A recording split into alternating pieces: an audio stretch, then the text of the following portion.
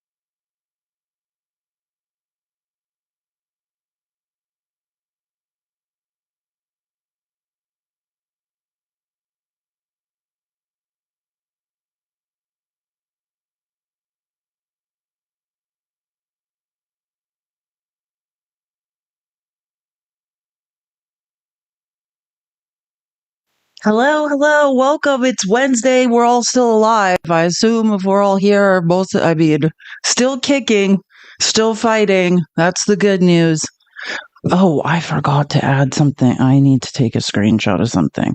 I'm like traumatized by, oh my God, I'm so sorry. I have to even tell you guys about certain things that I just had to read. Dear God, I just read the most horrifying article I've probably ever read in my life. It's ProPublica is doing great work, but man, it will traumatize the life out of you. You will never be the same. This is better. Like when Matt and I went live to see if like we were both in TikTok studio, if we could co-host and have the same chat, I had to like resize things. So it's like a different size, but it's better because there's like more room for the chat now. Yes, we will talk about Cory Booker. I know. I think that's a very interesting conversation, and I agree. I think, well, hold on a second. I'm sorry. I just don't want to lose my train of thought while I'm trying to, I need to lock the camera so it doesn't move. Okay, got it. Sorry, I just don't want my screen to move. Let's see. I feel like I'm forgetting one. Let me just pull up my outline for today because, man, do I have so many things. We have a lot to talk about. Okay, I'm just trying to think. I got that article added. What else do I need to do? Keep tapping the screen. Everyone share the live with 10 people. Let's get people in here as fast as possible. We're at 5,492 taps. Let's keep tapping as fast as we can to 25K. This is my Cash App and Venmo. I rely on your support to keep the people's receipts going. All of your tips and donations are highly, highly appreciated. Oh, I'm using the wrong mouse. I have two computers and I like try to use one and then I'm like, why isn't it working? It's because I use the wrong keyboard and mouse. Are highly appreciated. What else? I feel like I had one more thing I needed to say this morning. Oh, yes. Let me double check really quick before I say something not true. Trying to get back to 400 subscriptions a month. Where are we at? We are at 354. If you would like to subscribe on TikTok, please do. As well, you can subscribe on YouTube and on Twitch. Well, it's like a membership on YouTube. A subscription is free on YouTube. It's hard to get the terminology right, but you guys know what I'm saying. Paid subscriptions. Yeah, you can see it right there. We're at 354 subscriptions. Normally we're somewhere around 500. So I would like to get us back up. I should probably be doing subscriptions off this app. But I mean, I think it'll all work out. We shall see. Okay, hold on. Let me just think about one more. Pull up my outline on another source.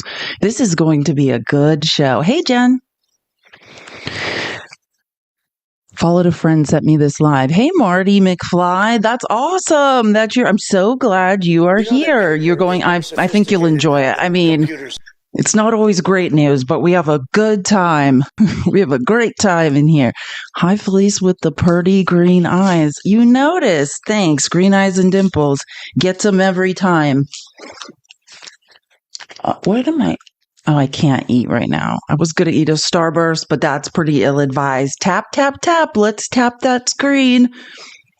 Hello, John. Welcome, welcome, welcome. You'll love it here.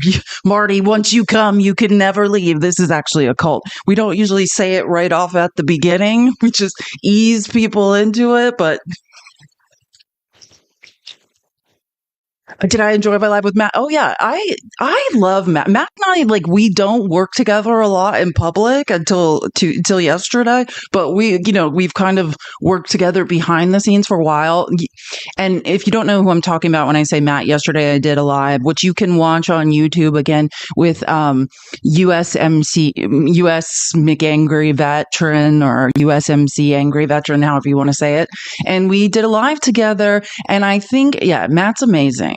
Like, amazing brain. And as a teacher, former teacher, or I think I am like, when you're a teacher, you're a lifetime teacher. Like, I think he's also a great teacher. I've said this many times, is like, especially with recent information that continues to come out on, leftist creators on this app hiding in plain sight, who are not who they say they necessarily are. There's very few people, like, I hesitate to ever. It's really made me sit back and think, like, if I say this person's a safe space and they're not, and I'm giving people the impression that someone's a safe space and they're not, like, what is my responsibility in that? And like, so I always say, like, Matt is someone who I will vouch for, and facts still matter too, and Steve too, which that's a good thing. So, and also tomorrow morning, so early for the West Coasters and non-daylight savings people like myself, who are 3 hours from Eastern time, it's early for us, but I will be on Steve's lives tomorrow. So I know today he was off today, but tomorrow Steve and I will be back together. So if you are up early on the East Coast, what is it now? It's like 5 a.m. East Coast time, 8 a.m. East Coast, 5 a.m. Pacific time. So I'll also be on Faxes Live tomorrow. I know we have a lot of overlaps in our audiences. So yeah, we'll be doing that. Which I'm sure, well, God, I have so many things to show you guys. Trump wants to say it's Liberation Day. It's Recession Day. So I'm sure we'll probably talk a lot about Recession Day and whatever Trump's planning. I have so many things to tell you guys. So we're going to talk about Recession Day. I have so many interesting things to show you guys. But then I think tomorrow, because I plan to do, Steve and I will do a live in the morning, the Fax and Felice show, as we like to call it. And then after that, I plan to also do the People's Receipts. It'll be a long day for me. So I'll probably, you know how I am. I like to do a lot of research and like take you on a journey, cover the full story. So I'll probably, go through all Trump's incoherent mutterings, what actually is happening. I hate watching things live because he just wastes so much time and says stuff that does not actually matter. Booker, impressive, good content, spoke coherently, able to stand only water. Few could. I think I could. I'm just saying. Not that that means anything, but yeah. And I just want to say, and I think Cory Booker said it as well, and we'll talk about this, but like, kudos to his staff. Do you know what I'm saying? Like, that he was reading stuff, like, someone put together 24 hours of content that was meaningful, dynamic, interesting, thought-provoking for him to read. So that was not a one-man show, what you saw yesterday. You know what I'm saying? That was like, you saw some the researchers who were working on that. Oh, someone said he had a catheter. I was thinking maybe he was wearing a diaper. I actually did think about that. I'm like, do I believe he never yeah, that's maybe that even makes more sense if you're a man. That's a lot easier. But yeah, like kudos to him for the stamina, but also kudos to his staff, the research they did. You know what I'm saying? All of the above. Kudos to Chris Murphy for hanging out with him. But we'll get into that because I want to make sure I give a fair and balanced assessment of that. Which, by yeah, I've been doing a lot of research. I go into research holes sometimes. Today we have a really good show, I promise, because I have been thinking extensively. My brain has been working extensively.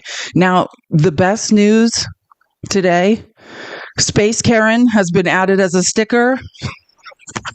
I usually call Elon Elmo because he mistypes his name all the time on X. So everyone on X calls him Elmo. But thank Toodle in the chat for the new sticker. Space Karen is here to stay.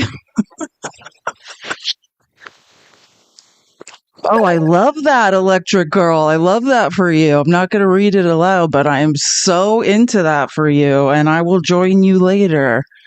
I assure you, that's great news. So this is the new sticker. Space Carrot is here, and isn't that the best name? Like when Toodle said that yesterday, when I was like, I won't say what I wrote in the Discord. If you join the Discord, if for some reason you click on the link to join and it doesn't work, just copy and paste it into a browser. Oh my God, cool glasses, and it will work then because then you can join us at our random rantings that I can't necessarily say on lives because I will be banned. But yeah, when we won that Wisconsin election yesterday, I literally was like sobbing and yelling things in the Discord. The live notifications haven't been going out lately. That's weird because they are going out. Like I see them. I don't know. I mean, it's a bot, just to be clear, on Discord. It's a bot. Or do you mean on TikTok? Are you in the Discord? Because there's bots that send them out, like when I go live on Discord. If you subscribe on YouTube, also notifications, YouTube sends notifications out when I go live. And then in addition, like you can see me on TikTok, which that's spotty sometimes. Yeah. On TikTok, that just happens sometimes. Like, sometimes people are visible or not visible. If servers are down, like those are like technical glitches. So I would say join the Discord or subscribe. Everyone subscribe on YouTube because YouTube does that as well. Like it will send you a notification. It's actually, they're super helpful. Like if you want to know when Midas Touch goes live, whatever, follow people on YouTube and you get really helpful notifications. Like follow Bernie Sanders on YouTube. He was like on the Senate floor last night. I don't know if anyone even knows that. Bernie Sanders was like yelling shit late last night on the Senate floor. And because I follow him it's called subscribing on YouTube, but because I subscribe on YouTube, then I knew. So like that would be my best advice. I think the best way to know when people are doing things is to also subscribe, which subscriptions are free on YouTube, right? It's just they use that word. It's a membership that is paid. So just subscribe on YouTube for free. And then like when they are live, because when I'm live on TikTok, I'm live on Twitch, and I'm live on YouTube as well. So, and those notifications are really good. Like, let's be honest, Google's technology is pretty amazing. Yeah. Did anyone see Bernie last night? He was on the Senate floor just yelling like a true progressive. I loved it.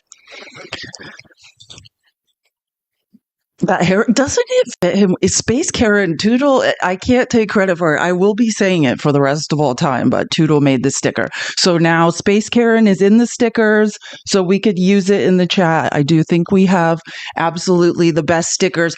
We made it to 25K. Let me update this, and then we're going to get this party started, which we're going to laugh. We're going to cry. We are going on a journey today.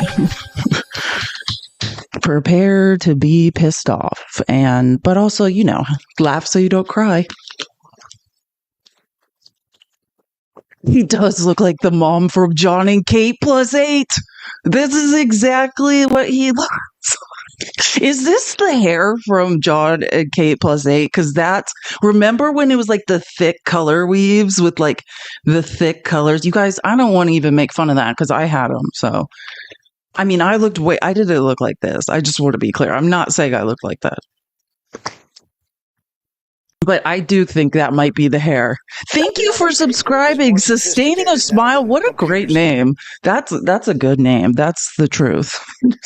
Everyone just keeps smiling like the world isn't burning down. We got this. Nothing's happening. Everyone stay calm. Okay. Remind me at the end of this live, because I'm not going to do it now because, sorry, there's so much news because and actually maybe I'll send it out right now. So, if you haven't seen Hawk, the creator, the lawyer who has like almost 1 million followers now, he made a great video on informed consent.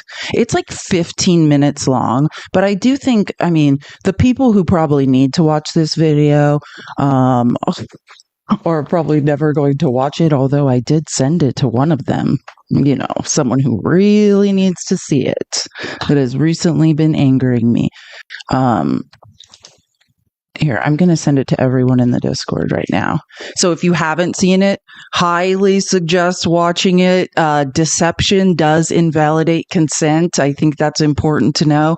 In some jurisdictions, it's criminal, but in all of them, you could be held civilly liable, and I mean sued, within an inch of your life. So just throwing it out there. Oh no, it's a post on TikTok. And I saw Hawk's video. I actually have Hawk's video about Cory Booker recorded, and we'll talk about it. Listen, I'll just say this first, and I'm going to challenge you. And when we get into it later, I'm just going to challenge you to think, because I don't think there's a right answer in this. Because my father is Black and Indigenous Mexican. So and I used to work in marketing and advertising. So do I, from a marketing and advertising perspective, think what Cory Booker did was pretty amazing and got the word out and got people fired up in a way, no one and maybe this is because of lack of action that we're all impressed by Cory Booker, but it's kind of like finally someone in the Senate did something. Now, was it anything of any real consequence? I don't know. What the something should have been. A new goal has now been unlocked. Keep up the great work. Oh, sorry. I'm sorry. There's new, you know what I'm saying? So, but from a marketing and advertising perspective, I think that's amazing. From a group morale perspective, I think it's amazing. And from a minority perspective, did that personally mean something to me? Like that message, the John Lewis message of good trouble, unseating, like Strom Thurmond's like fake record of BS. Yes. But there is another side to that. And I want to talk about that too, which is this man's wearing a pin supporting the G side of Palestine while giving this speech. And it's my same criticism that I talk about with Israel. It's like, if you have been oppressed, what happened in the transatlantic slave trade was so egregious, then I think the least we can all do as minorities is not then support more oppression going forward. That's why I'm mind boggled by Israelis, right, who are supporting the G side of Palestinians. It's like, look where you've come from. Look what happened in 1930s, 40s Germany. And now look what you're part of. So, and I'm not saying that to discount what he did or say it's not valuable. I'm saying two things can be true at once, right? And that's what I think the real story is. It's not about fighting, and that's what I like about the People's Receipts. I'm not trying to get anyone to necessarily take a side, but sometimes there's nuance. Things have layers. They're complicated, right? Things can be good and then there can be bad, and it can all be wrapped up in one. And that's American society right now. Right? But I would not, if we could go back, would I want him to not do that? Absolutely not. But do I also remember this man accepting a ton of money from AIPAC and loudly screaming at the top of his lungs for the TikTok ban? Yeah, I lived through that. Person who lived through that. But again, as a minority, that what he did and what he was saying, that also moved me to tears. You know what I mean? And I think it's a super powerful moment. So Yeah, two things can be true at once, right? Life is complicated. I mean, you're talking to someone who was raised by a malignant narcissist. Like, the person I love the most in the world has probably also been the person that hurt me the most in the world. Does that make me love her any less? No. You know what I mean? So, like, I exist in the gray area and I accept it. And I think that's like, it's okay. There doesn't necessarily have to be a right answer. Like, when I think about things, I think about one side and then I say, but also this is true as well. And so, like, that would be my advice. Like, it's not that we have to all take sides and fight each other to the death. There's two sides to everything.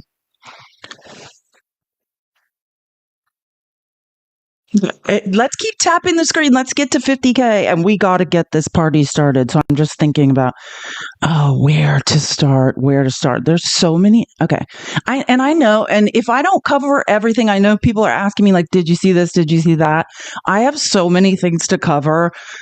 So I'm sure you probably have seen things I haven't seen and vice versa, but we'll see how it goes. And if I don't cover it today, I will get it tomorrow. I promise. But there's just a lot going on. But there's something I want to show you that was like out of nowhere today. And it's maddening to me. Thank you. I haven't seen that sticker. It is April. Oh my God. I saw Caroline leave it yesterday being like, we would have done Liberation Day today if it wasn't April Fool's. And it's like, you should have done it because it's a joke. You're a joke. So that would have made way more sense. The analogy would have been sound. The line of logic would have been sound. You should have done it on April Fool's because you keep insulting all of our intelligence. Thank you so much for the gifts. I appreciate you guys so much. Hold on. Sorry. I was clicking on a thing and my presentation closed. It's not my fault. Blame TikTok Studio. Where did it go? Okay. And this is you're going to be like, why are you starting with this? Just give me time. Well, actually, no. Okay. We're going on a journey today. Oh my God, TikTok. Stop it. I'm going to start with something. It's not funny. This is disgusting, but you'll find it entertaining.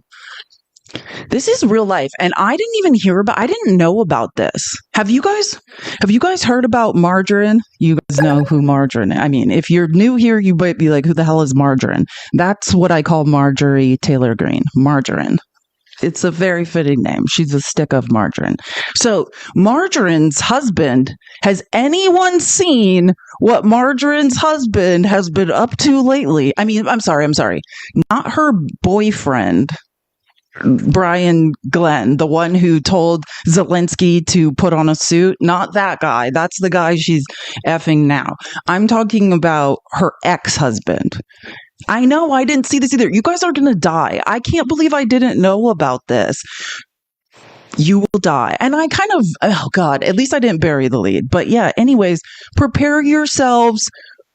And actually, maybe I'm doing this in defense of margarine because it's actually fascinating. Because when I heard, because the like line of events as I saw it, because you never understand the full story or really think like, hey, there's probably two sides to this because margarine can be so awful. You're just like, oh, that man escaped with his life. Like, thank God he freed himself. Like, he's just running for his life.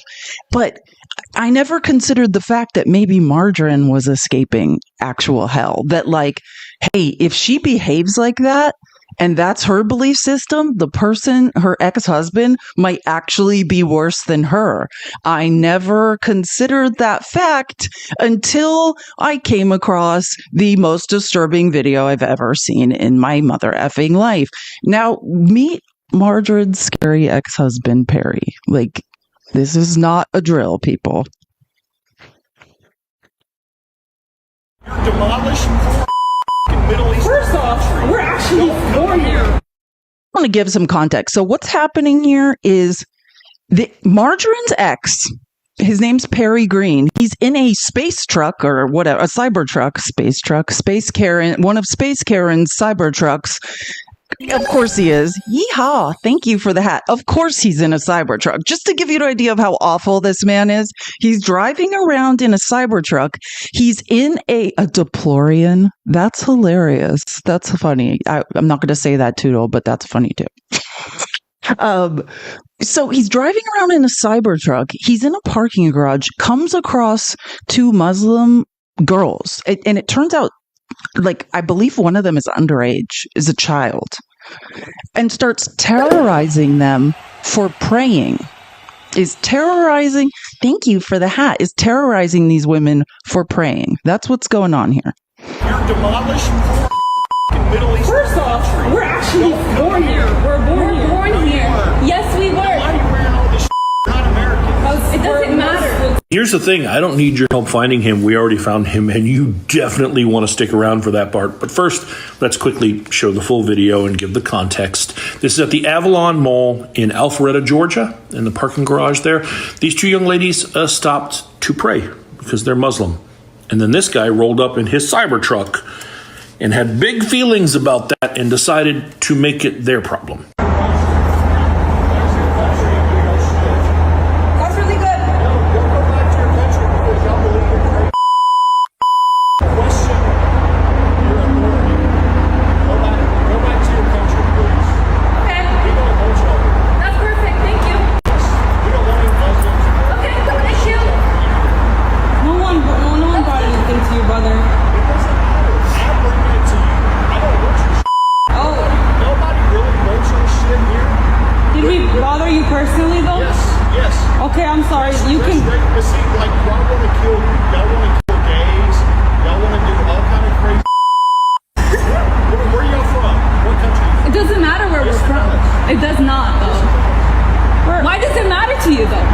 It does because you're worshiping a false god. No. Yes, it is. Are you Christian? All right, that's. Don't be questioned in the shit. Okay. American. Don't come from your crazy countries and act like you're gonna bring your shit here. Okay. Cool, bro. No, because y'all are pieces of shit. Okay. That's perfect. You're the one attacking little girls. Have a nice day. Girls, like, I want y'all to think about what y'all's process is, what y'all are thinking. Y'all been brainwashed. We know what we believe. But don't come to America and believe this shit. Go back to your country and believe your crazy. Okay, so that's fine. No one told you anything. We're sitting here. We were quiet. We were You're peaceful. worshiping out here. Praying. What does that have anything to do with you? Go back to your country. That's fine. You're demolished Middle East. First off, we're actually born here. We're born here. Yes, we Why were. are you wearing all this shit? You're not American. It doesn't matter. Be American. Don't nuns wear covering themselves? Be American. Don't be Afghani or whatever the Not even We're not Afghani. You're literally racist. You just it doesn't anything. It doesn't matter. Use the racist word, but be American. Don't be Okay. I'm sorry if it's not on your standard. You can go ahead and leave. I don't know why you're wasting your time. Okay, then if you don't care so much, you can go ahead and enjoy your day. I'll put you guys all day long. Okay. Because you know what? Your countries are so you know where y'all are from is so I'm here. Go back to your country.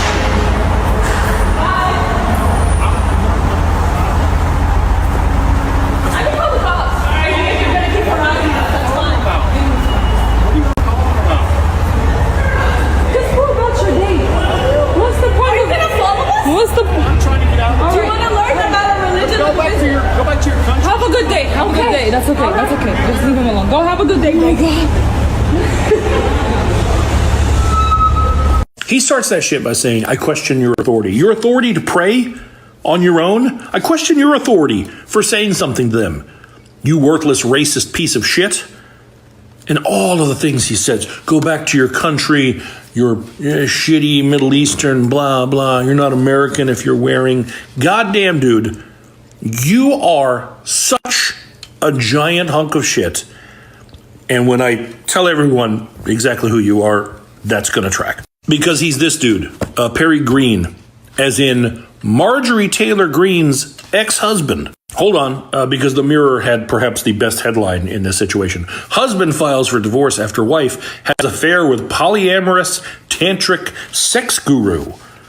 And I'm sure there were some questions about why that divorce happened back when it happened. Like, oh, what split them up? And then homie rolled into this video in a Cybertruck. And that did a lot of heavy lifting when it comes to answering the question of why Marjorie Taylor Greene might not have wanted to stay in that marriage, may have looked elsewhere. But here's the takeaway, Perry. In that scenario, the un-American person was you. Freedom of religion is a cornerstone of this country, and you tried to take that away from those young ladies, who I believe some are minors, by the way, you fucking scumbag. So I don't know if your life can get worse than being married to Marjorie Taylor Greene and then not even being good enough for Marjorie Taylor Greene as you roll around in your Cybertruck that's almost certainly going to fall apart at any point. But if it can get worse for you, this video proves that it absolutely should. Preach. I mean, but does that explain like what kind of person would hang around Marjorie Taylor Greene? Like, just keep in mind, her new boyfriend, the guy she's running around with now, is the guy that asked Zelensky why he's not wearing a suit in the White House that day, and then had to go into hiding because the entire world went after him. That is literally, those are her two choices of men, Brian Glenn and Perry Green, which I was like, now I get why she ran away, because what the is up with that type of aggression? Do you know what I'm saying? These are like young women and underage children. And he's doing this in a parking garage in Alpharetta, Georgia.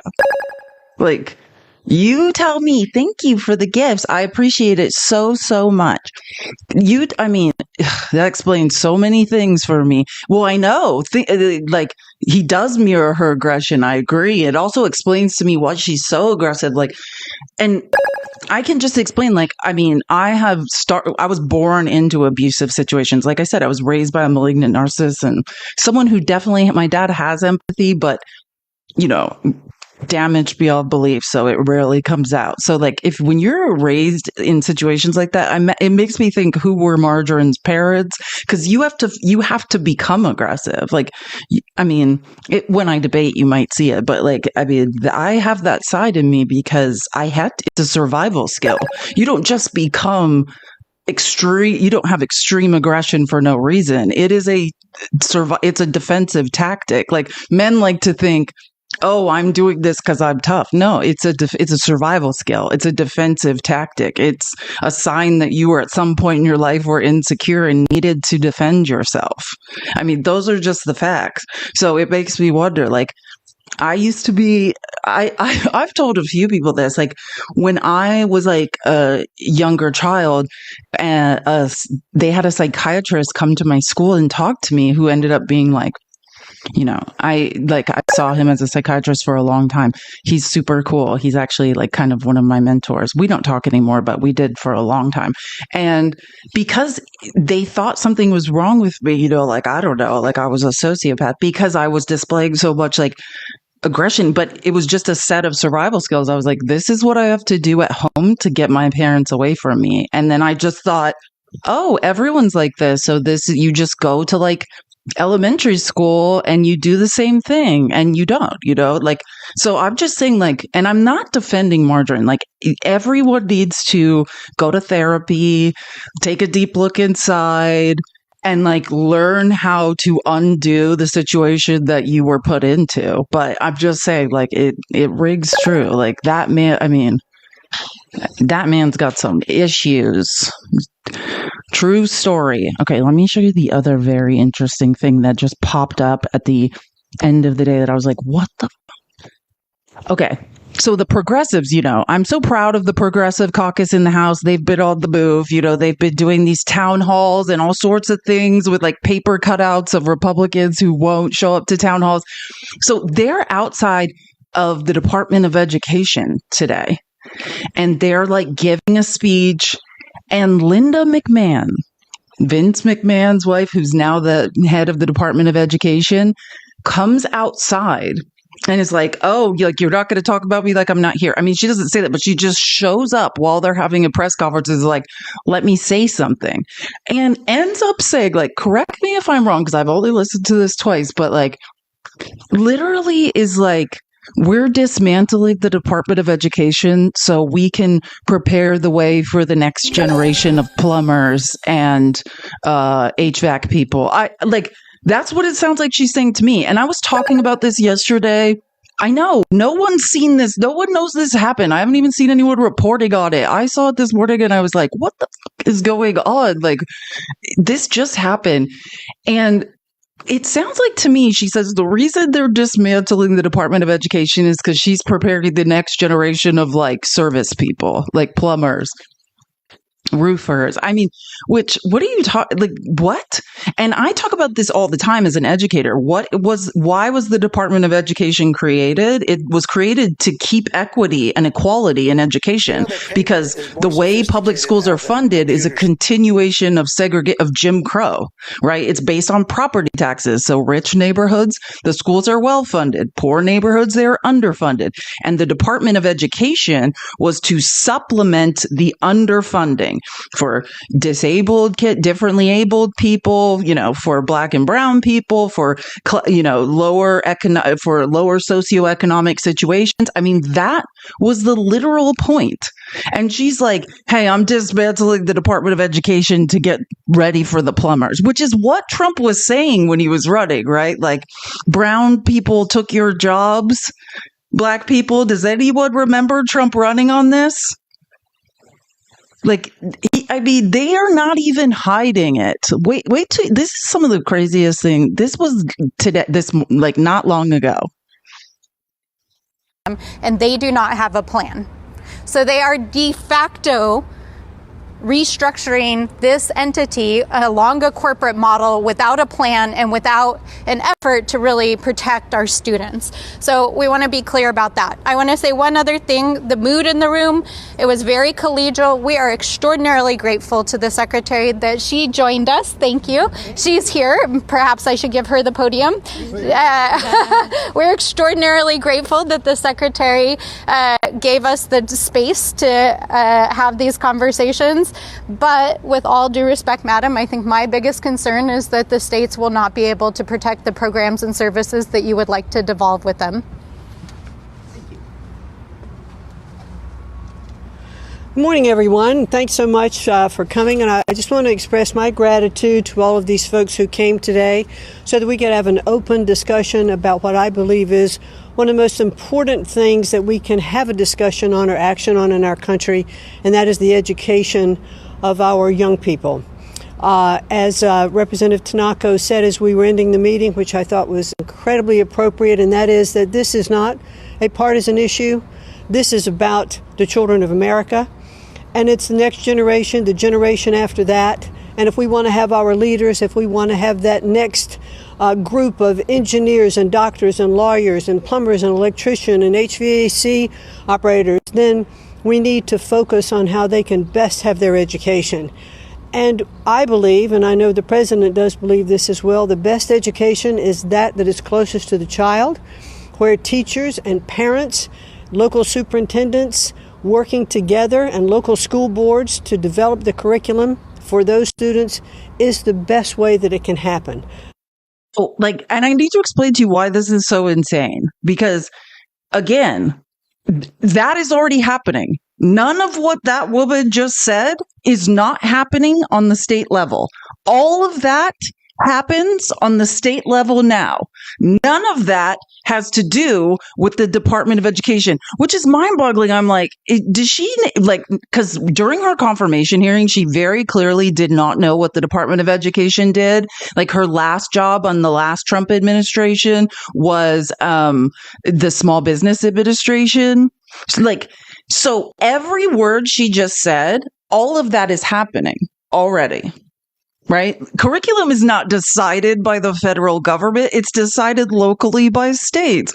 Everything she said is already happening. The only thing the Department of Education does is help create equity and equality. So if you want doctors and engineers, and you want plumbers and HVAC people, and the only thing you're actually doing is taking away equity and equality, do you get where I'm going with this? She's like, we'll ensure the people who have money and can afford education become doctors and engineers, and we will ensure the people who need these extra supplemental programs that the Department of Education was supplementing local school districts with become plumbers and HVAC people. Like which first of all, those are definitely those are master professions too. I don't know why she acts like I don't know. Anyways, it's a long, but this is crazy. Funding from the United States government will continue through the programs that have already been established, and I will look forward to continuing to work with members of Congress on both sides of the aisle, and I welcome the fact that these folks came today and expressed their concerns and shared in an open collegial format their concerns and how we can lead now to work more together. That's the way it ought to operate, and I'm very happy to have had them here. So I'm going to let them answer the questions. I just wanted to come out and have. While you're here, can you just answer the question? When are you going to shut down this building? Well, we've had our discussions already. So thank you all very, very much for coming. I can't answer any real questions. I'm just a performative weirdo who has no idea what I'm talking about. I gotta go. Bye. And yeah, Gump said it better than I first said it. I just want to be clear, because there are master electricians, master carpenters, master plumbers. These takes years of certifications, becoming a general contractor. That is not, I love saying Sparky or what do they call them in a tradie? That's what they call them in the UK and Australia. But yeah, my dad, who hasn't mastered those certifications. I always say, he's half black, half indigenous Mexican. My dad could build a house from the ground up, wire it for electric. If you think doing any of those things does not take intelligence, then I don't know what to tell you. Both my parents are obviously, where do you think I came from? Both my parents are highly, highly intelligent people, right? So yeah, Sparky's an electrician. If I didn't say that aloud, I like that name. They say it in the UK and in Australia. They also call them tradies. But yeah, there's many levels of certification, and then then you can get certified to build whole homes. Acting there's doctors and engineers, and then there's these people. It's super. But that's what she's basically saying. I just want to make it clear. The only thing the Department of Education was doing was creating equity. The Department of Education created Title IX to create equity and equality for women. The Department of Education was previously, before Trump, using Title IX to protect trans people and their rights in schools and their equity and equality. The Department of Education protected the LGBTQIA in general as an umbrella. They protected brown and black children, disabled children, children in lower socioeconomic school districts. All they are doing is destroying equity and equality. That's it. Period. End of story. And she is gross. Can I just say, what is going on there? Keep tapping the screen. We're at 84,943. Let's get to 100K as fast as possible so we can move on. Yeah, exactly, Melissa. That's why they want to go on. I just want to be clear. So when that first minute where she's we're going to decide curriculum on the local level, already happening. Either you're lying or you're an idiot or a combination of both. And I think with people who are surrounding Trump, it's a combination of both. Period. Everything you said at the beginning there, already happening. All of that happens on the local, state level. Period. What do you think a superintendent of public instruction is doing? Oh, Catherine Hayes. Catherine, thank you for the $10 on Cash App so much. She said, ashamed for an ashamed Floridian for our failure. Oh, I love you're so self-deprecating. I don't think you guys failed though. And we're going to don't worry, we're going to get to the special elections. We have a lot to talk about today. But yeah, no, it wasn't a failure in Florida, right? It wasn't we'll get to it, but we made huge ground. I briefly, due to I haven't dated anyone for years. Most people know this, nor had sex for years because I needed therapy to figure out what my parents had done to me and why I couldn't successfully attach to people. Turns out I had PTSD, but the last narcissist, because I used to sort of meet and I'm not talking about people with narcissistic traits. I mean real narcissists like my mother. And I didn't know what I was doing. It was like subconscious. And I would be like, oh, mom, and this person reminds me of my mom. And then I would think like subconsciously, like, if I make this person love me, then maybe I can make my mom love me. You know, like if I figure out how to get to control this person or make this person change, maybe then my mom could change. But now I can recognize that that is a fruitless endeavor. It is never going to happen. But that's a weird story to tell you because of the last time I dated someone years and years and years ago. It was like a narcissist in the 1st district in Florida, in Matt Gates's district, District 1. If you've ever never spent time in what they call the Redneck Riviera, which I don't want to give the impression that it's like, I mean, there are mansions in Destin. Like it's not, I'm not saying it's a poor area. I'm saying that's what they call it. It's like Destin, Pensacola. It is the reddest place. I have never in my life seen that type of political fervor for Trump. And when I was there, it was like it was what before everyone thought DeSantis was a weirdo. Like to make up to, I think Matt Gaetz won District 1. What was it? It's like 32 or 34 points just a few months ago against the same woman. And now she made up 15 points in the reddest. It's Chad Central. It really, oh my God. I used to go running and just be like, this cannot be real life. Like the monster trucks with like the Trump flags, like it's otherworldly. Everyone should be forced to go live there for a week. So everyone knows I am not lying that place existed. Like I would call people and be like, you don't understand where I am. Oh, it's also super military too, by the way. It's like, in addition to like that kind of stuff being the Redneck Riviera, it's like Air Force bases, Army bases, you know, like you name it in the Gulf. Well, it's not though. Who said that? So I can AMD. I see what you're saying. I don't like saying that word. I just don't like that word at all. But it's really not like like there's people there with a very lot of money. And then there's there's people that don't have money. You can't be driving around a F-350 with a flag anchored to the back and have no money. You know what I'm saying? Just pointing it out. Like, so it's a mix, right? And because it's Militaryville, so there are people with money there. But yeah, it's just a very interesting place. So what I'm telling you is Matt Gaetz beat this Gay Valamont by 34 points or 32 points. I can't remember the exact number. Trump won that district, I think, by 30 plus. Now to make up 15 points, amazing. And same in the other district. So we'll talk about it, but I wouldn't say it's a failure. But Catherine, I know how you feel. I feel like I failed. I wish we would have probably done a little bit more. But then again, I think those are the results that I expected, and it tells the right story. You know, the data story is sound, like, and the way you know, and I made a video about this last night. This is why Trump said, stop measuring the drapes in your penthouse in the sky at the UN, Elise Stefanik, like get back in the house. We're not doing that special election in New York because they weren't going to win it.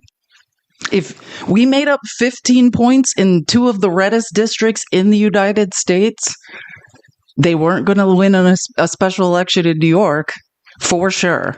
So in a way, I could finally say Trump was right about something. Not that I think it was his idea. I mean, someone probably advised him to do it, but that seems to have been a good call because they were not going to win that election.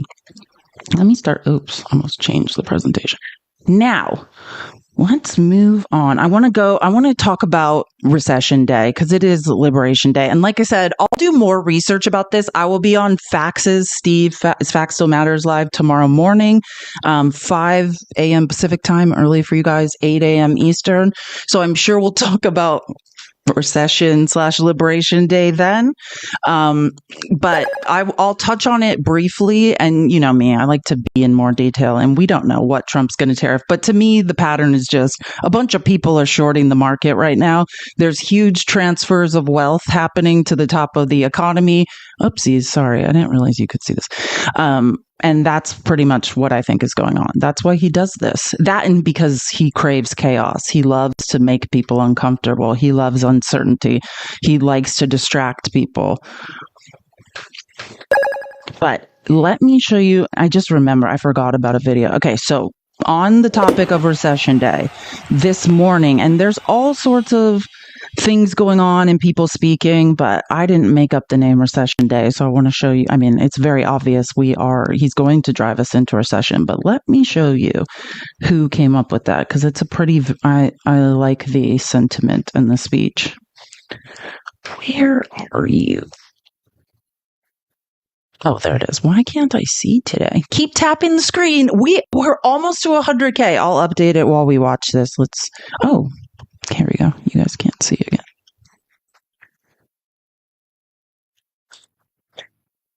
There we go. Better.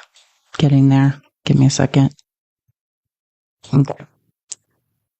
Okay, so again, they're doing a press conference this morning, the leadership in the House. I've listened to Hakeem Jeffries go off. I love his prosecutor brain.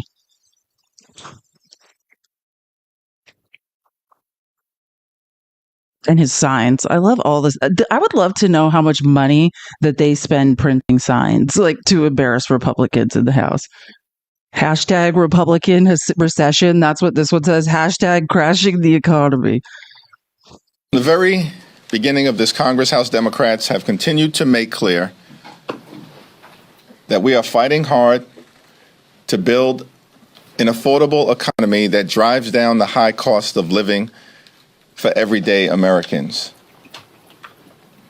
Because the cost of living in America is too high. Housing costs are too high, grocery costs are too high, childcare costs are too high, utility costs are too high, and insurance costs are too high. America is too expensive. Donald Trump and House Republicans aren't doing anything about the affordability crisis in the United States of America. We were told that grocery costs were going to go down on day one of the Trump presidency. Costs aren't going down in America, they're going up. And the Trump tariffs are going to make things more costly in the United States of America. House Republicans, Senate Republicans, and Donald Trump haven't done a single thing to lower the cost of living in this country. Not a single bill, not a single executive order, not a single administrative action has been done by Donald Trump, House Republicans, or Senate Republicans to lower the high cost of living in the United States of America. In fact, Republicans are crashing the American economy in real time and driving us to a recession. This is not Liberation Day, it's Recession Day in the United States of America. That's what the Trump tariffs are going to do. Crash the economy, which has been happening since January 20th of this year. And the American people are taking note of it in community after community after community. But it gets worse. Not only have Republicans failed to do anything to drive down the high cost of living in the United States of America, they are trying to take health care away from the American people and end Social Security as we know it. Our response to that Republican effort, not on our watch. We're working hard to save Medicaid and strengthen and protect Social Security from Donald Trump, Elon Musk, and the extreme MAGA Republicans who are on the run. They're on the run on the economy. They're on the run legislatively.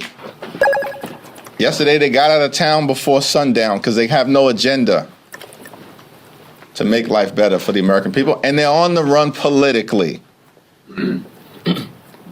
which as Democrats, we've been saying since January, and now apparently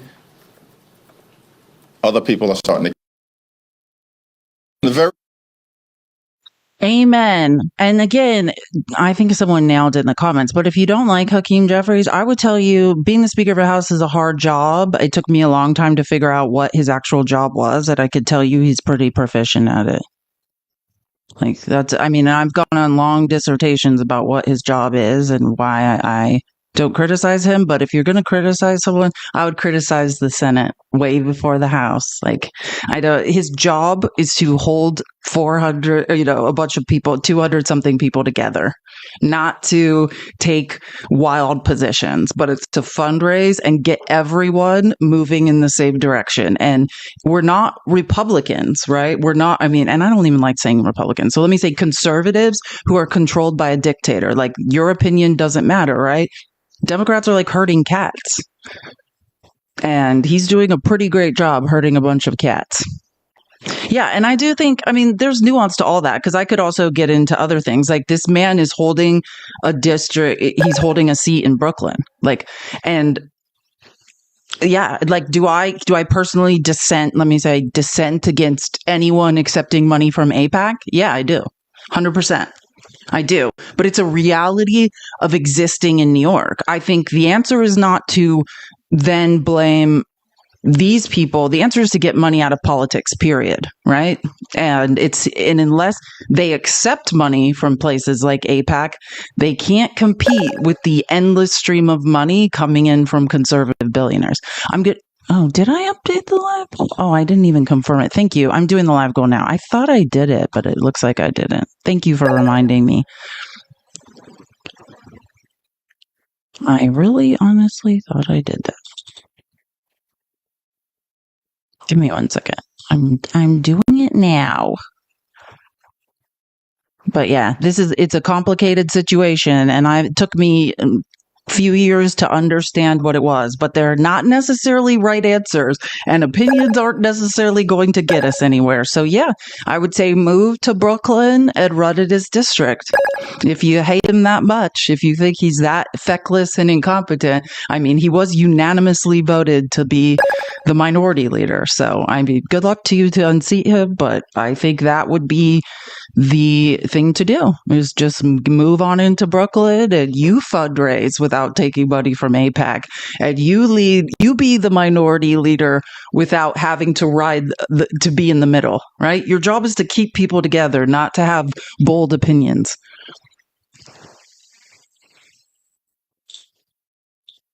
His job is to count votes. And he's doing a pretty good job, right? Like, I mean, if we want to talk about Chuck Schumer, that's another story that I don't think is going so well. Okay, so then now on the same topic of Liberation Day. Oh yeah, I wanted to say this. Someone was asking in the comments, like, why the hell is it called Liberation Day? Yeah, that's what Trump's calling it. And the reason he's calling it that is basically what is supposed to happen in like whatever. He's going to announce a package of tariffs, probably, and what it seems like is against all of our allies. Everyone that was previously our ally, and in my opinion, this is for Putin, whatever, but everyone who was previously our ally in any way, was a trade ally of ours, will be attacked with tariffs. And I mean, that's what it seems like to me.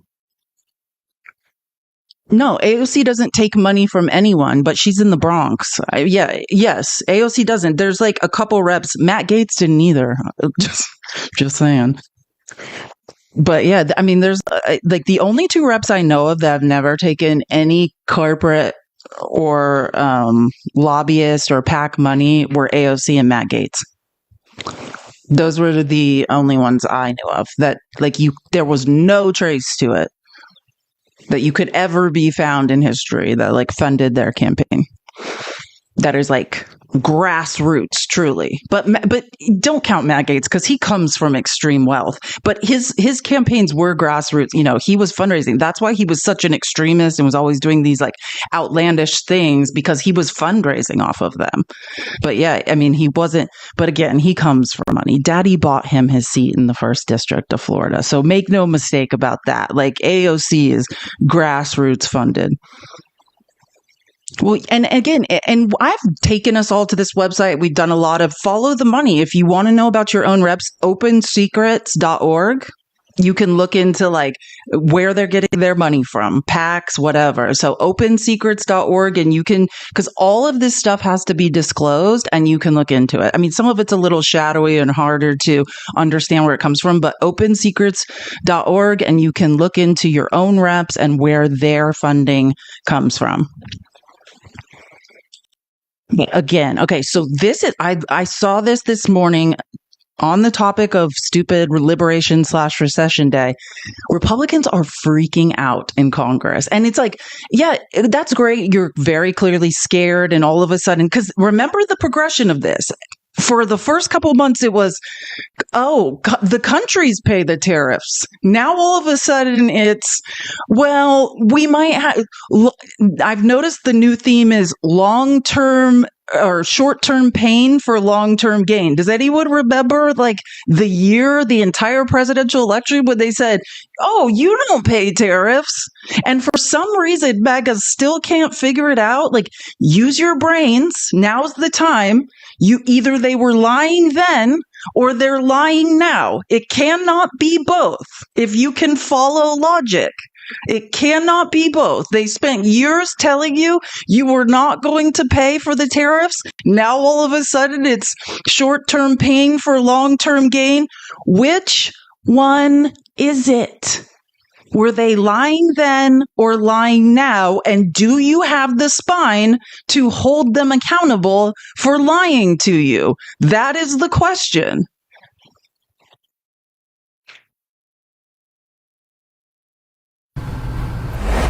Anyone who says there may be a little bit of pain before we get things right need to talk about farmers who are one crop away from bankruptcy. They don't have time, so we've got to be crisp on this implementation. Otherwise, we could do damage that's irreparable to farmers. As the president has admitted, Chair.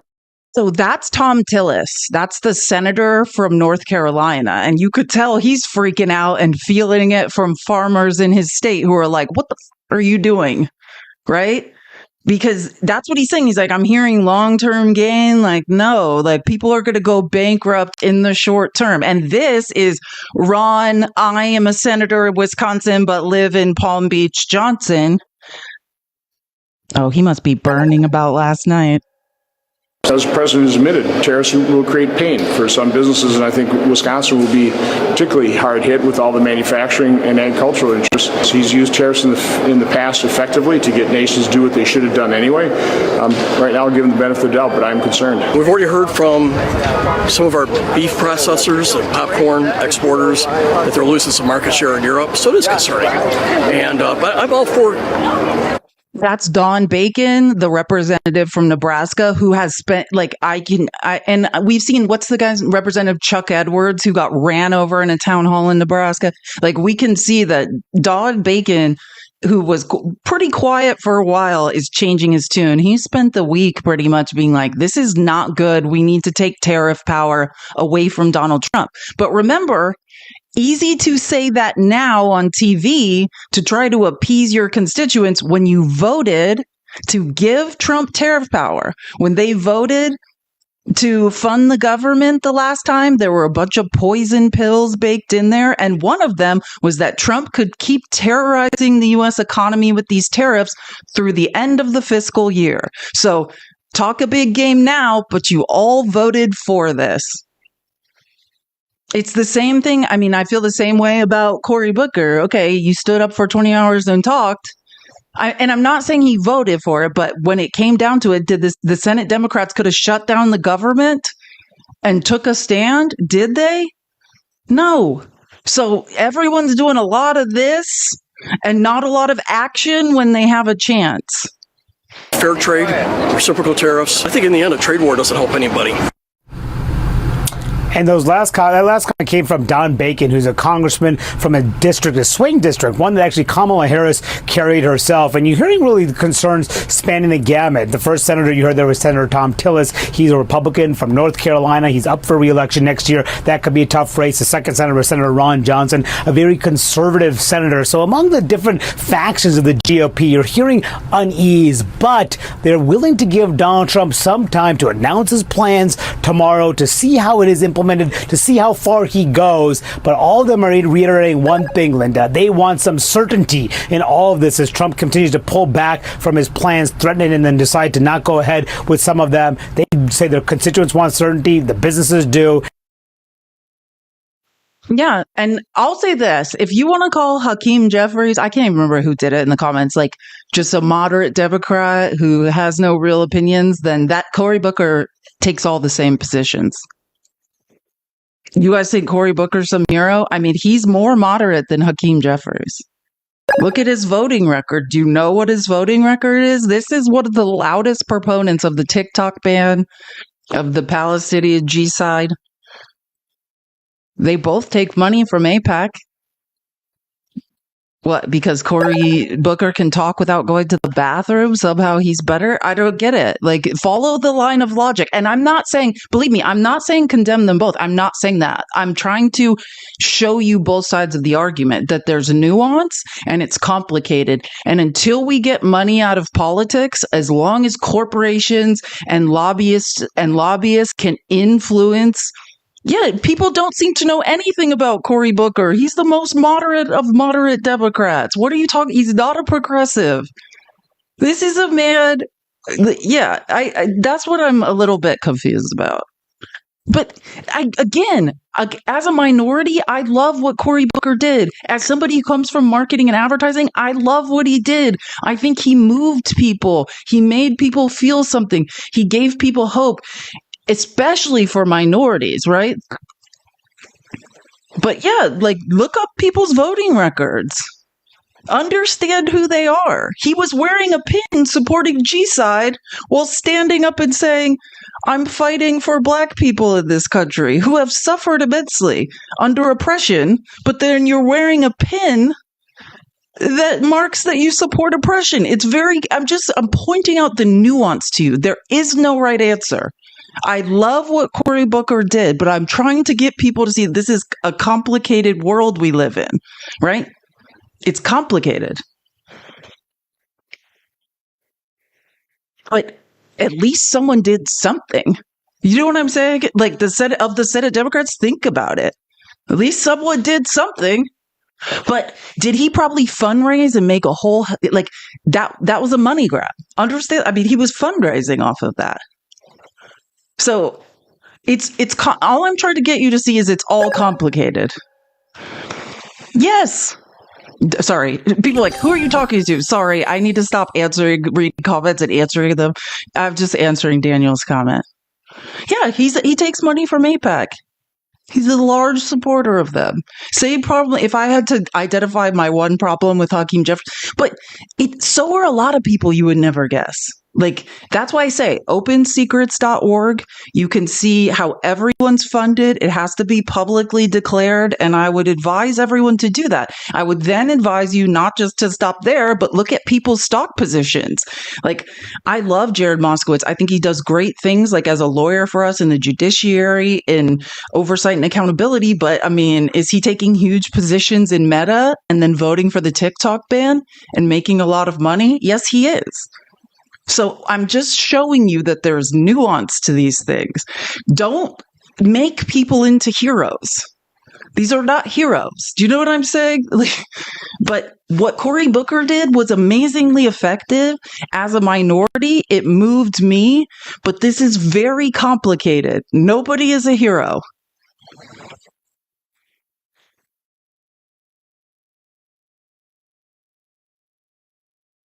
But that is the point. Like, I don't know where else we go except for acts of civil disobedience. And I'm not even talking about Congress, because what I'm here to tell you is we cannot depend on Congress to do anything. So, which is kind of what I feel like Cory Booker was trying to motivate us to do, to be like, we're out here on our own. Yeah, we already knew that. Like, it's going to be up to us, very much. It's going to be up to us. Period. Like, and our acts of civil disobedience, how are we going to resist? Right? I mean, that's the question. Oh, Terry, I don't know what you're talking about, but it doesn't sound great. Sorry, Terry, I don't understand what Terry's talking about. So I'm just pointing out Terry's making no sense. And this is Trump yesterday, just continuing on the line of logic about liberation/recession day. Thank you, Ruthie. Trump makes clear that his tariff's about penalizing Canada. So apparently today we're going to tariff all of our allies all over the world. But Trump last night is somehow on Truth Social saying it's about the illicit F substance coming in from Canada, which that's not true because, math. We can look all this stuff, math and facts, which Republicans are always very light on. We know there's more. If anything, that's what Canada should accuse us of. It's coming from here to them. Pew-pews, illicit substances, trafficking, all sorts of things. We are trafficking it there, not the other way around, because, math and facts. So, but this is how Trump's scared, because last night he's trying to prime his followers to be like, oh, this is what it's about. This is what it's about. Because he knows people are about to freak out. He's going to drive us into a recession. And this is what he was saying. Democrats' wild and flagrant push to not penalize Canada for the sale into our country for large amounts of the F substance. What? That's not happening. I mean, in such small quantities, but what are you talking about? More is going from here to there.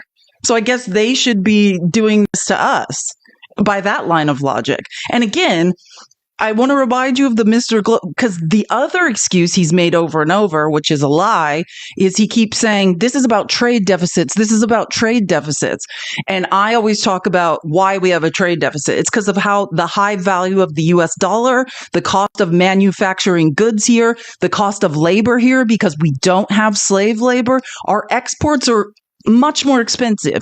If we wanted to export more, we would have to devalue our own currency to do that. The other reason for the trade deficit, if you remember the video we watched on Monday that Mr. Global made, which is fabulous, is what? Oil, right? We are buying heavy crude oil from Canada to the tune of billions of barrels. That's what the trade deficit is about. Anyone that says anything different has no idea what they are in fact talking about. Oh, now moving. This is this morning, by the way. You wonder why we're calling it that? That's what Trump's calling it. And he says we're going to be liberated from people taking advantage of us. Nobody is taking advantage of us. Period. Yeah, I mean, there's stats. You can look up the amount of the F illicit substance coming from Canada into here, how much of it has been seized. It's next to nothing, like on the scale. That's not where it's coming from. So nice try. But that's the thing. Like, if you are in cognitive dissonance, if you are in an information silo, and this man has said, trust no one but what I say, they just read that and they're like, that's it. That's the answer. I will do no further investigation. Trump told me it's true, so it must be true. I can't use my brain. Oh, this is the longer. This is because that post, this is the longer post from last night. I mean, it's crazy because what he's actually also doing in this post is making, kind of warning Mitch McConnell, warning Susan Collins from Maine, warning the senator from Alaska, Lisa Murkowski, like warning Rand Paul, because Rand Paul is out there against this. Rand Paul is with the Democrats this morning. Tim Kaine. Oh, I'm kind of getting ahead of myself, but we'll get there. But Tim Kaine, the senator from Virginia, they're introducing a resolution to stop Trump because Congress can stop this. If they got a few Republicans to side with Democrats, this can all go away. Our economy doesn't have to crash. It can all stop. And Rand Paul is actually with the Democrats, siding with them, trying to stop Trump, trying to get a resolution passed to take away Trump's emergency tariff power. So he's warning these people, like, you need to get on side, which we shall see what happens. And then here's the senator from Alabama. This is real life. And then you want to learn about idiocy times cognitive dissonance. Literally meet Tommy Tuberville, the living personification of idiocy and pathological liar.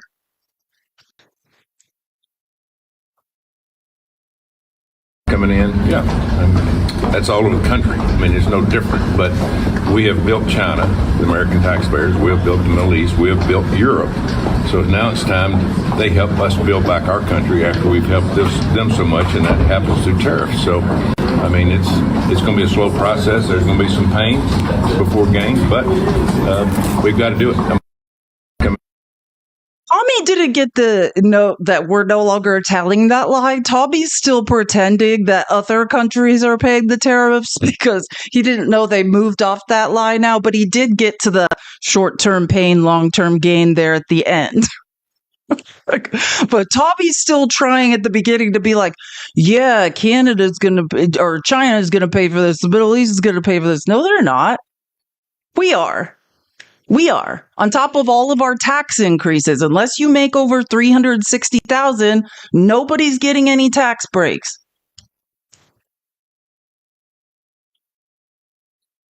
And this is Representative Boyle, who was on Midas Touch yesterday talking about tariffs. We are seeing evidence of those boycotts having an impact. I think the Atlanta Fed's figures that are somewhat reflective of the damage from both tariffs as well as the Canadian boycott. But I can tell you one area we're certainly going to see it in my area is come summertime, we have a ton of Canadians who come and vacation at the Jersey Shore. You can see the Canadian flags and Quebec flags in a lot of places.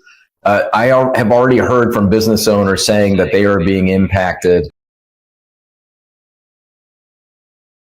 Not Quebec. There's not a QU sound. So that's for you, Canada. By the boycott because their expected bookings are down and down considerably. The first early indication, I happen to be a sports fan, and I was watching hockey when the U.S. was playing Canada as part of that tournament that was played last month. And to hear the American national anthem loudly and resoundingly booed at the beginning of that game that was played in Montreal, I never thought that I would see the day. It's truly sad. And what is so bewildering about this is I still have not yet to hear one sentence at least from Donald Trump on why suddenly Canada is the enemy. What exactly is the pretense for going after them? I mean, I can understand.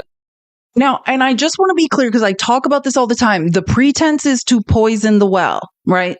As a history major and a teacher, like we've seen this pattern, and someone who sees the world in patterns, we have seen this pattern throughout history.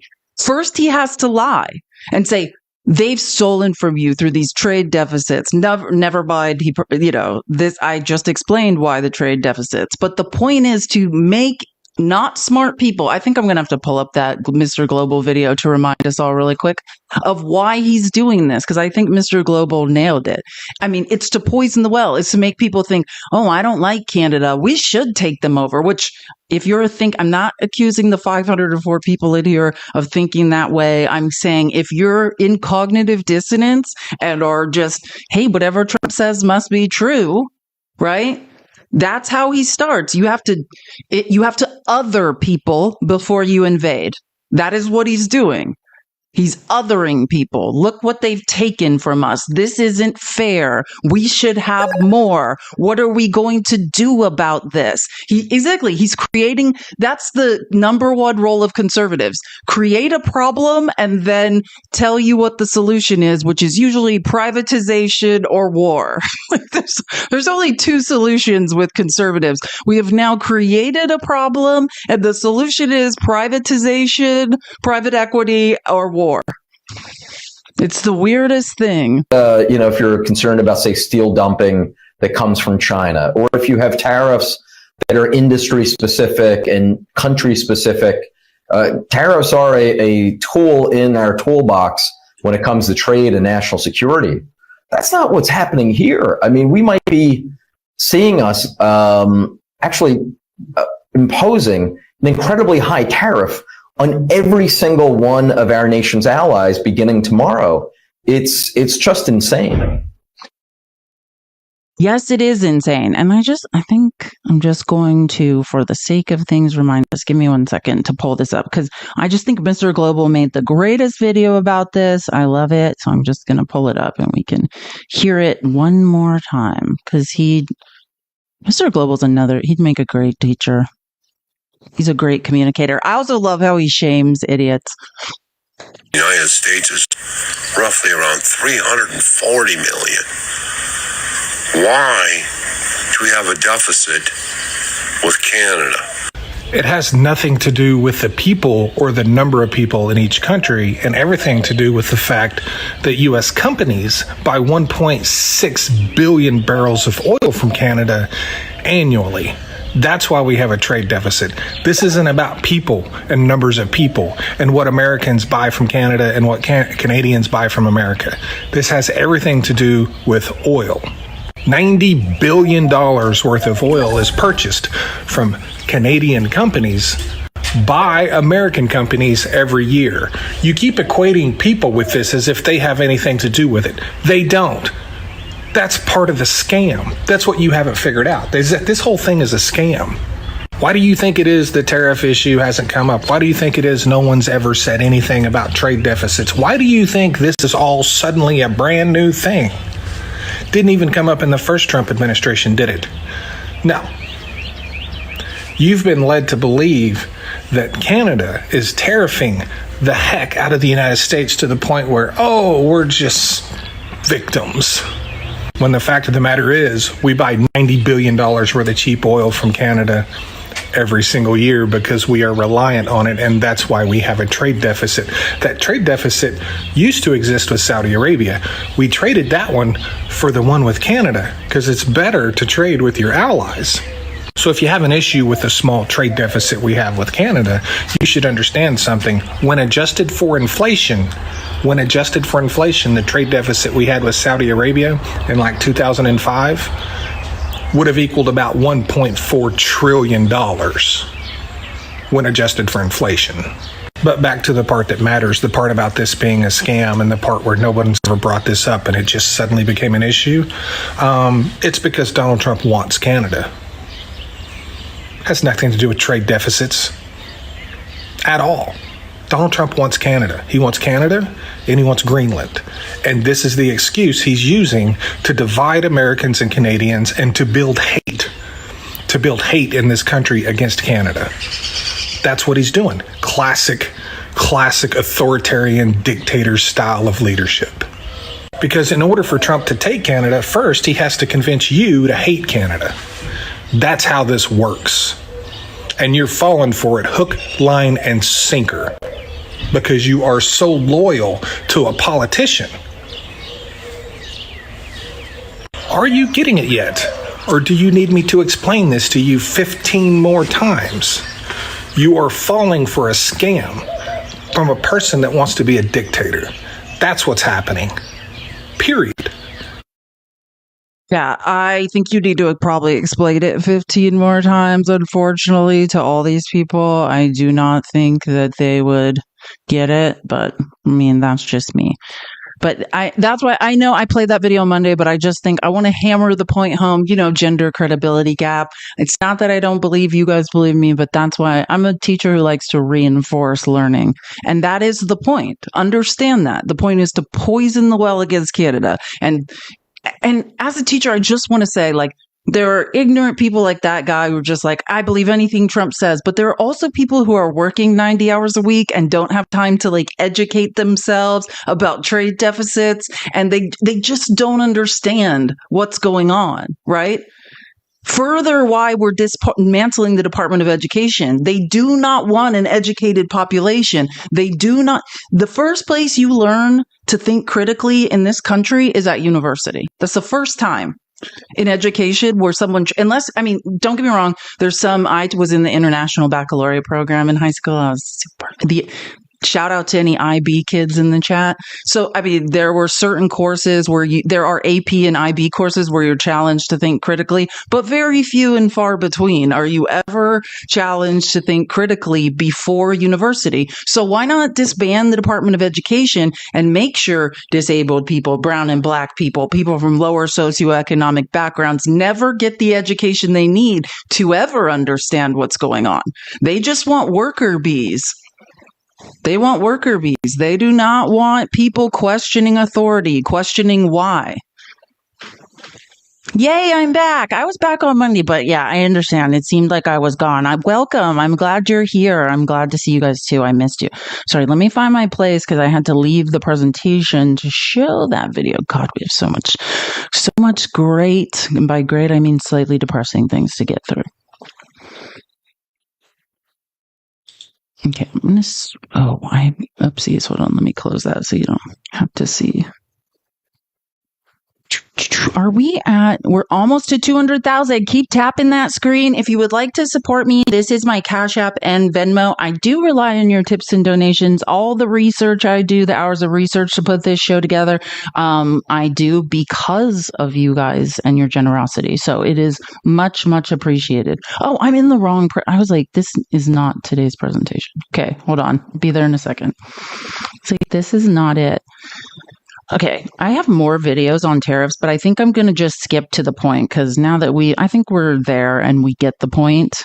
And now our de facto cult leader, it's not me. I'm not leading the cult. I'm just, the underboss. But Robert Reich was making a video if anyone in the chat still doesn't know who our cult leader is, his name, he doesn't know he's our cult leader, but one day hopefully he'll realize.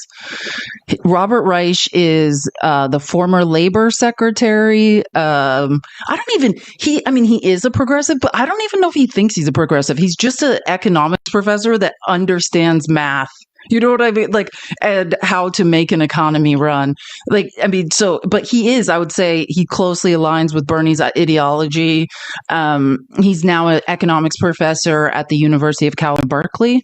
And this is what he was posting. He was talking about Liberation Day. Tariffs can be used as a tool to protect American industries, which we obviously know, but tariffs on their own do not magically create more American jobs or lead to more U.S. production, which I've long been making that. I can go on a long line of logic and show you that Trump's tariffs, the real benefit of protectionism for Trump in his first term was votes in swing states, right? It did not in the end create more jobs, right? Trump's careless Liberation Day tariffs will result in a massive, now what am I always talking about? Transfer of wealth to the very top.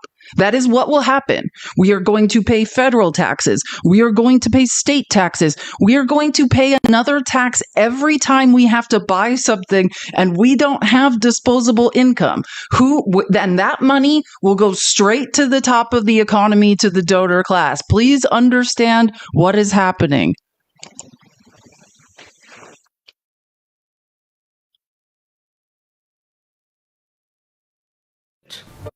Oh, sorry. I'm just seeing someone in the chat. Who said that? Magda baby. Are we going to watch the stupid Trump's tariff announcements live? No. Every time Trump does tariff announcements, he's trying to scare people. Well, what he's really trying to do is move the markets to create a transfer of wealth, right? Someone's probably shorted the markets. If you've seen what the markets are doing this morning, they were crashing. People's positions are changing. And this is a money grab. It's a long-term transfer of wealth through tariffs, the way I just described. And this is a short-term transfer of wealth. So it's not I don't care what Trump says in his little talk today. I'm not interested. Don't get me wrong. I will research it in depth tonight and then I'll talk about it more tomorrow. Facts Still Matter and I will talk about it in the morning on his live and then I'll talk about it more. But am I going to watch it live while he just sits there like a true malignant narcissist and tells a series of lies and answers questions and obfuscates? No. Wants to raise tariffs and it's going to come out of your pocket. Tariff. It's more beautiful than love. It's more beautiful than anything. It's the most beautiful word. Trump are saying the markets are closed. The markets have already dipped. The markets opened this morning. I can tell you, I watched the opening bell of the markets on, not CNBC. Was I on Fox Business? What was I watching? I don't know. Oh, puzzle piece. Hold on. Okay. The live one. I'm not a bot. The live's not going to shut down. But yeah, I watched the markets immediately opened and dropped. Keeps saying that other countries pay for tariffs, but that's not how they work.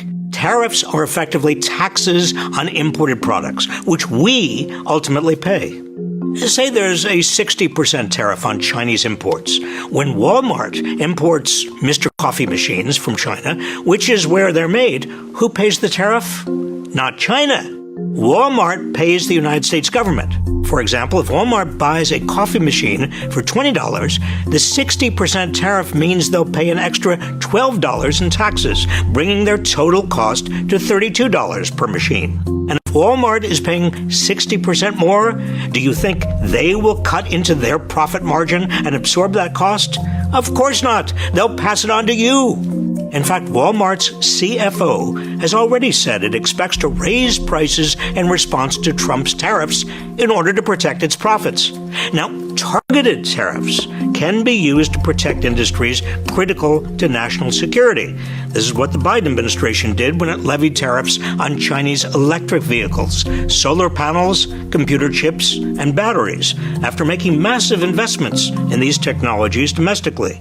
But Trump has proposed across-the-board tariffs on almost all imports, particularly from our biggest trading partners. He claims this will help boost American manufacturing and spur job growth, but tariffs alone don't result in new production capacity or more jobs. Plus, American manufacturers import a lot of raw materials for products they make, so their prices would go up too. While Americans would pay more for imported goods due to tariffs, countries that export the products are also affected. Someone made a good point, and not to go back really quick, but I want to explain. I just want to make sure I reinforce the point that people who are saying, oh, he's doing it because the market's already closed. The market's already dropped. Like, you have to understand the pattern of behavior that's happening. There are huge transfers of wealth. That's why I'm not going to sit here and be like, let's watch this live. Trump has done this now 4 times. This is the 4th time, right? He's causing the markets to dip. People are shorting the markets, and there's transfers of wealth going to the top of the economy. Just because the markets are closed now, they already dipped, right? It's all of this press. The whole point of the press leading up to Liberation Day is to force buy low, sell high, force the market to dip, buy, right? I mean, that's the point. People are shorting shorting stocks right now. So, I mean, it's already happening, and it's happened 3 times before already, right? This is the 4th time. Recognize the pattern. All it takes to make a fortune is capital. If I had the capital to short the markets, I'd be doing it. I just don't. That's the way it is. So, I mean, this is all a short-term plan for a transfer of wealth, and then there's a long-term plan for a transfer of wealth, which is this. We pay federal taxes, we pay state taxes, we pay a tax every time we're at the cash register. Rich people aren't paying tax. They get tax cuts. Transfer of wealth. Oh, I feel like I was going to make a second point. Yes. And then manufacturing. Someone in the comments, sorry, I didn't see who it was, said, it's not like we're going to start manufacturing plastics and coffee machines. Yes, we're not. Why is that? Why was globalist trade created? That was conservatives. Now they like to be like, we hate globalism. You created it. Why? Slave labor. Because we got labor laws in America, right? We could no longer manufacture things here. That's why manufacturing happens offshore in countries where there are sweatshops. We steal raw materials from underneath third world countries at indigenous people's feet.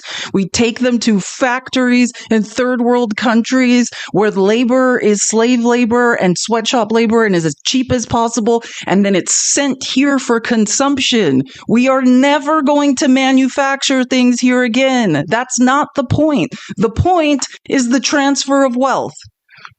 China's government might retaliate with tariffs of its own on American-made products. That's called a trade war, and there are no winners. One of the biggest global trade wars started with the Smoot-Hawley tariff in 1930. After the 1929 stock market crash, President Hoover and Republicans thought sweeping tariffs would help the economy. They didn't. Import prices surged, and exports plummeted because of other countries' retaliatory tariffs. Global trade fell by 66%, worsening the Great Depression. Smoot-Hawley seemed to prove that across-the-board tariffs don't work. But then came Trump's first term and his sweeping tariffs largely on China. Higher prices from Trump's tariffs on thousands of products are estimated to have cost American families close to $80 billion. And this cost took a larger chunk out of the incomes of poorer families than richer ones. That's because tariffs are regressive, meaning they take a higher percentage out of the paychecks of working people than out of the paychecks of the wealthy. If you make $50,000 a year, the cost of a coffee maker going up due to tariffs impacts you more than someone making $1 million a year, who can better afford the price increase. Following Trump's move, China retaliated with its own tariffs on American exports, which led China to import less from the United States. In the U.S. agriculture industry alone, this resulted in a $27 billion loss in exports from mid-2018 to the end of 2019. And even though the government increased aid to impacted farmers, farm bankruptcies shot up 20%. American manufacturing also shrank as raw materials became more expensive and demand for exports slumped. One study estimates that Trump's trade war cost nearly 300,000 American jobs. But instead of learning a lesson from this fiasco, Trump... You're getting that. Tariffs in Trump's first term right now, who's sitting in the Rose Garden while Trump makes up a series of lies that obfuscates, that's steel workers, right? Protectionism. Tariffs got him votes. That's the value of protectionism, is votes. It doesn't create jobs at the end of the day. There was a net loss in jobs. Trump is now promising even bigger tariffs. In addition to more tariff hikes on China, he plans to levy 25% tariffs on everything from Canada and Mexico, too.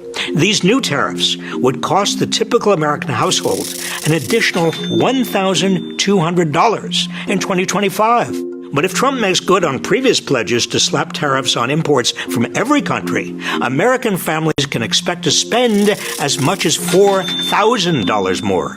Trump has suggested he would use the revenue from tariffs to offset more tax cuts for the rich and big corporations.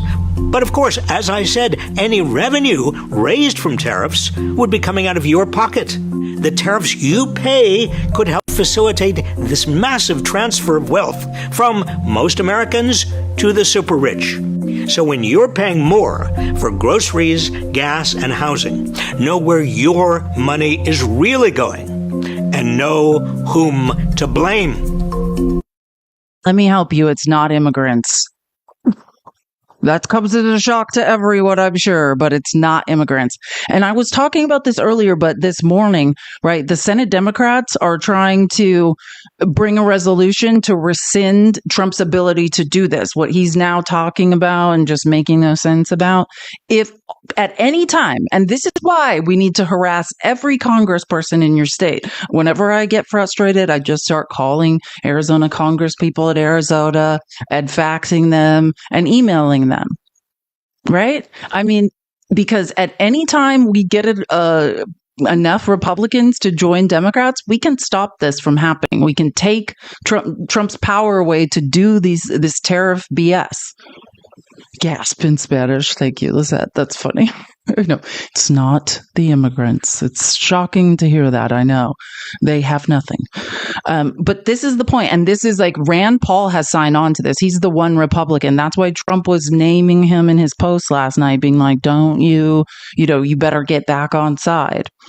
Democratic senators plan on Wednesday to force a vote on a measure that would block President Trump's tariffs on Canada, hoping enough of their Republican colleagues will vote will join them to pass a resolution that calls for halting levies set to take effect this week. The measures would face long odds in the House, where GOP leaders have moved preemptively to shut down any move to end Mr. Trump's tariffs. But Senate passage would send a powerful bipartisan signal of congressional opposition to the president's trade war. That's why he was calling out Mitch McConnell, Rand Paul, Susan Collins, Lisa Murkowski of Alaska, because those are the people that are likely to join the Democrats and be like, this is BS. And Rand Paul for sure will. Rand Paul's like, no, I don't agree with any of this, because he can do math, apparently.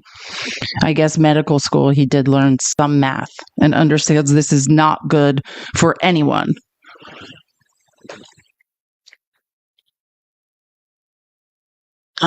This is not that important right now. Okay, I want to go on to this because, like I said, sorry, I need to push a button on YouTube. Sorry, YouTube. I keep getting notifications. There we go. Okay. I want to talk about this. I don't know if anyone saw this. I would highly suggest everyone read this article. This came out yesterday. It's a Washington Post exclusive. This is the forever answer. Anytime MAGA, because they can't read, so none of them know about this, because there's no way any of them have read it, because, that's probably impossible. So they caught Mike Waltz, using Gmail,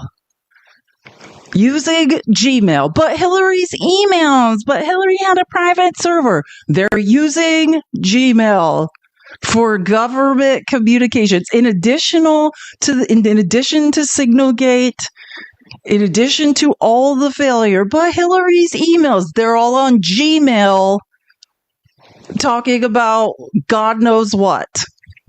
Trump's national security advisor is trying to manage his way out of a crisis, but new revelations about his team's operational security are pulling up in the inbox. Screenshot this. It's also in today's outline, which is always available in the live sources section in the Discord. Again, this is a Washington Post exclusive. Rachel Maddow did a piece on it last night. That was great. This is real life, people. Don't ever let anyone say, but Hillary's emails. Ever again. These people are buffoons. We have literal buffoons running the government right now. I guess that's why you should vet people and not confirm unqualified people for these jobs. Members of it's the National Security Council. I just want to be clear on that. The National Security Council, including White House National Security Advisor Mike Waltz, have conducted government business over personal Gmail accounts. Thank you for the hat. Over personal Gmail accounts, according to documents reviewed by the Washington Post and interviews with 3 U.S. officials. The use of Gmail, a far less secure method, are you kidding me? That method of communication than the encrypted message app Signal, this is much worse, is the latest example of questionable data security practices by top national security officials. So there's Signalgate. There's even many more things than that. But now we find out that they're just hanging out on Gmail. And there is because just so you know, Republicans have fled. They're not doing anything. There are shadow committee hearings going on where just Democrats are attending them today. And I want to show you one that's happening on this national security breach that I came across this morning in the House, where they are actually addressing this, that the National Security Council is like, let's just chat on our personal Gmail about God knows what. Yeah, they are. They're probably Snapchat. Yeah, Snapchat is the next. That's funny, Wayne. But it's funny because I'm scared it's true, and they'll probably be like, but it disappears after a few seconds. Like, what's more secure than that? I can't wait for that excuse.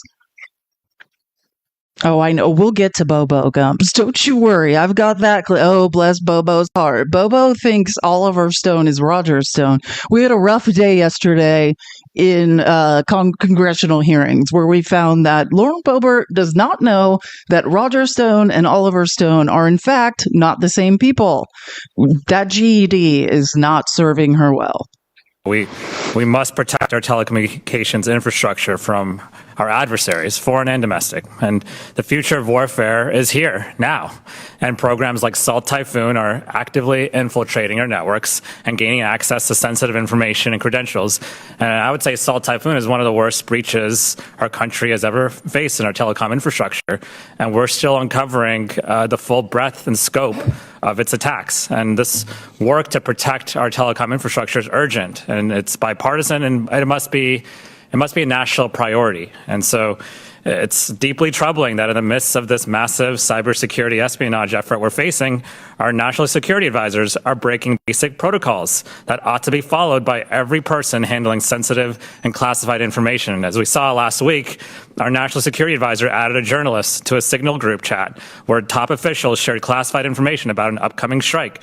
The administration has not taken responsibility and tried to deflect, saying that it isn't a big deal and the mission was a success. But this is a big deal. And the mission is not a success if the whole world now knows how we did it, how we planned these attacks, and where we got the information. We've made it much harder and more dangerous for our troops to carry out these missions in the future. The administration also keeps saying that the information discussed was not classified, but if our war plans right before a strike are not classified, I would like a thorough review of our classification system, but I'm pretty sure it was classified. And either way, it was highly sensitive information and put our troops at risk and the American people at risk. It also told us who and what we were targeting. So if you look at these texts here, it says that they identified a target walking into an apartment building. Those texts revealed where we received our intelligence as well. It came from our Israeli allies, who are now furious that this source has been leaked. And our allies are already hesitant to share information with us and this administration. And now the administration has proven that our current national security leaders cannot be trusted to keep sensitive information safe. They'll just take our classified information and text it to whomever shows up in their contact list. The timing of when the planes Unfairness, the contact was sucked into Mike Waltz's phone. That's not fair. It could happen to the best of us. At any point, a contact could be sucked into your phone unnecessarily, and then you share with them war plans. You don't know when that's going to happen because no one knows how it could happen, No one's sure. Were taking off, what kinds of planes were being used, and how we generally plan and conduct strikes like this were also shared in the chat. Again, all this information was sent around using a private third-party app on private phones that we know are targets of Salt Typhoon and other adversaries. So if the objective of this mission was to lose the trust of all of our allies, well, then the mission was a success. The administration says that accidents happen, but an accident is when you text gossip to your boss instead of your work bestie. Leaking sensitive military strike information to a journalist is not an accident. This is incompetence that puts our lives in danger. We need to hold our government leaders to a very high standard. And just 2 days ago, the White House said, and I quote, "case closed." But I disagree, and some others on the Senate side, including Republicans, agree with that we have to continue to ask questions about this. And I think the American people want answers. How prevalent is their use of Signal? And will we find out whether other information has been leaked? Our phones, private phones of these national security advisors being hacked by Russia, Iran, or China, have any of these devices already been compromised? It's pretty clear that You know what else it shows? The BS about TikTok. Remember when they're like, TikTok can't be on any government phones? All the conservatives are like, China's watching. Meanwhile, they're on Signal. They're on their personal phones, not even their government phones on Signal. They're on their personal phones, on their personal Gmail, conducting National Security Council business. But Hillary's emails, but TikTok on government phones. The hypocrisy knows no bounds. It's almost like they want to be hacked. Do you know what I'm saying? It's almost like that's the point. It's very confusing at this point. What the F? These people are buffoons. We got lucky in figuring out that this is happening because of the added journalists. And it's pretty clear that our national security leaders are using Signal all the time for communications like this. And so I hope my colleagues on both sides of the aisle today will join me in trying to provide real accountability and oversight over these actions. And we're here to talk about the risk of state-sponsored cyber attacks. Let's confront this most urgent vulnerability and work together to investigate this massive security leak. This is an issue of national security. Reciprocal tariffs on China? I'm shocked. Again, listen, I wouldn't take anything this man says at face value because this is what he does every time. He announces a bunch of things and then within a few days, he creates loopholes, takes it back, says, "Oh, I got what I wanted, so no more tariffs." So that's all I'm saying. Everyone's acting like I don't get why everyone hangs on his every word. If you see the world in patterns, whatever he says is going to change. It is not set in stone. He's trying to move markets. He's creating transfers of wealth. But do I think anything he says right now will then stay that way? No, that's why I can't. Don't worry. I'll give you a full report tomorrow on everything. But I just don't think it's cool. Oh, is this what Trump said today? Okay, because tomorrow I promise you it's going to be different. So. And good. 34% reciprocal tariffs on where all our products come from. Yeah, I'm sure all your tech billionaires are where they almost exclusively all do business in China. I'm sure they're going to love that. I'm sure the American consumers are going to love that. People are going to be in the streets even faster than I thought. It's almost like he's doing the work for us, or he's not going to do it at all. I know. Hello. Does anyone remember when I was like, if you want a computer, buy it? Remember when I spent all January saying that? It's almost like I already said this. But again, I wouldn't say that's real. Do you know what I'm saying? How long will that last? How far will, understand the pattern, declaring this is happening, and then it lasts for a while. There's backlash, and then it changes. And he's making the markets dip. I mean, yeah, and chaos. He's thriving off chaos. And so my advice is don't feed so much into it. This is obvious. This is a long con. Don't get sucked into the peaks and valleys. At least that's what I'm learning, right? This is what he wants. He wants everyone to panic. He loves that he's living rent free in our heads. That's why I refuse to bite. I literally refuse. But don't worry. I will cover it in detail tomorrow, but I'm not going to sit here and be like, I can't believe this is happening. I can believe it. I already bought my TV. Miss Julie, always ahead of the game. Love you, girl. Aunt Julie, you're the best. Linda, thank you so much for the $10. Love your brilliant mind. Thanks for helping me understand all the craziness we're dealing with. And thanks for being on this crazy ride with me.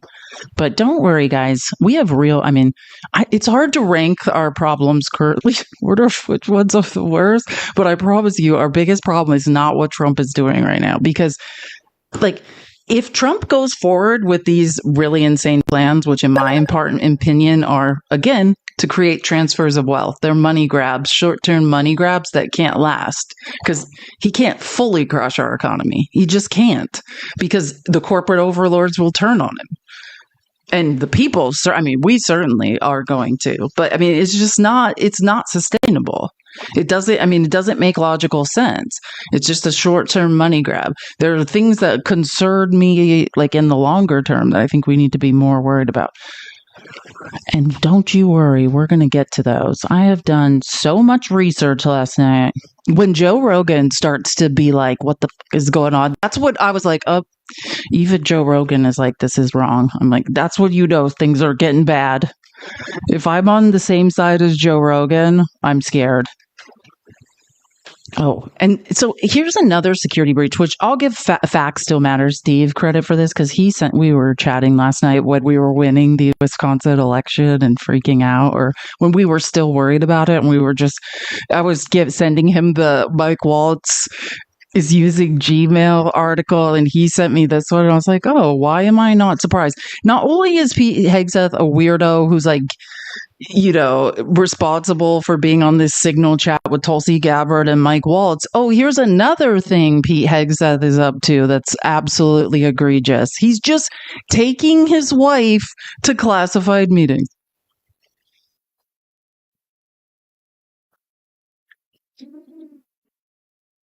Oh, sorry. Defense Secretary. More trouble for embattled Defense Secretary Pete Hegseth.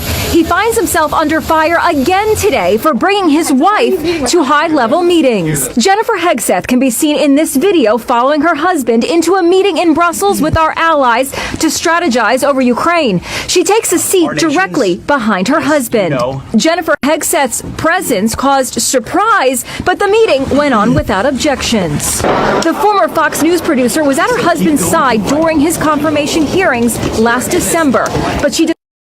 To be clear, she was there so they wouldn't ask questions about his womanizing, cheating, essaying, being credibly accused of rape, all of that stuff. He brought her to meetings with senators before confirmation hearings to run cover for him.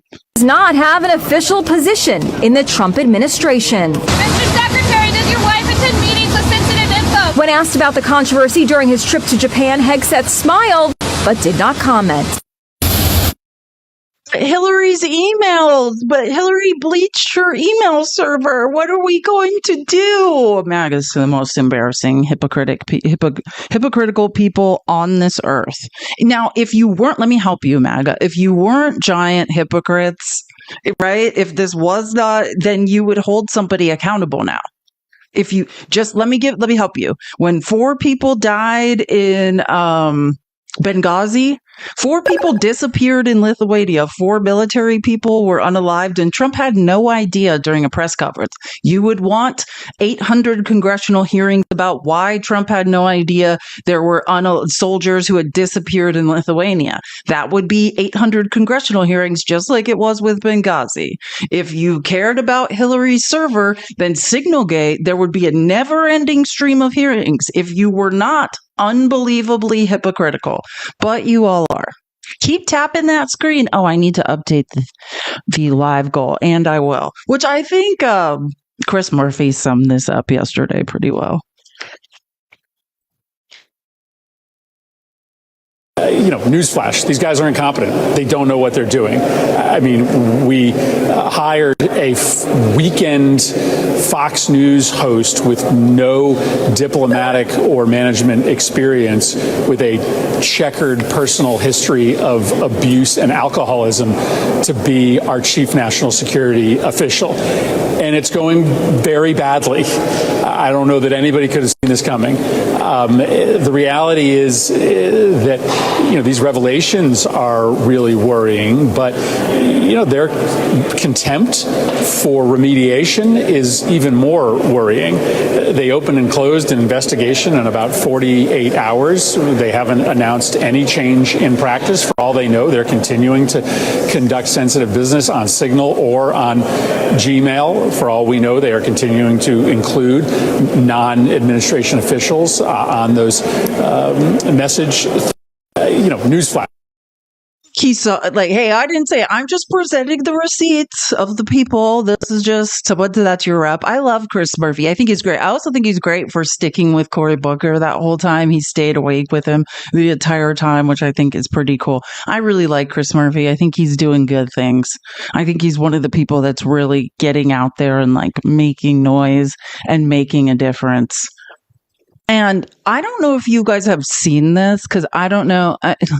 I know I didn't play it for you guys, and I had it on Monday, but I didn't. But this is amazing. It's a super cut of when they were grilling Tulsi Gabbard and all these people about Signalgate, of senators being like, what the fuck are you guys doing? Which I love this. Secretary of Defense. Director Gabbard, did you participate in the group chat with Secretary of Defense and other Trump senior officials discussing the Yemen war plans? Senator, I don't want to get into the specifics. Ma'am, were you on? You're not going to be willing to address. So you're not. Are you denying? Will you answer my question, ma'am? You were not TG on this group chat. I'm not going to get into the specifics. So you refuse to acknowledge whether you were on this group chat. Senator, I'm not going to get into the specifics. Why are you going to get into the specifics? Is it because it's all classified? Because this is currently under review by the National Security Council. Because it's all classified? If it's not classified, share the text now. As the White House previously Is it classified or non-classified information on this text? I can confirm. Director Radcliffe, were you on the group chat contact, the defense secretary, or? Ratcliffe is the CIA director, in case you don't know when they're talking. John Ratcliffe, he's the CIA director who was on that chat. Like, this is insane. Others after the specific military planning was put out and say, hey, we should be doing this in a skiff? There was no classified material that was shared in that. So then if there was no classified material, share it with the committee. You can't have it both ways. These are important jobs. This is our national security. Bobbing and weaving and trying to, filibuster your answer. So please. Hoax that allowed him to become part of this.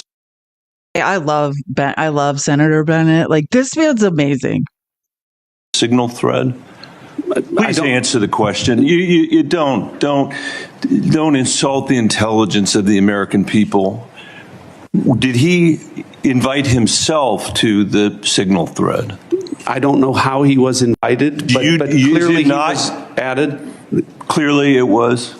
Finish your sentence, please. Clearly he was added to the signal group. Your question is, you don't know that the president's national security advisor invited him to join the signal thread. Everybody in America knows that. Does the CIA director not know that? I've seen conflicting reports about who added the reporter to the signal. The CIA director is supposed to know everything. These are literal buffoons. Like, I just want you to know, Trump wanted buffoons he could control. These are buffoons. Like, the CIA director should be a longtime spy master. We have a literal buffoon in charge of the CIA. We have Tulsi Gabbard, the director of national intelligence. We should give up now. How do you not know? If you don't know, who knows? It's perfectly appropriate that there was a reporter added, especially one that the Secretary of Defense says is deceitful, highly discredited, a so-called journalist who's made a profession of peddling hoaxes over and over again. Is your testimony that it was appropriate that he was added to this signal thread? No, of course not. And why did you not call? Hold on, Senator. You're mischaracterizing my testimony. Good. You answered the question. Let me ask you: when he was added to the thread, you're the CIA director. Why didn't you call out that he was present on the signal thread? I don't know if you use signal messaging app. I do. Not for classified information, not for targeting, well, neither not do I, for anything Senator. remote. Okay, we got the director of national intelligence, the CIA director, the director of national security,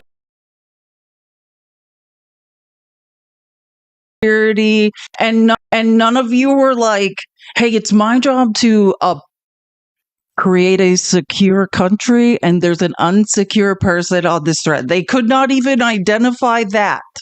Like, when I say these people can't find their way out of a paper bag, I mean, that's just observable at this point. You know what I'm saying? You guys can't even tell that someone joined a group chat and you don't know who they are? You're just like, this person got sucked up in here. I guess they're supposed to be here while we're discussing war plans. No one's like, hey, there's someone nobody knows on here. Neither do I, Senator. Well, that's what your testimony is today. It absolutely is not, Senator. Were you not listening at the beginning? No. When I said that I was using it as permitted, it is permissible to use. I agree that's your testimony. Yeah. I agree that's your testimony. You asked me if I use it, and I said not for targeting, not for classified information. And I said I don't either. I also know Jeff Goldberg. I don't use it to communicate with him. But you thought it was appropriate. By the way, I think he's one of the more outstanding journalists in America. That's a great point. Someone just said they've been removed from the wrong Zoom calls at work. Like, I was in the TikTok Emerging Creators program. It's for creators. They identify who they want to mentor and stuff. And I was in the wrong breakout room for 10 seconds. And they were like, you're not supposed to be in here. Get out. You know, and they're discussing like what they're going to eat for lunch, like TikTok employees. And they're like, you can't be in here, get out. These people cannot identify that they're making war plans and that there's a journalist from The Atlantic in the chat. I know I hate breakout rooms there. That's why I didn't want to be in there. It was so awkward. But I'm shocked to find him on a thread that he's reading in the parking lot of a grocery store in Washington, D.C. And your testimony as the director of the CIA is that it's totally appropriate. No. Is it appropriate? No, that the Director, that is not what I... Okay, when did go I say ahead, it was? please. When did I use the word appropriate? Well, go ahead, please. Well, I didn't. That everybody in America. So clearly, there's nothing to Senator, see here is what your testimony is. No, I never said that. This is just a normal day at the CIA where we chat about this kind of stuff over Signal. In fact, it's so normal that the last administration left it here for us. That's your testimony today. That's one final point. I'm out of time. It. Well, are you going to give me a chance? Is it appropriate? Did you know that the president's Middle East advisor was in Moscow on this thread while you were, as director of the CIA, participating in this thread? Were you aware of that? Are you aware of that? Michael Bennett, right? Isn't that who this is? I can double check that, but I believe that's who's talking right now. Today? I'm not aware of that this today. Sloppiness, this incompetence, this disrespect for our intelligence agencies and the personnel who work for them is entirely unacceptable. It's an embarrassment. Senator, you need to do better. You need to do better. Thank you. I'm being gavelled by the chairman, and I apologize for in the signal chain that we have been talking about. The senator from Arizona, my state, our astronaut. Some of our senators have been to space. Was there any mention of a target in Yemen?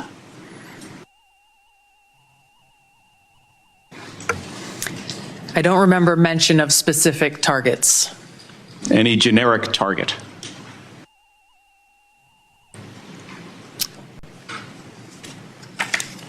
I believe there was discussion around targets in general.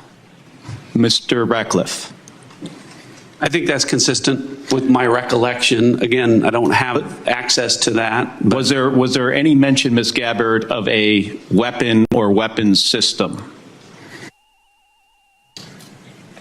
I don't recall specific weapons systems being named. I'm not talking about specific, any weapon or weapons system. I don't recall specific names of systems or weapons being used. I got 20 seconds. The deliberation as to whether or not we should launch a strike on another country, would you consider that classified information, Ms. Gabbard? Well, the information was not classified. This is not, I'm not talking about this. I'm just talking about deliberation as from principles as to whether or not we should launch a strike on another country. Would you consider that classified information? I'm not talking about what happened this week. There are other factors that would go into determining that classification. Mr. Ratcliffe, the deliberation between principals in our national security apparatus about whether or not to strike another country, would you consider that to be classified information? Pre-decisional strike deliberation should be conducted through classified channels. Thank you. Thank you, Mr. Chairman. Director Gabbard, were you overseas during any parts of these discussions? Yes, Senator, I was. Were you using your private phone or a public phone for the signal discussions? I won't speak to this because it's under review by the National Security Council. Once that review is complete, I'm sure we'll share the results with the committee. What is under review? It's a very simple question. Are you your private phone or officially issued phone? What could be under review? National Security Council is reviewing all aspects of how this came to be, how the journalist was inadvertently added to the group chat, and what occurred within that chat across the board. But so you were not going to disclose anything about whether you use the phone. And would not information about the timing of airstrikes allow a military to pre-position or cue air defense systems to shoot down enemy aircraft? I think, Senator, from our perspective, any advance warning is something that we certainly are trying to protect. Huge mistake, correct? No. A national political... Hold on. No, you Let me hold answer. on. No, Director Ratcliffe, I asked you a yes or no question, and now you hold on. A national political reporter you can characterize it how you want. Was made privy to sensitive information about imminent military operations against a foreign terrorist organization. Mistake of adding a reporter, and that wasn't a huge mistake. That wasn't a huge mistake. Well, I think they characterize it as an embarrassment. This is utterly unprofessional. There's been no apology. There has been no recognition of the gravity of this error. And by the way, we will get the full transcript of this chain, and your testimony will be measured carefully against its content. Thank you, Mr. Chairman. John Radcliffe should go just for idiocy. I mean, they all should go, but I mean, can you even imagine that that's your testimony? The only thing to say is, yes, this is out of control. This is so unbelievably unprofessional and wrong. I'm embarrassed to be a part of it. Like, that is the only thing you could say, or you're full of, like, quite honestly. And now we've got to pivot. I want to talk about something going on in the House that's huge. Have you guys heard about this fight that went down yesterday with Anna Paulina Luna, Mike Johnson, to allow pregnant women or women who just gave birth to vote by proxy? I mean, this was crazy. Who knew Anna Paulina Lunatic had it in her? I mean, I disagree with everything, pretty much everything that woman says, except for this. I mean, I always knew there was going to come a day where I would have to agree with her on something. And I do agree with what she did here. I know it was absolutely wild what was going on. And I can't even believe this is coming out of Mike Johnson. It's almost like, it makes me wonder if they just weren't prepared. Like, they all went home. They're not doing anything the rest of the week. It makes me wonder if they weren't prepared to do anything, because it makes no sense. And they're trying to make it seem like it's her fault. Like, now we can't do anything because she's forcing this vote. That's not the case. Like, it's really not her fault. So in case you don't know what's going on, thank you for subscribing, MC Clark. And I think I forgot one as well. Carl Martin also. Martin sitting 301. Thank you so much for subscribing. I appreciate you guys so much. You don't even know.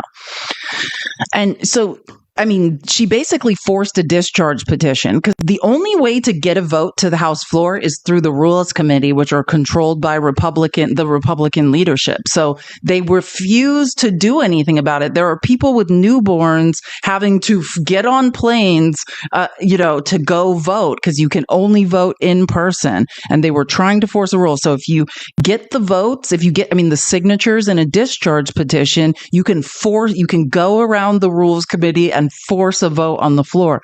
And that's what Anna Paulina Luna, and who else? It's a representative from Colorado. There's a Democrat that worked with her to do this, which of course the Democrats back this. It's inhumane to not back this.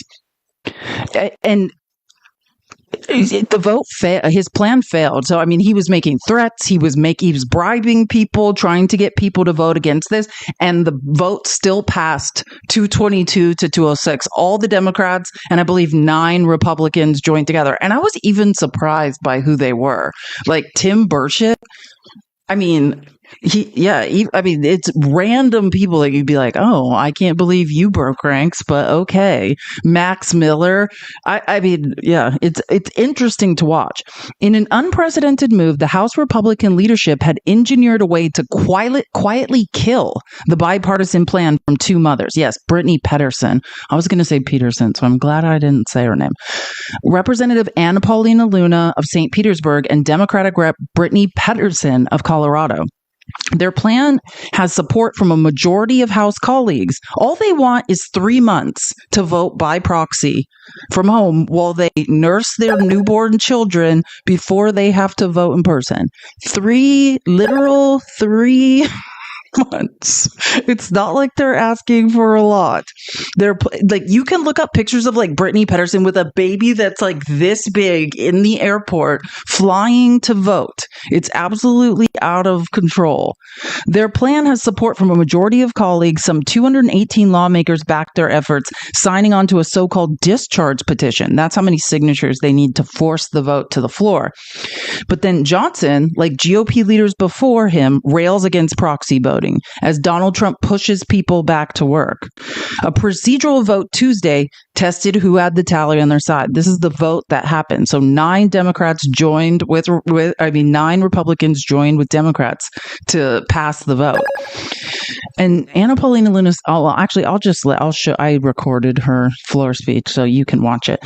But Pedersen, with a diaper over her shoulder and 4-month-old Sam in her arms, stood on the House floor and pleaded with colleagues to turn back the GOP's leadership's effort to stop their resolution.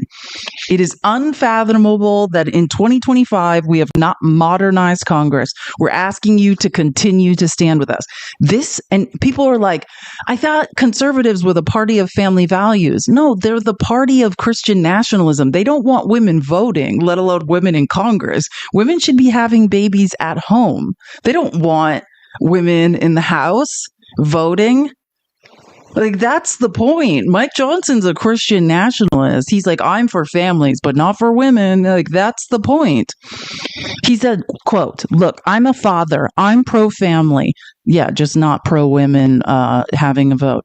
But I believe it violates more than 2 centuries of tradition and institution. And I think it opens a Pandora's box where ultimately maybe no one is here. Oh, to let people who just gave birth vote from home for 3 months?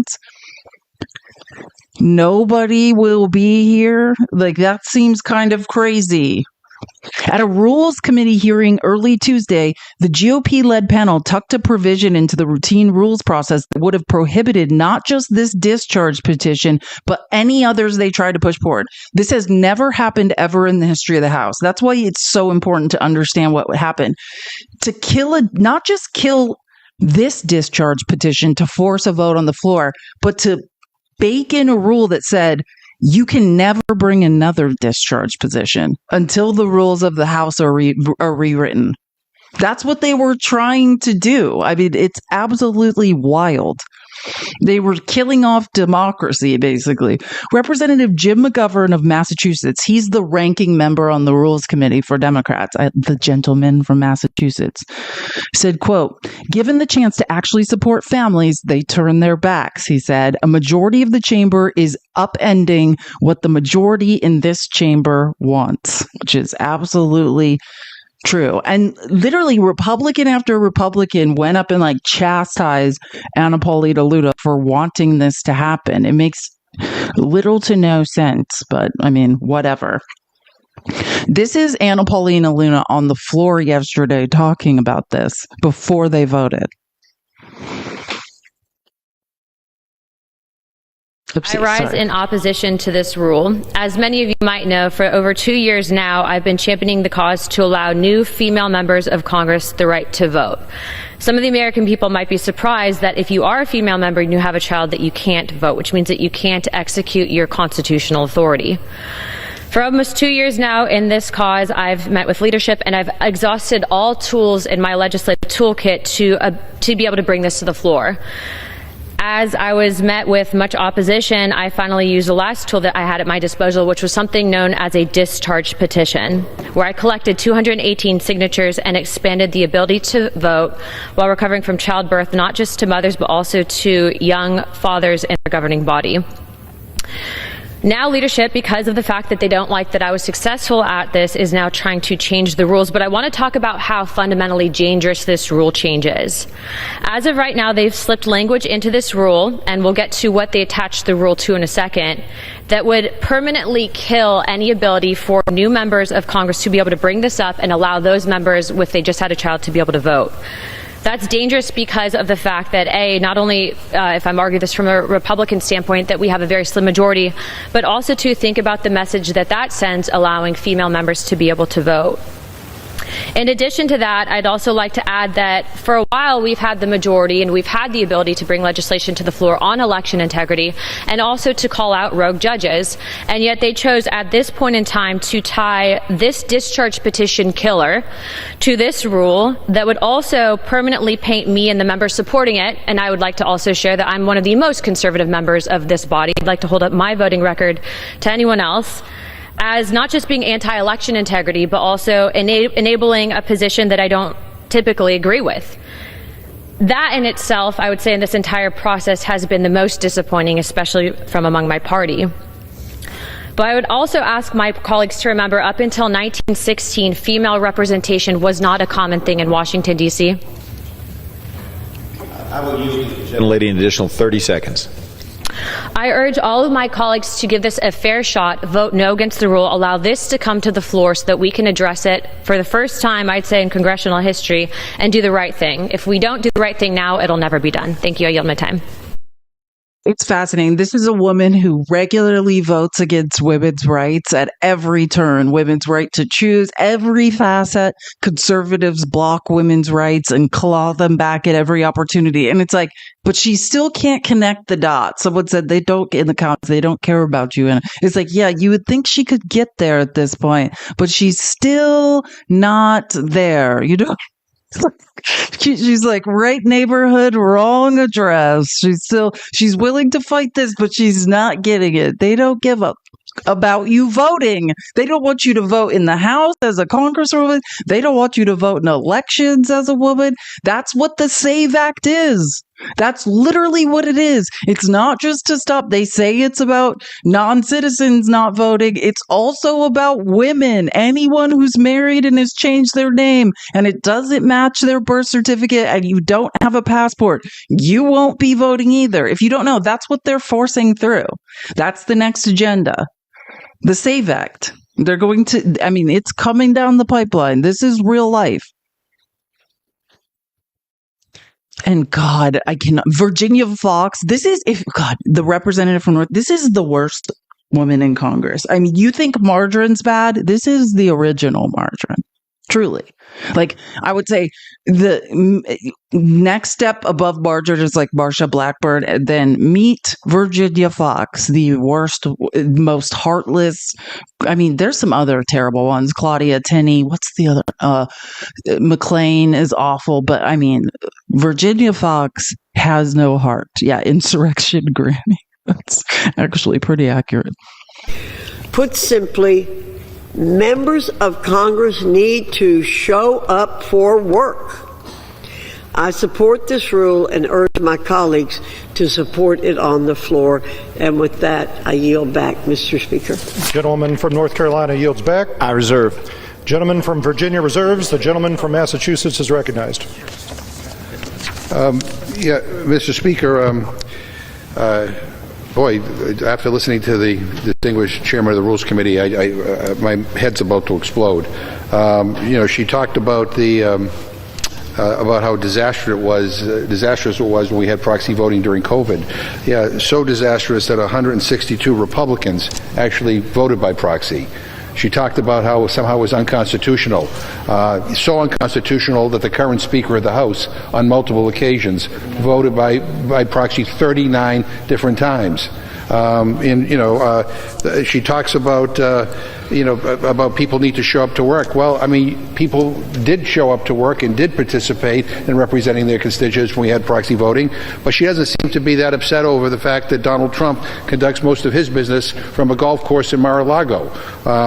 She doesn't seem to be very upset over the fact that the FBI Director, Kash Patel, is asking to work remotely from Las Vegas. She didn't seem that upset that there are people on the Rules Committee who use proxy voting to go to, a CPAC convention, to basically listen to political rhetoric from people on the extreme right wing. I mean, the bottom line is Republicans love to talk about family values, but when given the chance to actually support families, they turn their backs. She talks about looking into Webster's dictionary about the definition of Congress. Well, while you're at it, look up the definition of representation. There's nothing that says that you can't represent your constituents or that you shouldn't be able to represent them because you just had a new baby.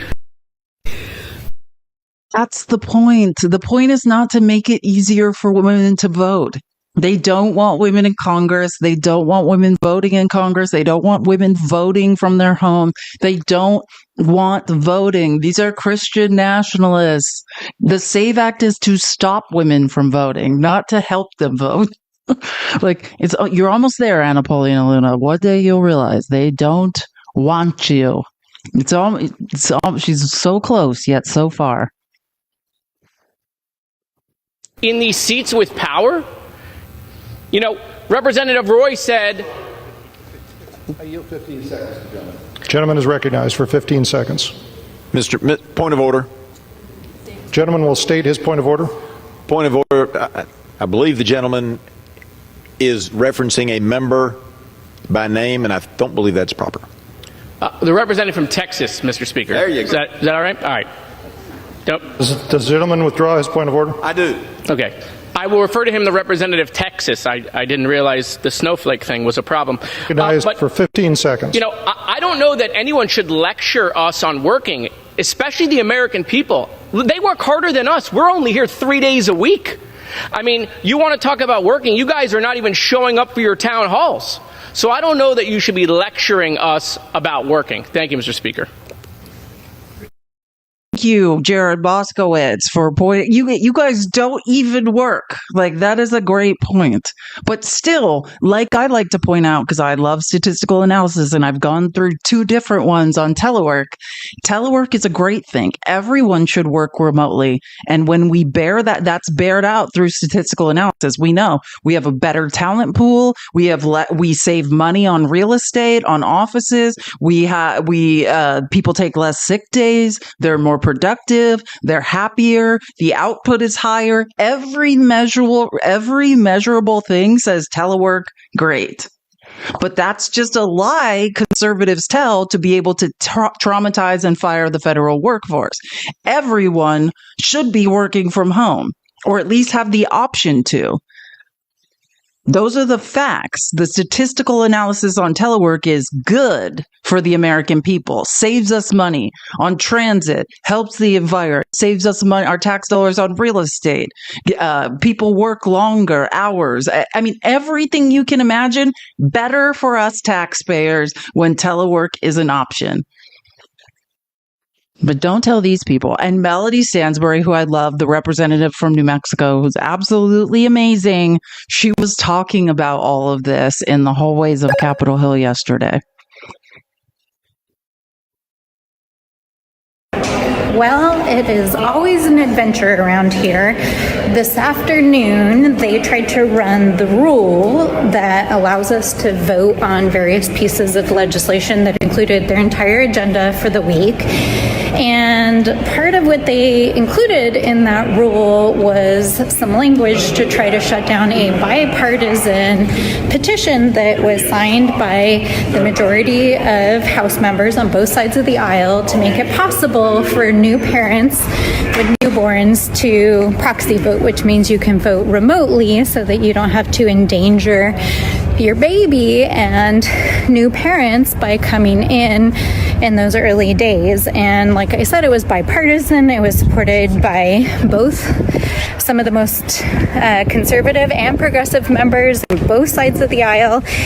And the speaker is so hell-bent on shutting down this bipartisan petition, and we're not sure why, that it got voted down. The rule got voted down on the floor, which was trying to shut that down. And rather than try to take it back up, make a compromise, give parents the ability to vote remotely as they're recovering from the birth of a child, he canceled votes for the rest of the week and just shut the entire thing down. This is so crazy. It doesn't even, the way this place is operating is like a madhouse right now. But I guess we'll regroup and hopefully we'll get back on track, and I'll see you guys soon. All right, talk to you. Literally, he's like, I'm taking my toys and going home. If I don't have my way, no one's doing anything for the rest of the week. Oh, I didn't even see you said that, Renee, in Texas. That was like what I was thinking in my head. I just saw you said that. Great minds think alike. I mean, literally, that's what, if I can't have my way, no one's doing anything. Sarah, thank you so much for the $5. If you don't know, who knows? That's a great question. I try to know things. Thank you so much, Sarah. I appreciate you so much. This is my Cash App and Venmo. All of my research when I do these shows, the People's Receipts, is I'm able to do thanks to your guys' generosity, and I can't thank you enough because I loved it. It's the first job I actually didn't hate. And God, I never thought I would be at a point in my life where I'm defending Anna Paulina Luna. Like, let this be the first and last time, because I don't agree with anything she does outside. Thank you for the flower crown. Outside of this one thing, is this forcing this discharge petition is the most admirable thing I've ever seen. Maybe the only admirable thing I've ever seen her do. Here are the facts. A lot of people are not sharing for a reason read below. The fact is, Steve Scalise controls the floor and sent Congress home. They also held POTUS legislation for literally months until this vote. Read note below. Most of Republican body, most vocal about unconstitutionality, have all voted by proxy, she's saying. Irony. I have not. Either way, this is really about discharge petitions, meaning they're trying to stop. They want to quell discharge petitions, people being able to get around the Rules Committee and force floor votes. For example, Congress has introduced legislation for many cycles on term limits, and it never comes to the floor. Like, there's some people like the progressives and the far right, the Freedom Caucus, that want term limits, and they're afraid, she's saying, that the way they'll get them to the floor finally is through discharge petition. I hope if I do a discharge petition on term limits and it gets 218 signatures, they don't change the rules and send everyone home. See, okay, that's two things I agree about her with. Amen. There you go, Anna. We'll see when it comes time if you really leave Congress. I hear a lot of people saying they agree with term limits, and then when it comes time, Ted Cruz was like the longest preacher of term limits, and it's like, why are you still here then, Ted? They never leave when it's time to leave. And this is true. So the Gateway pundit reported it correct, and that's what she's calling out. She's like, thank you for not spinning the facts, Anna Paulina Luna, because they said Speaker Johnson cancels votes for the rest of the week, derailing two critical votes despite having power to proceed. Like, he didn't have to do this. He didn't have to take his toys and go home and publicly try to shame her and blame her, but he did it anyways. Which tells me probably maybe they weren't ready to vote or something. You know what I'm saying? It's a smokescreen. Blame this woman, make it seem like it's her fault, but meanwhile, they probably don't have the votes or they're working on something. I mean, that's what it seems like to me. And this is the moment where the vote passed. And everyone cheered on the House floor, and then Mike Johnson took his toys and went home.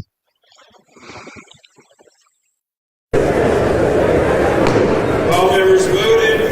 Any member wish to change their vote?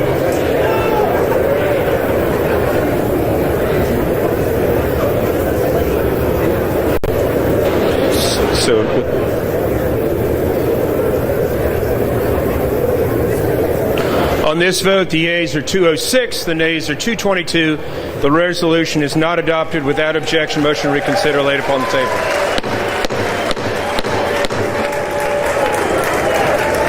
Pursuant to Clause 8 of Rule 20, the unfinished business is on the vote. Then Mike Johnson's like, we're not playing anymore. Everyone go home. And I don't want to scare you guys, but I have some this is disturbing, but now we have to move on to some real disturbing.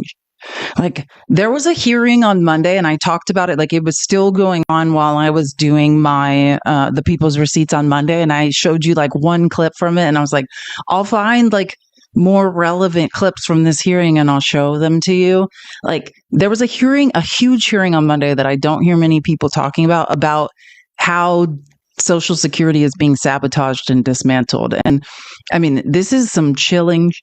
And so I just found 3 clips, the ones I think are the ones everyone needs to see. And I've talked about this before, and you can follow them on YouTube and across the internet at Social Security Works. It's at SS Works, and they do a great job. We should all be following what's happening with Social Security, but if it pertains to you, and you really need to keep an eye on it, I would suggest following at SS Works, Social Security Works, because they do a great job of posting clips and keeping people up to date. But prepare to be truly disturbed by this. I truly believe that the Musk-Trump co-presidency has already taken 90% of the actions necessary to crater this agency. And this is the chronology that you will see unfolding in the weeks ahead. You've already seen it in the weeks behind. Greatest exodus in the agency that the agency's ever experienced over such a short period of time. I believe it's hard to get good numbers out of the agency anymore. It's kind of become the hermit kingdom. I believe they're probably at about 6,000, 7,000 people that have already separated. And I believe that they're going to drive out another 3,000 or 4,000. That's in an agency that was already at a 50-year low with customers at an all-time high. As they do that, you are then going to see intermittent interruptions of the applications that process the claims, not the green screen COBOL that has all of our earnings in it and the personal identifying information, but the applications that sit on top of that, you're going to see them go down. In fact, I think today they were down for 3 hours. They are going to happen more frequently. And then in the weeks ahead, you're going to see them lasting a longer period of time. Instead of just down for 3 hours, you'll see them getting to 3 days.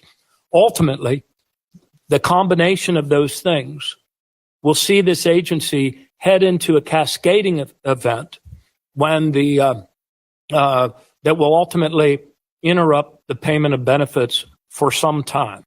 I don't know what that period of time will be, but knowing what I know about the agency, that batch goes through in various segments every month for pay. And I truly believe that for the first time in 90 years, those benefits are going to be interrupted for some time. I truly believe that This is real life. Again, this is a Monday hearing on how Social Security is being dismantled in real time. This is Martin O'Malley, the former director of the Social Security Administration, talking about this. Someone in the comments asked me if I know. I'm the reason everyone knows about that site. It's doge.muskwatch.com. Oh man, it was adjusted. I just pulled it up. Now the only verifiable, we're $2 billion less in verified cancelable funding. Doge.muskwatch.com is a site that audits the Doge wall of receipts. It's run by Judd Legume, independent journalist. You can also follow him on Substack. It's like popular information. Judd, and it's down to 5.5 verifiable cancelable funding. God, what a shit show. Elmo is a shit show of lies. But keep going, Elmo. Doing a great job lying to the people. I mean, this stuff is chilling them. Sorry, not to distract from the importance of this Social Security hearing, and I don't think enough people are talking about like the terrifying testimony that was given on how they are going to break this system.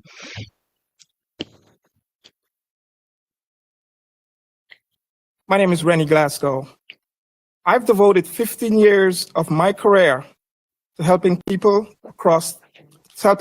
access the benefits they have earned through Social Security Administration at the Schenectady Social Security office in New York.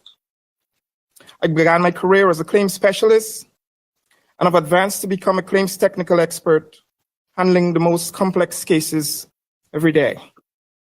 And each day, I assist members of my community, seniors, disabled individuals, and survivors who depend on these benefits for their livelihood. I'm proud of my work, ensuring people receive the benefits to which they are entitled. I'm a proud federal employee and a proud member of this AFGE. Today, I appear before you as an AFG member because Social Security is being deliberately sabotaged. Our Schenectady office has recently lost 7 employees through the DOJ illegal firing. This represents a devastating sabotage of institutional knowledge and experience. It takes a minimum of 2 years for an individual, an employee, to fully be trained in our programs and to essentially get out there and assist individuals with maneuvering and understanding their benefits. For the public, the consequences of this sabotage are severe. Think of a grandmother. Saratoga Springs, she's about 45 minutes away. She now faces waiting times on the phone of over 3 hours to get an answer or more.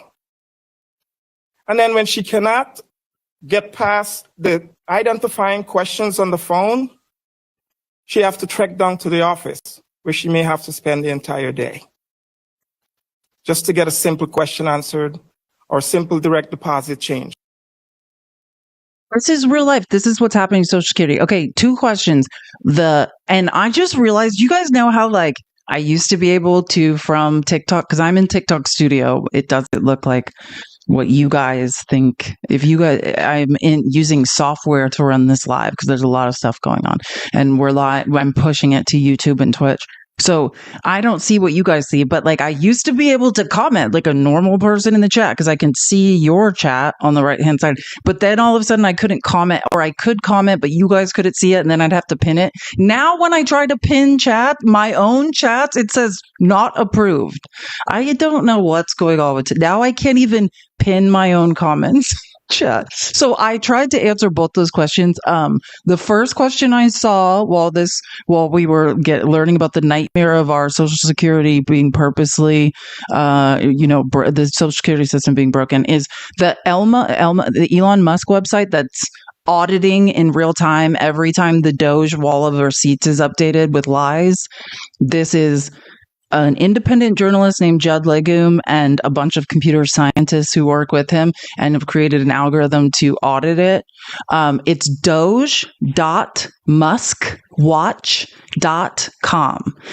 My advice, though, is to load from a Chrome browser, because the other day, and I don't know if maybe it could be that the servers were overloaded because so many people were trying to access it. I've told everyone I know about it. But it seems to me don't try to enter it from Safari, because sometimes it doesn't work. It's better to be in a Chrome browser. That's my advice. The second thing someone asked was, what is this website for the Social Security to keep up to date on what's happening with Social Security? This is from X. I don't for your mental health necessarily suggest it, but I mean they're all across the internet at SS Works, Social Security Works. They have their own website.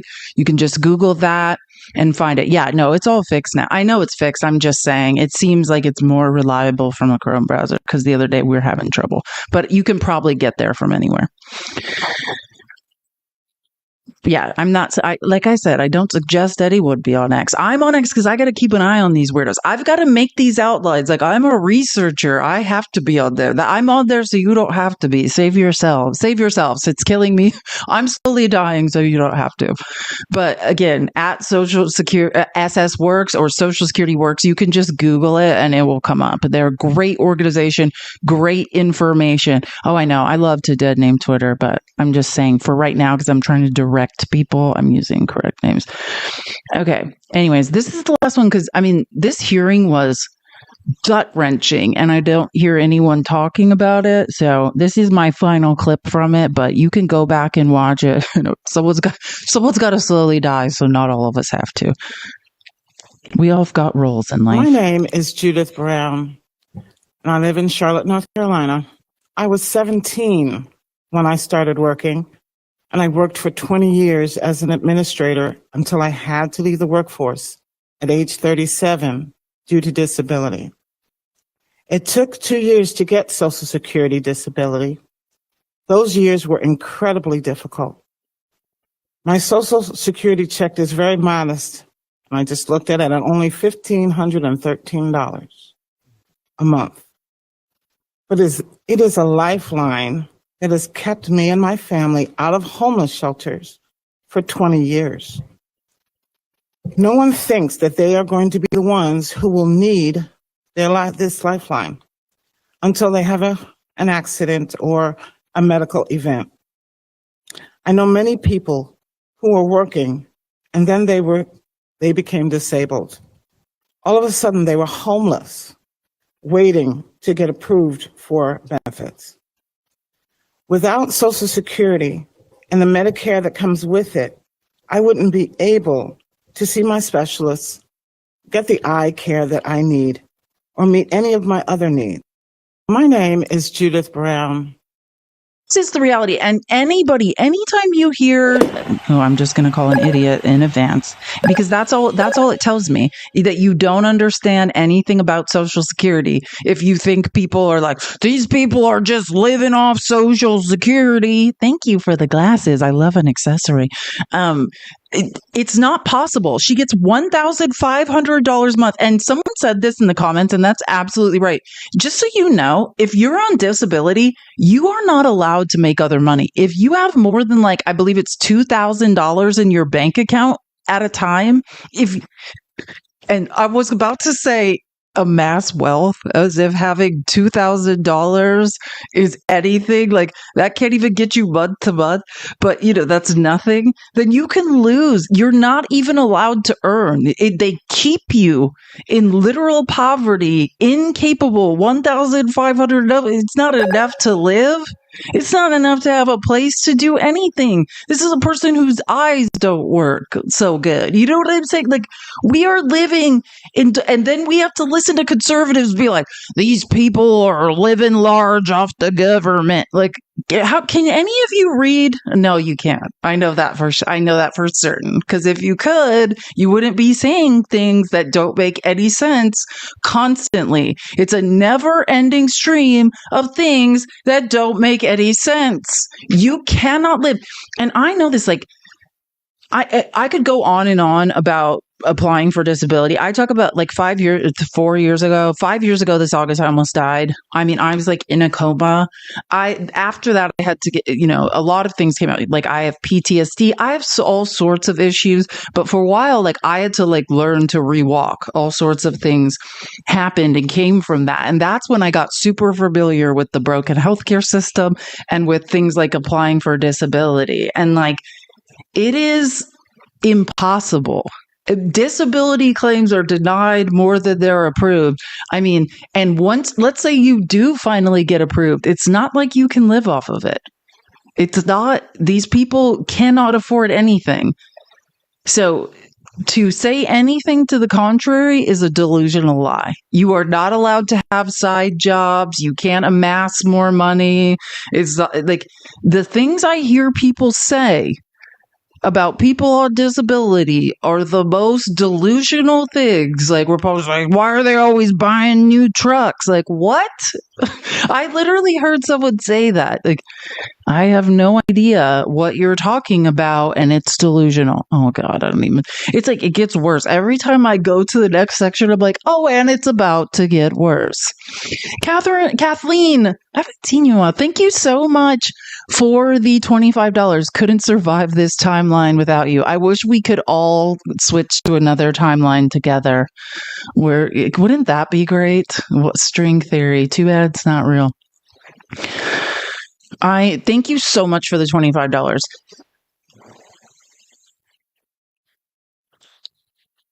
Yeah, there's a certain amount you can make, but it's not something you can live on. But I'm not talking about SSA. Wait, I'm talking about SSI. And you can't have a certain amount of money in your bank account. Who is it? God, what is that creator? There's a creator that talks about this and is so informative. I think her name is Crutches and Spice. If you never heard of Crutches and Spice and you want to learn, yes, Crutches. See, look, people, I love this. It's like we all have the same brain. Someone immediately knew who I was talking about. I learned she helped me when I was sick. That's part of the way I got like my first education was like in the hospital when I like couldn't walk and take care of myself from her. So look up Crutches and Spice if you want to learn about like disability, what you can and can't do, how much money you can amass, like on SSI, all these things. She's so informative and so interesting. Yeah, it's SSI. You can only have 2K in the bank. Yeah. And there's different, that's what I'm trying to say. There's different categories of disability, right? Like collecting a social security check, like once you retire is different. You can still work. As a matter of fact, like it's good to still work, right? But like if you are like this woman who is, and I don't want to say she's blind because she didn't specifically say what's wrong. It just sounds like something's wrong with her eyes, right? And so that's different, right? But if once you're on disability, you're not on Medicaid. You actually have a form of Medicare. But again, there's different types of Medicare. Anyways, I'm not gonna like. It's been a long time since I was like really into this. I just know you cannot live off of it. And when I talk about disability Social Security, that is different than once you are retired and you're collecting like, hey, I paid into like my stuff and I'm retiring and now I want it, right? Yeah, there's limits on everything. Yeah. Because like if you're making like, yeah, but I just don't know them. So I'm saying like Crutches and Spice is an amazing creator. So if you're talking about like a medical disability, I think that's where I would direct you, because I learned when I was really sick in the hospital, I got like the most amazing free education from her. Like I just can't say enough about what I learned from her. It's just fabulous. Anyways, so let's move on. Yeah, and by the way, it's what you already paid into. What you're collecting, you're like, oh God, it's so bad. Anyways, yeah, it's a long story, but the most important thing to know is if you ever hear any conservative person being like, all these people are living off the government, no, they're like, that's the most delusional thing a person could ever say. Yeah, it takes years to get SSI. Oh yeah. Like, that's what I realized, because people are like, oh no, like my doctor's like, you're never gonna be okay. Like, you need to be on disability. And like, because like for a time I couldn't walk, like I could not take care of myself. So, and like if you're in that situation, they make you apply. So I did like twice, and they just automatically denied me. Like, I mean, if you've ever applied, you just know, like they're just like, you just have to fill out the stuff. They'll automatically deny you, and then like you've done it, and then you've done the requirement. Yeah. I mean, people apply for years and years and years. Like, I love how conservatives are like, all these people just lying about having problems. That's not what's going on. Like, and I take solace. I'm so glad I almost died at a young age, because now I know that they don't know, and that's why I have so much more empathy and understanding, and I can't wait till conservatives' health fail, like until you learn today about what's in store for you when you can't take care of yourself and you need help. You need the empathy of other people. It's not until that day comes do you learn, right? I was a Division I athlete. Like, nobody ever had to do a thing for me in my life. And that was the most humbling experience in my life. Like, they were like in physical therapy, they're like, try to lift this tomato can. And I could not. Like, you just don't know what's ahead of you and why you shouldn't be a shitbag until you have to learn. And I can't wait for everyone to learn.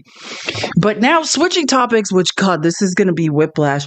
And I'm going to say something now, because I don't even think I will not cry. I will not cry. But we're going to move on to some very tough immigration topics. But I just need to say something which I added it to the end of the presentation, and I assume it's there now. Yeah. Part of the reason I was kind of out of sorts when I started live is I had listened to this article. This is a ProPublica article, which ProPublica, if you don't know, I mean, these are Pulitzer Prize winning journalists. Like, these people who work at ProPublica are like former New York Times reporters. These are the creme de la creme of investigative journalism. And this is one of the most disturbing articles you will ever have to get through in your life. You don't have to read it. You can listen to it. They're all available to listen to. It is called Inside Ice Air Flight attendants on deportation planes say disaster is only, I'm about to tear up. I can't say the name without crying. Okay. Disaster is only a matter of time. Now, there's this company called Global X that was started as like, they lured all of like the best of the creme de la creme of flight attendants. And they're like, we're going to be transporting basketball teams and hockey teams and baseball teams and rich people. And these are going to be chartered rich people on big jets. And like, you're the best of the best. Come here. And then they started taking ICE contracts for deportation, ICE rendition flights. Exactly. And now it's like, look up Global X. Look up who has stock. I would say we should start looking up who has stock positions in Global X. And now that's primarily what they are doing. I think everybody should listen or read this article because, I mean, let me just say, the long and short of it is like these flight attendants are telling absolute horror stories about what's going on these flights, that these people are chained wrists to ankles. That's the least restrained people. There are flights of children. They're not supposed to make eye contact with them. They can't have water. The bathrooms are broken. The air conditioning is broken. They have people who are what they call the wrap, which is essentially, I mean, they are full body restrained. So you tell me, well, the first thing the flight attendants are saying is they've never been trained on how to evacuate a plane of people chained there. And there are firsthand accounts of pilots telling them they've never received corporate training. There is no plan to evacuate the migrants if there's an emergency. They can't. They're chained to their seats. So I want everyone to think about what I'm trying to tell you. These people are chained to their seats. They've never received any corporate training on what to do. And they're just saying, save yourself. So, I mean, like, when I tell you getting through this article was one of the hardest things I've ever heard of in my life. There's they call it a wrap. It's like being a burrito where you are literally like, it's like a cross, and I'm quoting the article now. It's a cross between a straitjacket and a sleeping bag. Can that person evacuate a plane? Like one of these planes filled up with smoke. Could that person get out if they needed to? And the flight attendants have never received corporate training. And they're just saying, get out, save yourselves. Don't worry about anyone else. These people are sitting there. Don't make eye contact with these people. Don't talk to them. You can't give them water. You can't give them snacks. Like, yeah. I just can't express to you how disturbing this article is, but I think it's important to just say, like, it's called Inside Ice Air. Flight attendants on deportation planes say disaster is only a matter of time. I think it's our responsibility to learn and understand that these things are going on because it's rough. But now I want to talk about, oh my gosh, now I'm going to Kilmar Abrego Garcia and the other people. I want to talk specifically about that because I've been doing, well, I guess it's not, I've been doing some research into it and I just have a few things to say. Like, first of all, you know it's bad when Joe Rogan is like, what the if you don't know about Kilmar Abrego Garcia, I've heard a lot of people say the U.S. government admits that he was accidentally sent to CECOT in El Salvador. He should not be there. As a matter of fact, he fled El Salvador because he was being terrorized and recruited. His mother had a little pupusa, which is a little food stand, was selling pupusas, and was being extorted and leveraged to try to force her son into a local gang in El Salvador. He fled, entered the United States illegally at 16. Then in 2019, when Trump was president, was outside a Home Depot with some other people, whatever, was detained. Again, this man has never been accused or indicted or convicted of a crime in any country ever. Right. But when they were rounded up as him and some other Hispanic folks outside of a Home Depot. They had a random police said there was a criminal informant. I'm talking about court documents now, who said that he was a gang member, a CI, a paid criminal informant of a police officer. The police did not believe this person, right? That's what basically happened. But a judge in a hearing for bond, not to convict him of a crime. I just want to be clear. He's never even been charged with a crime anywhere in the world.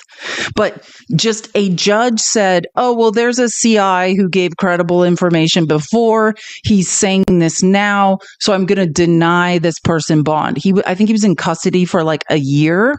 And then he got a judge to hear his case. His family gave testimony and he was granted a judge said he cannot be removed from this country. Him and his family have testified credibly. They are in danger. He cannot be returned to El Salvador. He is safe here. There was a ruling in his favor. He has been released. He has an autistic son who's nonverbal, who he is raising. He was going to pick that son up from school, and he was snatched off the street in front of the nonverbal autistic child who is, I assure you, traumatized for life. And the U.S. government has now, The Atlantic, which is the bane of Trump's existence. First, they added Jeffrey Goldberg from the Atlantic to Signal, to that Signal chat, and now they broke this story on Monday. And he's one of the ones not on this other set of flights that just happened on Monday morning that Marco Rubio's like, yay, we did it again. The original flights to El Salvador. His wife recognized him because of a tattoo he had and certain scars on his head. The government admits this was an administrative error and he should not be there, but they will not bring him back. They said they can't. Trump can do all of this BS and he can't go get back a person who shouldn't be there in the first place. Yeah, Angie, and again, these replays are available on YouTube. Yeah, they are using Gmail for communications. I went over the Washington Post exclusive. We just barely missed that part. But yeah, I did go over it a few minutes ago, but the replay will be available on YouTube. And it's a Washington Post exclusive article for more reading on them using Gmail and other BS. Yeah, exactly. So I just want to make sure when we're talking about Kilmar Abrego Garcia, what we are talking about and the situation he's in. He has done nothing wrong. He's never been charged with a crime in any country, never been convicted of a crime, did enter the United States illegally, but upon having an actual day in court, there is a judgment. An immigration judge says they have testified credibly. He cannot be removed from this country. And the Trump administration admits it's a mistake.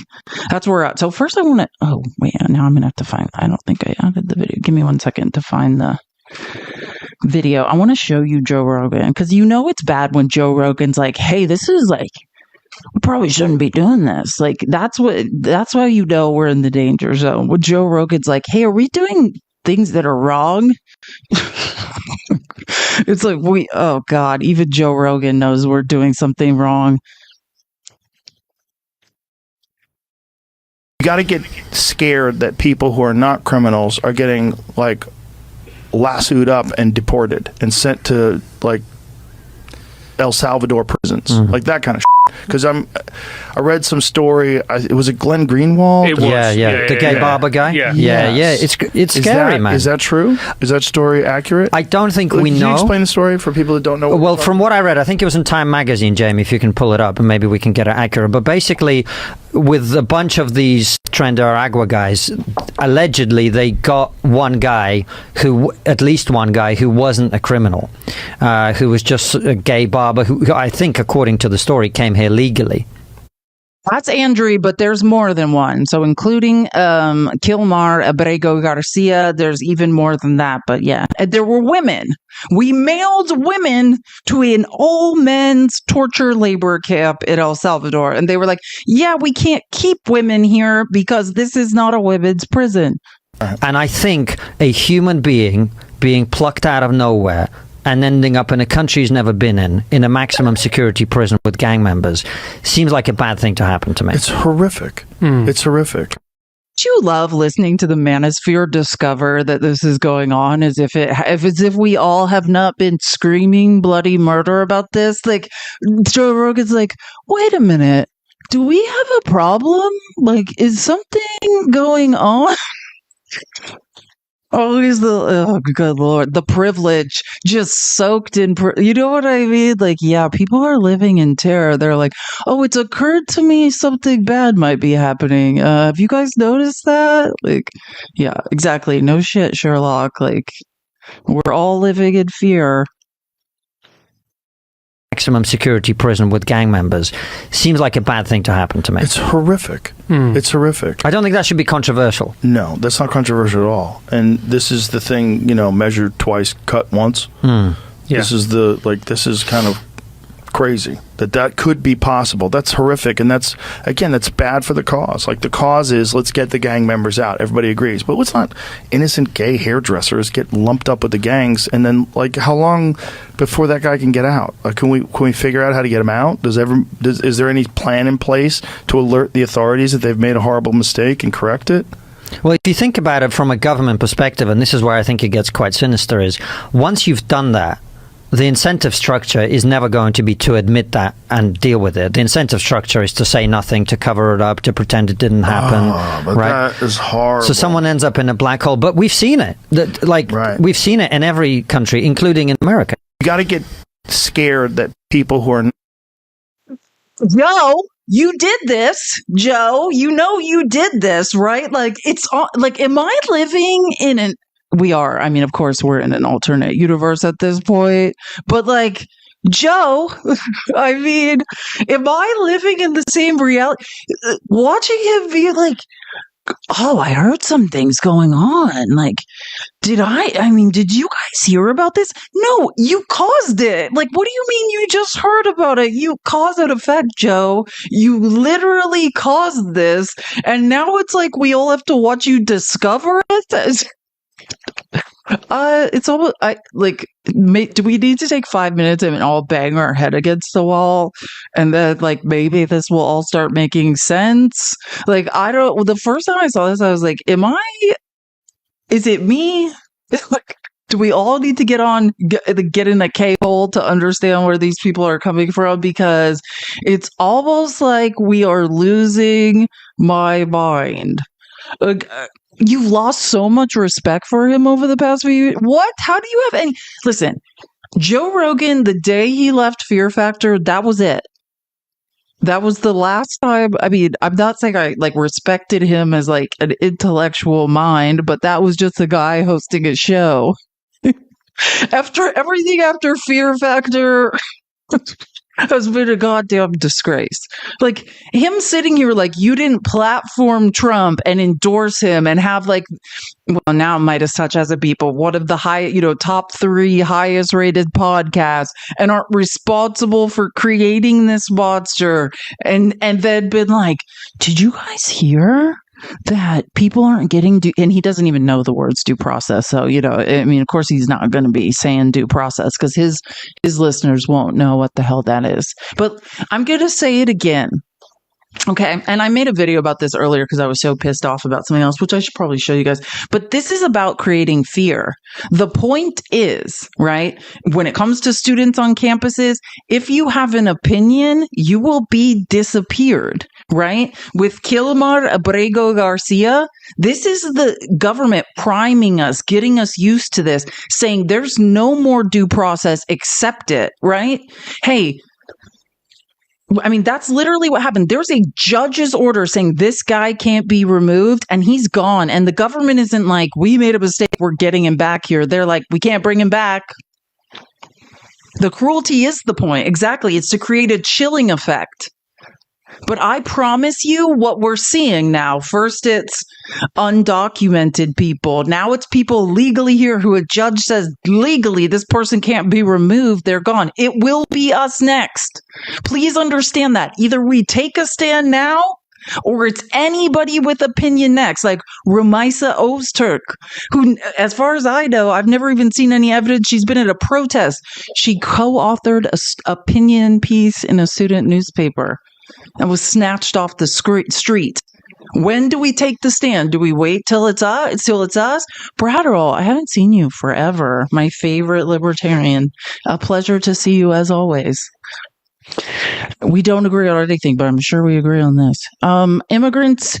Thanks, Megan, for the $3.33. I love repetition.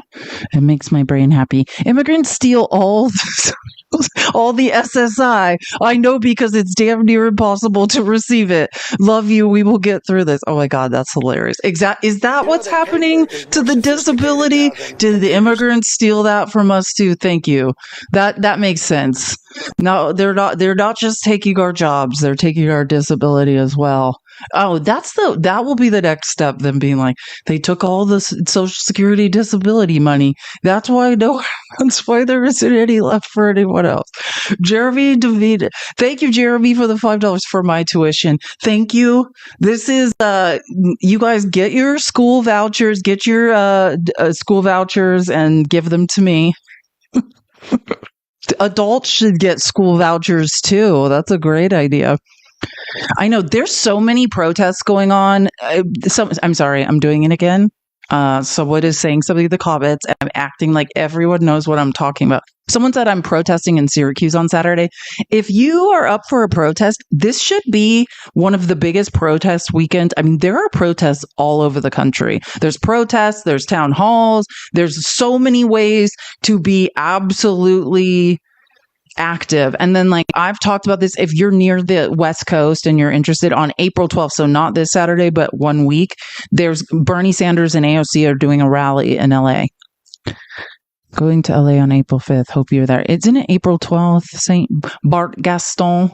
You're the best. But I think it's April 12th, isn't it? I'm pretty sure it's April 12th. I think the rally with Bernie and AOC, I think it's on Saturday, April 12th. But someone can fact check me on that. But there are, like, I'm way into Rachel Maddow, and there were so many, she was talking about all of the protests available, like the veterans protests, the labor protests, the town halls, oh my God, they're everywhere. Like, if you want to go shout at somebody, I mean, never before have there been more opportunities to shout at somebody. You need to get out some rage. There's a protest for you, I promise. And I love it. Like, it's amazing. But this is where we're at. Where Joe Rogan, the man, probably, I mean, again, I can't place the percentage amount he's responsible for Trump being in office, but I mean, it's not zero. And he's like, did you guys hear they're just disappearing people and sending them to other countries, like, without due process? Yes, Joe, we heard. And it's unbelievable that you are this late to the party. But should we be surprised by that? I'm thinking no. But it is shocking to listen to him continue. Oh, I was like, this doesn't look like my presentation. Hold on one second. Let me go back to the presentation.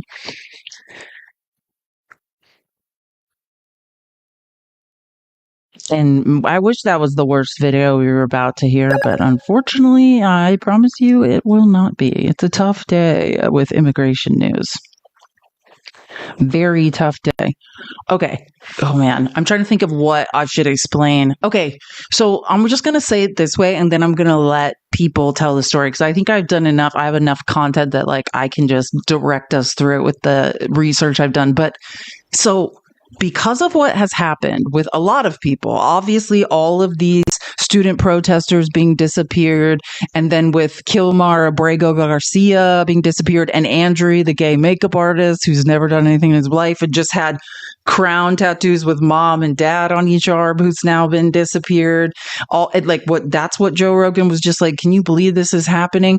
So people are getting unbelievably angry. And I know I'm not suggesting you hang out on X, but there were wars breaking out on X yesterday. And, like, imagine being the vice president of the United States and just slinging mud and telling lies all day long on X. That's what JD Vance, you want to know what the vice president of the United States, imagine if Biden was fighting with people on X, just fighting with people and not fighting like and being right. I mean, fighting and telling obvious lies that everyone on, that everyone on earth can identify as a lie and are like, that's very clearly a lie.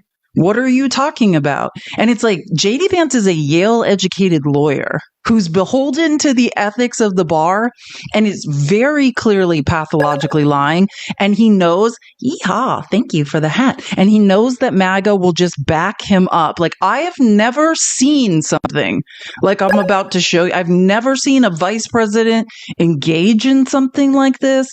I mean, it is beneath all of us, but you want to believe it's beneath the vice president. But now I'm learning.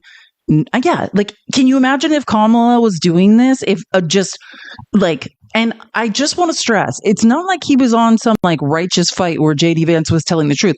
He was telling, I mean, lies that only idiots could believe, because people were just like, well, here is the actual court document, so I know that you are telling lies. And that's how you know he learned from Trump. Like, oh, like whatever I say, MAGA's not going to look at the court. They're not going to do any research. They'll just think I'm telling the truth. So I don't have to bother to be honest anymore. It's like he knows now.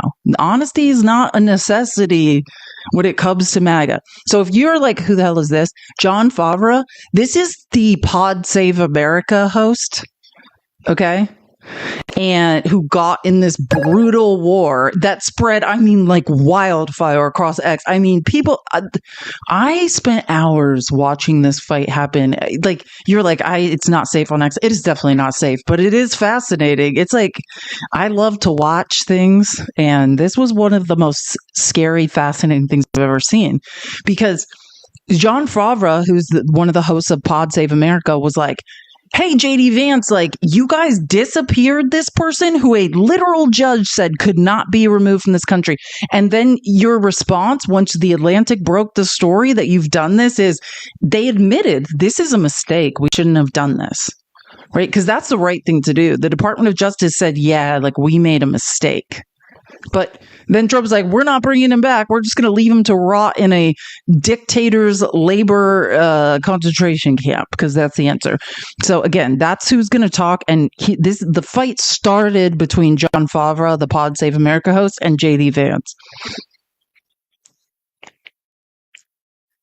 Tell you all about my Twitter fight with JD Vance. The news just broke that for the first time, the Trump administration admitted in court that they sent a father from Maryland to rot in a dictator's torture dungeon based on, quote, an error and, quote, an oversight. Even worse, the Trump administration is also arguing in court that even though they've mistakenly sent this man to a Salvadoran prison, they have no ability to bring him back. The Atlantic broke the story Monday night. The man's name is Kilmar Abrego Garcia. He came to the U.S. in 2011 because real gang members in El Salvador were threatening to kill him. He married an American citizen. He works full-time. He's caring for 2 kids. One is a 5-year-old with autism who can't hear well or communicate. In 2019, Garcia spent a year in ICE detention because he was accused of being a gang member, an accusation based only on his Chicago Bulls hoodie and a single informant who claimed that Garcia belonged to a chapter of MS-13 in a state where he's never lived. Even the police said they didn't believe the informant. To this day, Garcia has never been charged or convicted of any crime in any country. Garcia ultimately won his case. A judge freed him and gave him a specific legal protection from being deported to El Salvador because the judge was worried that they'd torture or kill him. 6 years later, just a few weeks ago, as Garcia was picking up his son after work at his grandmother's house, ICE agents stopped him, handcuffed him, took him away from his family, and sent him to prison in El Salvador without any due process. And his wife only knew this because she saw his picture on TV. I was shaking with anger when I read this story last night. I tweeted about it. I asked if Marco Rubio or Elon Musk or JD Vance had any comment. At 1 a.m. Eastern, J.D. Vance wrote back. He said Garcia was a convicted MS-13 gang member, a lie, with no legal right to be here, another lie, and told me it was, quote, gross to get fired up about the government admitting that it sent an innocent man to a foreign prison. You know what's gross, JD? That unlike your own Justice Department, you can't admit that you fucked up. That you and Trump refused to call up the Salvadoran dictator who we're paying $6 million a year to jail people, some who've committed no crime, and ask him to release Kilmar Abrego Garcia. Or Andre Romero, the gay Venezuelan makeup artist who's also been wrongly imprisoned. Or any of the more than a dozen people you've now sent to be starved and tortured based on nothing more than a few suspicious tattoos. That's fucking gross. And people need to speak up. Call your member of Congress. Ask Democratic politicians to speak up. Because if J.D. Vance and Trump get away with this, it will not stop with immigrants. It almost never does. Well, it definitely won't. They're destroying due process. And I'm going to say this again because I said this many times already, but I know that if in case there's any MAGA in here, they might catch something and learn something. It doesn't matter if you are documented, undocumented, if you are on a student visa, if you have temporary protected status, of all the many types of protected statuses there are. It doesn't matter. Everybody on U.S. soil gets due process. If you are accused of a crime on U.S. soil, you have the right to mount a defense. That's what due process is. Welcome to the Constitution of the mother effing United States. Everyone has the right to due process in this country. If you invalidate anyone's, it doesn't matter. It doesn't matter if they're a citizen, on a student visa, anything. You are invalidating your own. But to understand that, you would have to be able to follow a line of logic, which it's become painfully obvious that none of you can. It infuriates me. And if you would have seen MAGA fighting this, like, hey, can any of you read or have a basic understanding of the Constitution? No, but they just backed. J.D. Vance is pathologically lying. He said he was convicted of being a gang member. Again, I want to remind you, I've read these court documents myself. What it says was when he was outside in 2019 during the Trump administration, because J.D. Vance has told several lies. First, he said during the Biden administration, because J.D. Vance can't count or tell time or years, and thinks in 2019 when this happened that Biden was president. He was not. Donald Trump was president. And then he tried to edit that, which he got completely ran over on Twitter for. And then said he was a convicted gang member. This man has never even been charged with a crime. How could you be convicted? What happened was he was detained outside of a Home Depot with other people. A random confidential informant who even the police said they did not believe said he was a gang member based on a Chicago Bulls jersey and stuff that didn't make any sense because he'd never even been in the state in El Salvador the guy accused him of being from. And the gang that was trying to recruit him, the name is escaping me, but it's a local gang and it's not the one that guy accused him of being part of. Period. And so none of it made any sense, but that was a bond hearing to say if he could be immediately released on bond. This man has never even been charged with a crime. We have a Yale-educated lawyer who's vice president of the United States pathologically lying and refusing to take it back. So naturally, people became very upset about this. So Kyle Cheney, who you guys always see me talk about, he's like the head of the legal affairs department for Politico. I always say follow this guy because he's always just monitoring all the latest court hearings and stuff. So he starts adding Vance for John Favreau and is like, Vance here mocking John Favreau for not reading the court filing, says the deported man was a convicted gang member. The court filing does not say that. It says he was denied bond in 2019 over an informant's claim he was in MS-13. That's not a conviction. And then JD Vance, and this is again on the East Coast, it's like 2 a.m. and JD Vance is fighting. The vice president of the United States is on Twitter fighting people so that he can continue his stream of pathological lies. And he goes, Kyle Cheney, a legal affairs reporter, is apparently unable or unwilling to look at the facts here. No, we are looking at the facts. You're lying. In 2019, an immigration judge And then he writes, under the first Trump administration, and now I'll show you later, that's not what he originally wrote. His original post said under the Biden administration, because JD Vance can't tell time, determined that the deported man was in fact a member of the MS-13 gang.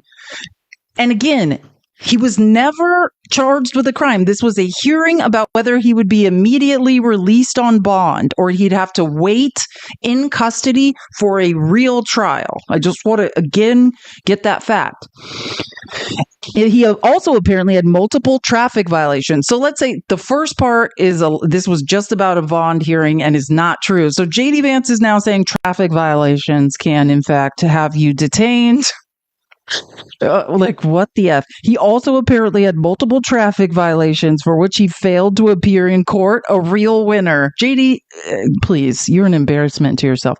It is telling that the entire American media is going to run a propaganda operation today, making you think an innocent father of three was apprehended by a gulag. He was. And the Department of Justice, underneath Donald Trump, has admitted that and said it was an error and he should never have been sent there. They admitted it. Pam Bondi's DOJ has admitted that fact. And he's like, here are the relevant facts. The man is an illegal immigrant with no right to be in our country. Lie. Sorry, he entered the country illegally, was detained in 2019 during the first Trump administration, then got a real immigration hearing, and a real immigration judge determined he could not be removed from this country. An immigration judge determined he was a member of an MS-13 gang. Lie. What happened was, before his actual immigration hearing about this, when he was originally detained outside a Home Depot, a confidential informant said that he was a gang member. He always denied that it was true. The local police did not believe him because it didn't make any sense. He'd never been in the state in El Salvador where they said he was a gang member. And that judge just said, well, this CI gave credible information before, so I'm just not going to release him on bond. That's not a day in court. That's just about whether or not you get to await your day in court. In custody or out of custody. 3, because he is not a citizen, he does not get a full jury by peers. In other words, whatever due process he was entitled to, he received. Wrong. Anyways. And then this is the funny part. So this is what's underneath. So everyone's just like, and then he tries to start making excuses because he's getting roasted. There are thousands of comments underneath saying, you edited your post because you're a liar. So then he starts making excuses and he's like, edit the original post because 2019, when this determination was made during the Trump administration, not the Biden administration. You edited the post because you thought Biden was president in 2019. What an embarrassment. Which, I mean, it is an embarrassment. You can't count. Aaron Parnas was like, the internet is forever. See, this is the real first post where he's like, in 2019, an immigration judge under the Biden administration determined that the deported man was in fact a member of, so, I mean, he literally can't count. Then, I love Anarchy Princess. She's like, I could list at least 10 J6ers who didn't show up to court for traffic violations prior to J6 even happening. Wow, deport them. What a crime. You're, Ron Smith, you're truly the dumbest VP in history. We saw what you wrote earlier. Wu-Tang is for children. These are pretty much, you guys don't hang out on X, but these are pretty prominent people on X. All you do is lie. Just shut the F up already. You are a lying F. You said he was a convicted MS-13 gang member. He is not. Retract the claim. The determination made at the bail hearing was based on his clothing, hearsay that not even the cops believed, and a blatantly false report. He won his withholding claim. Oh, I mean, when I say JD Vance was run over on Twitter, I mean, it was a sight to behold. So his crimes were loitering outside a Home Depot, an informant who said he was a gang member with absolutely no supporting evidence other than this information in the past, having some reliable information, and the Maryland man not disproving a negative. Oh, and he had traffic violations. Wow, I mean, that's as open and shut as it gets, right, JD? You guys are a joke. The fact you think some people in America don't get due process goes against everything our country stands for. People in this country are entitled to due process no matter what. Due process exists so we don't make huge mistakes like this one. Amen. Could not agree more. And Ro Khanna was talking about this. I've been a big critic of JD Vance, but this isn't politics. A potentially innocent father's life may be over. You have the awesome power to have him come back and get due process. I hope you'll find it in your heart to do that, as you believe every life has dignity. Dad has entered the chat. I mean, the fighting was vicious. So anyways, that's what was going on Twitter. I just want to show you the dragging was unbelievable. It's probably still going on. It hasn't even stopped. You could go check it out for yourself. But so this is what Caroline Leavitt was saying. I mean, her lies are prolific and we all know that. But she just goes into a press conference yesterday and just starts lying for Trump. Thank you so much for the heart. Keep tapping the screen. Let's get to 400K. Am I? What is happening here? Just changing subjects for 1 second. The administration has expressed a complete confidence in how all the deportation flights to El Salvador were conducted. But now that the administration has conceded that there was an error of one Salvadoran national, will there be any reviews conducted? And does the president express any thoughts on the one error that was disclosed in court last night? Well, first of all, the error that you are referring to was a clerical error. It was an administrative error. The administration maintains the position that this individual who was deported to El Salvador and will not be returning to our country was a member of the brutal and vicious MS-13 gang. That is fact number one. Fact number two, we also have credible intelligence. She doesn't know what facts are. She struggles with these type of things. These are not facts, and there is no evidence to back this up. Just to be clear, she does not know what facts are, but she struggles with the truth. I mean, she literally does her best impression of her favorite pathological liar, Trump, proving that this individual was involved in human trafficking. And fact number three, this individual was a member, actually a leader of the brutal MS-13 gang, which this president has designated as a foreign terrorist organization. Also, I just want to reiterate that none of those are in fact facts. Those are delusions made up in her mind. I mean, truly. And I just want to say, let me help you out. If there was any evidence, they would show it. It would be in court. Just like what I have to hear people be like, but the Biden crime family, if they could bury Joe Biden with evidence, they would have brought it. They would have impeached him. That was the whole point. There's no there. There's no evidence. If there is evidence and you're not just pathologically lying, now would be the time to present it. Yes, I have seen the person that impersonates her. Oh my God. Hilarious. And didn't she stop wearing certain earrings because of it? I saw something. If you can't see the chat, I would go in and come back out of the live and see if that helps. Because I can't even comment in the chat. I've got problems like that. I have... Don't ask me. I can't even write a comment in the chat and you guys see it. Her cross on her neck. That's what it is. Okay, yeah. Oh, yeah. Oh, my God. Wait. I have something to show you about. I actually have a video. It's funny you guys bring that up. Hold on. I kind of skipped over it for the sake of time, but let me show you something. I was going to show you guys earlier.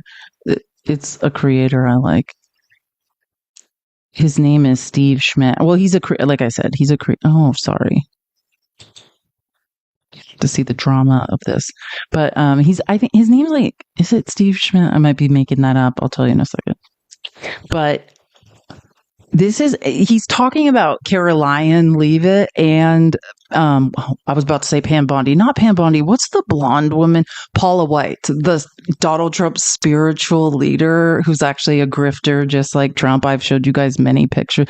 She tells people to give her their rent check or their check before they pay their rent and their light bill because God will bless them. You know, she's like, what are the prosperity gospel? What? Yeah, she talks in tongues. Yeah. Watch this video. Hold on. I just thought this was funny. I mean, all true and funny. the 27-year-old White House press secretary, a liar, a malice, venomous, with the gleam of a zealot in her eye, married to a 61-year-old MAGA real estate developer, has decreed that there are sinister and wicked demonic forces opposing Donald Trump, that she is engaged in a form of spiritual warfare, and that before she goes out, that she prays to deliver the good news, the word of Trump. And good news for all of you good people out there in this Easter season. You can purchase for $1,000 a special blessing from the White House faith advisor herself. I'm talking about Pastor Paula. That tip of the spear of good and godly intentions.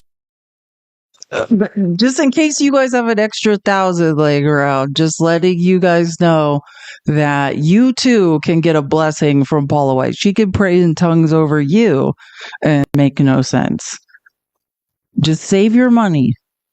And if you've never seen the videos of Paula White, I encourage you to look her up because it is quite a sight to behold. I mean, it is something that you will never forget in your life. It will probably traumatize you for the rest of it, quite honestly. Okay. And there's one of these I can't play because it's like, it's so graphic. Like Caroline Leva is out of her mind. Like she went on this, all of these are lies, but hold on. So a reporter's basically asking like, here about JD Vance. Our communities. The Vice President said he was a convicted member of MS-13. What evidence is there to back that up? There's a lot of evidence, and the Department of Homeland Security and ICE have that evidence, and I saw it this morning. Steve. So again, if you were convicted, then let me help you, Caroline, because your brain's not working so good again. If you were a convicted gang member, there would be a court case, and there would be transcripts from that court case, and then there would be an indictment, and then there would be the transcripts, and then there would be, like the conviction that you were a gang member. So I could help you there and say, no, what you said was not true. I don't even know if she listens to she's the worst White House press secretary. Like she can't even, she's, like I said, it's a combination of idiocy and pathological lying. Caroline, always at it. Wait, and you tell me who she's doing an impersonation of right now. Where have you heard someone saying this? Oh, Gaston, thank you so much for the $25 for doing what you do. That's so sweet. Thank you for being here. You're the best. Oh, and also thank you for the Twitch bits, Illusion. I just saw them. You're awesome. Thank you. I love Twitch bits. Okay, so tell me who Caroline is doing a really bad impression of. A few questions about this deportation case. First, I wanted to clarify something that you said to Jeff a few minutes ago. You said you'd seen evidence that this man was a convicted gang member. In what court was he convicted and for what? This individual was an MS-13 ringleader. This individual was also engaged in human trafficking. And I'm glad you brought up this point again, because I would like to point out that if you just saw the headline from the insane failing Atlantic magazine this morning, you would think this individual was Father of the Year, living in Maryland, living a peaceful life, when that couldn't be further from the truth. They didn't even mention in the title of that article, or even in the first paragraph, that this individual is an illegal criminal who broke our nation's immigration laws. He is a leader in the brutal MS-13 gang, and he is involved in human trafficking, and now MS-13 is a designated foreign terrorist organization. Foreign terrorists have no legal protections in the United States. So again, liar, telling a bunch of random lies. Doesn't she sound like Trump? The insane failing Atlantic. I mean, it's Trump. But they asked you what court he was convicted in, and then you just were like, hey, I'm just going to loudly go on a string of unintelligent lies again. No, she's doing a Trump. She learned it from Trump. That's what she's doing. She's doing an impersonation of Trump. That we asked you, since you continually now 3 times have lied and said he's a convicted gang member, what court was he convicted in? We can do a Freedom of Information Act request and we can get those court records. Oh, that's right. He's never been charged with a crime in his mother effing life anywhere in the world. That's right. You're just making up a series of lies. I don't think I can play all of this. I'm trying to make sure. Hold on. I need to read which one, because like she goes on this insane rant that like I don't even think I can play.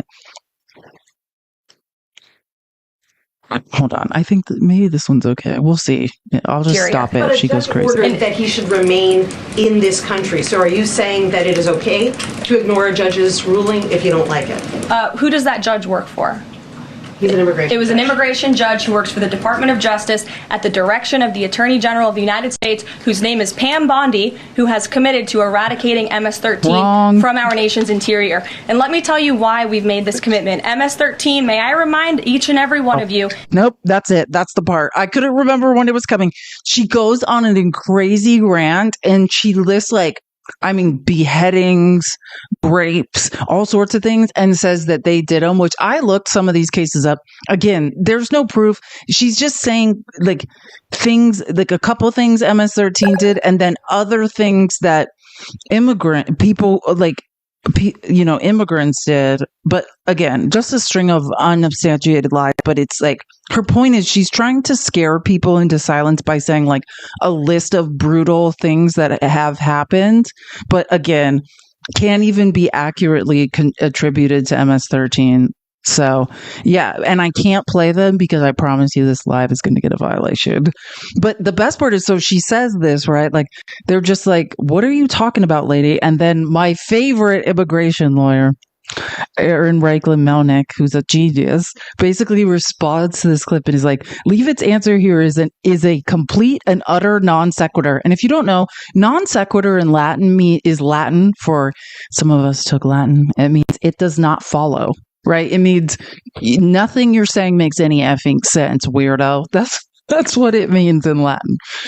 Mr. Abrigo was granted protection in 2019 when the AG was William Barr. Now, let me think here, because I have a brain and Caroline doesn't. Well, in 2019, Aaron Reichlin-Melnick is saying the AG was William Barr. So was Pam Bondi the AG? No. If you don't remember, she went on this crazed rant. It was like, Pam Bondi's AG. No, not in 2019. I know your brain doesn't work so good and you just yell things. It was Bill Barr and Trump was president. In 2019, when a judge granted him protection, Pam Bondi didn't intervene and overturn the order. DOJ and ICE both admit that he was deported unlawfully and by mistake. Period. Right now, the Justice Department that Pam Bondi is in charge of, she was not in charge of anything in 2019. They admit it was a mistake, and Caroline is like screaming lies at people as if that like they already admitted it was a mistake. It's over. Anyways, so then Aaron Reichlin-Melnick makes his own thread, which I love. So he's responding to like when Kyle Cheney was going after Vance when this fight was going on. And he's like, Vance is badly wrong here. In 2019, a police informant alleged the guy was in MS-13. He spent a year in ICE detention and as a result, then won his case. He's been out for the last 5 years, married to a U.S. citizen, has 2 kids, and still has all. Very interesting when the facts come into play. And again, this is a thread that Aaron made. I love when he does this. So this is someone commenting and then he's answering his questions. What are the details and which case was won after the detention? Seems like this will be a very important detail if he didn't rebut the initial gang affiliation from the Justice Department, because currently people are making it seem as if the MS-13 affiliation was conclusive. And Aaron responds to that and says, in 2019, Mr. Abrego was arrested outside a Home Depot, his only criminal arrest. A cop declared that he was a gang member because he was wearing a Bulls jersey, and a confidential informant, a CI, said he was in an MS-13 clique in a state he never lived in.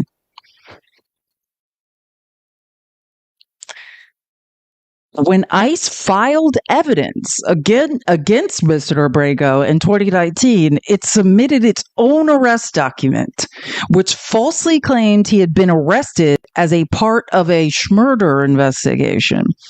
Despite this error, the immigration judge had to trust ICE's allegations because of case law, so he was denied bond. So I just want to be clear, that's why he was denied bond. They said he was part of an unaliving investigation he was never a part of. During Mr. Abrego's 2019 immigration bond proceedings, ICE admitted that the only evidence, so when he finally got his day in court after being detained without bond for a year, he finally got in front of a judge, and ICE had to admit the only evidence he was linked to MS-13 was the gang worksheet filled out by the PG County cops, the one which said he was linked to a clique in a place he had never lived in. He has no other arrests, none. Here's the full account of the 2019 arrest outside Home Depot, which led to the MS-13 allegation. What we do know is it's very clear that Trump's ICE. Well, and actually, I just want to be clear because I don't think this only happens under Trump. I almost told a lie. I think it happens under Biden. I think it's happened under Obama. I think ICE agents say things, fill out these forms, and now I'm really glad that I get to see this and how this works because now I get it.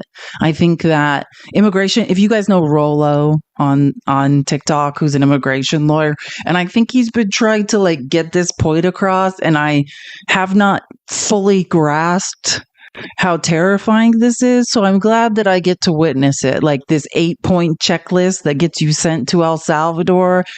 This is ridiculous. All it says is somebody says you did something and then you're a criminal. That's it. So here's the full account of the arrest. This guy's been here since 2011, has no criminal record, is married to a U.S. citizen, and has 2 kids. On March 18, 2019, plaintiff Abrego Garcia went to a Home Depot in Hyattsville, Maryland to solicit employment. When he arrived, he joined 3 other young men who were also, so you know how it is, he's just with 3 other guys at a Home Depot soliciting employment, 2 of whom he recognized from prior occasions at Home Depot, though he had never interacted with them in any other context. The young men proceeded to chat to pass the time. At 2:27 p.m., while the 4 of them were chatting, a detective from the Hyattsville City Police approached the group. The detective did not speak to plaintiff Abrego Garcia, but only one of the other men. Soon thereafter, which is probably a CI. Let's just do the math here. Soon thereafter, officers from Prince George County Police Department arrived on the scene and proceeded to handcuff all 4 young men, including plaintiff Abrego Garcia. At no point did police explain why they were arresting plaintiff Abrego Garcia, nor was plaintiff Abrego Garcia ever charged with any crime. This was plaintiff Abrego Garcia's first and only time in state custody. It's amazing when you can actually read what you can learn, isn't it, MAGA? All you got to do is learn to read. At the police station, the 4 young men were placed in different rooms and questioned. Plaintiff Abrego Garcia was asked if he was a gang member. When he told police he was not, they said they did not believe him and repeatedly demanded that he provided information about other gang members. They're trying to roll the ball. This is how the police work. If you've never experienced it, good for you. The police told plaintiff Abrego Garcia that he would be released if he cooperated, right? They wanted more names. It's little fish to big fish, little fish to big fish. That's what they're trying to do.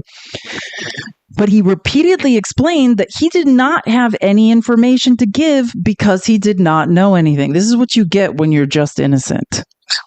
Plaintiff Abrego Garcia was then transferred to another room and told that ICE officers would be coming to take him into federal immigration custody because someone else pointed at him. Do you get it? Do you get how it works? They isolate all four of them and say, first one to flip, you get out. Plaintiff Abrego Garcia would be taken into federal custody. Eventually, ICE officers arrived and took Plaintiff Abrego Garcia into detention. The following day, Plaintiff Abrego Garcia was served with a notice to appear, commencing removal proceedings against him, right? The immigration law. On April 24, 2019, so after a year, he got his day in court, appeared for his first hearing not a year. This is his first hearing. Through counsel, he moved for release on bond. He wanted to bond out. That's when they argued that he was presented a danger to the community because local police had supposedly verified that he's an active gang member. In support thereof, ICE offered a gang field interview sheet. I've gone over these sheets. These are the sheets where it's just like somebody said this happened and he had a Bulls jersey on. The only reason to believe Plaintiff Abrego Garcia was a gang member is that he's wearing a Chicago Bulls hat and a hoodie, and that a confidential informant advised. So someone said he was in a gang with the Westerns clique, right? And anyways, we'll get there.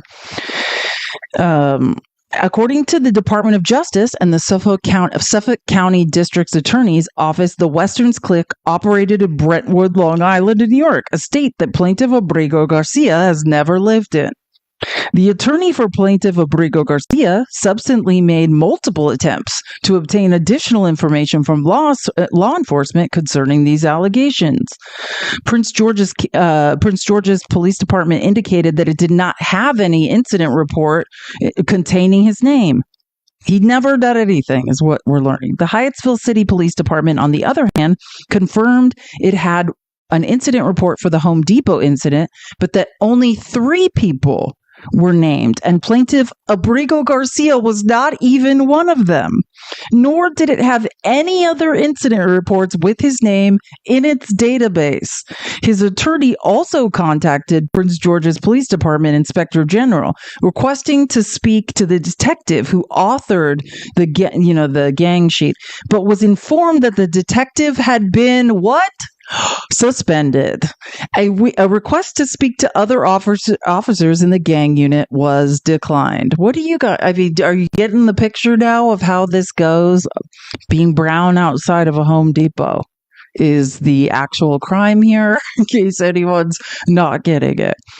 The worst part is that he did get a court hearing and he won.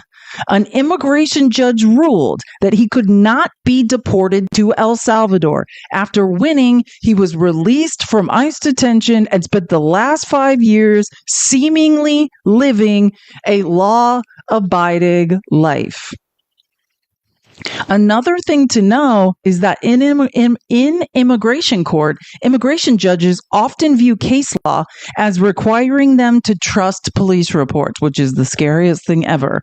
Even though in criminal court, police reports don't get as much weight. So what we're saying is police reports are given different weight in immigration court. Like what police say in criminal court doesn't matter, right? It's much. And it shouldn't, because basically we're saying immigration, ICE officers can just fill out a form and you're disappeared, as we're now finding out is the case very clearly. So bad information can end up making a big impact.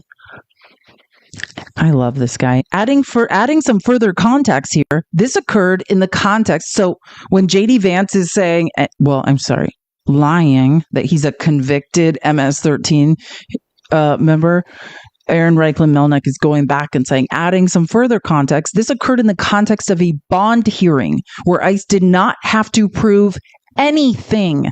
And the immigration judge was required by case law to treat ICE's allegation in the ICE arrest report as presumptively reliable. That's the thing. You have to talk to an immigration lawyer about this stuff because it's even different than criminal court, which is fascinating to learn.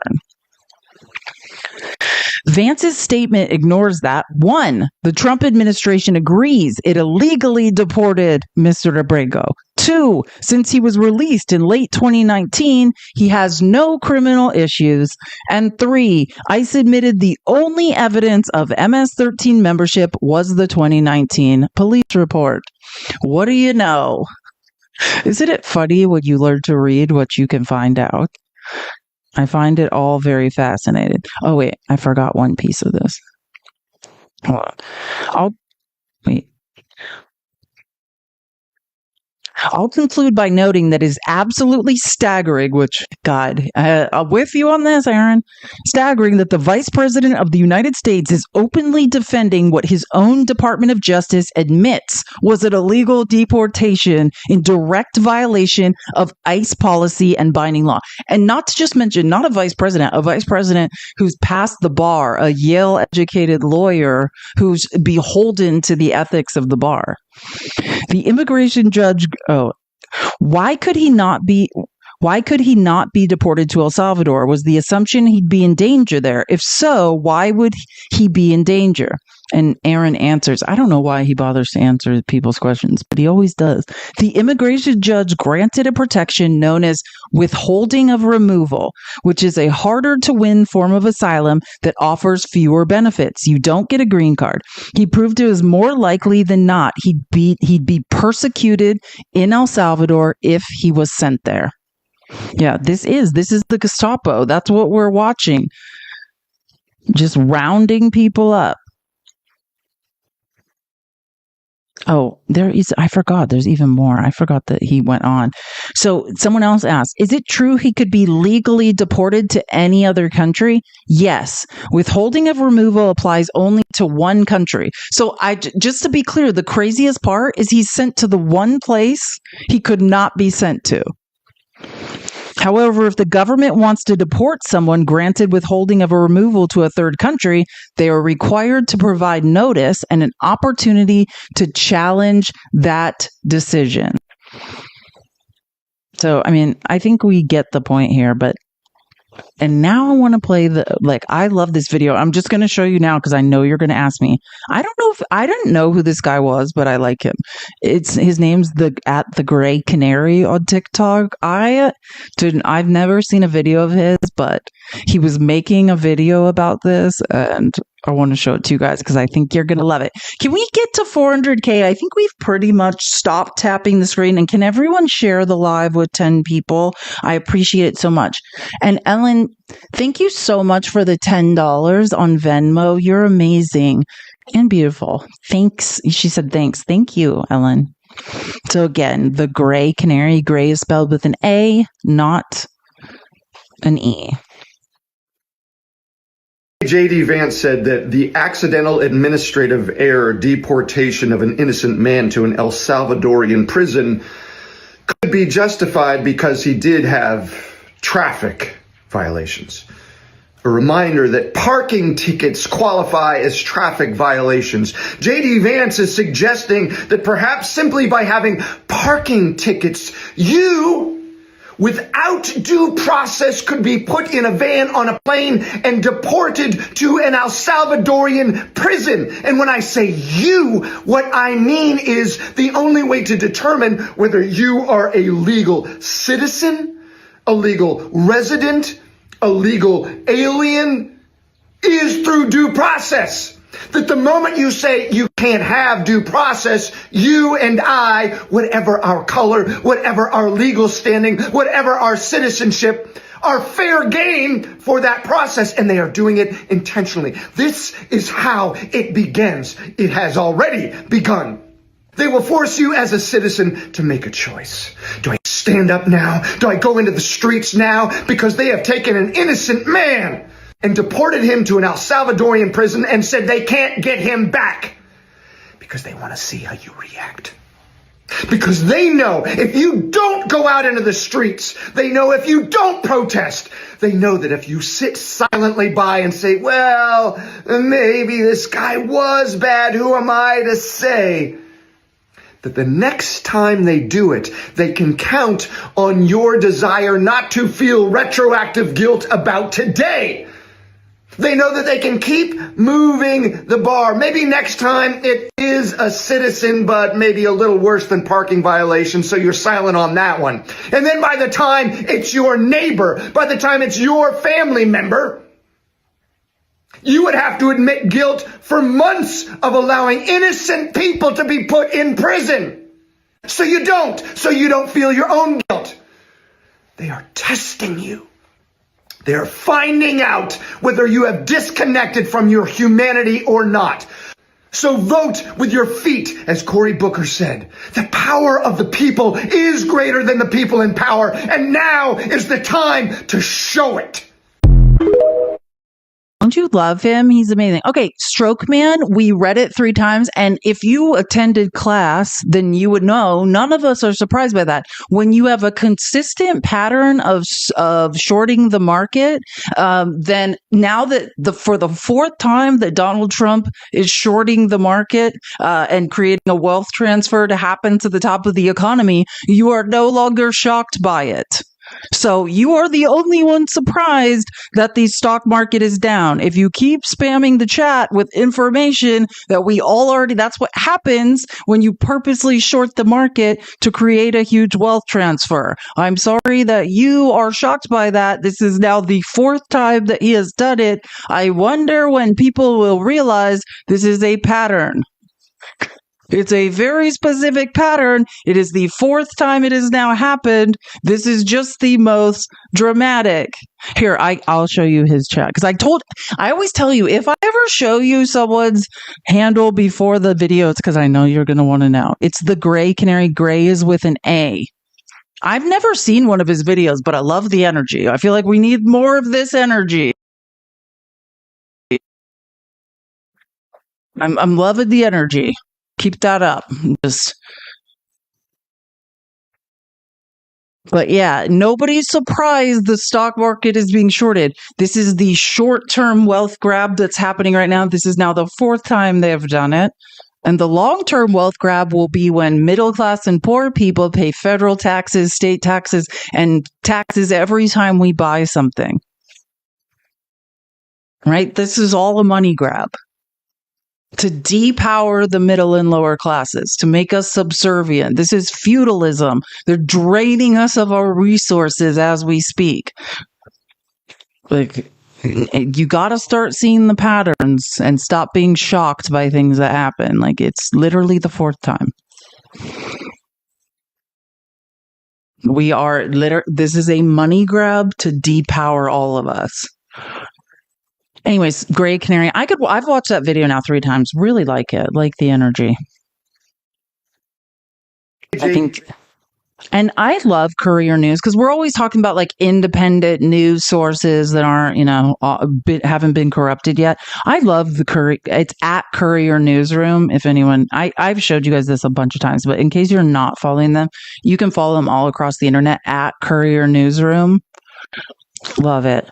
No, it's just, you can't keep getting outraged by this. Like, on the 4th time, you're shocked.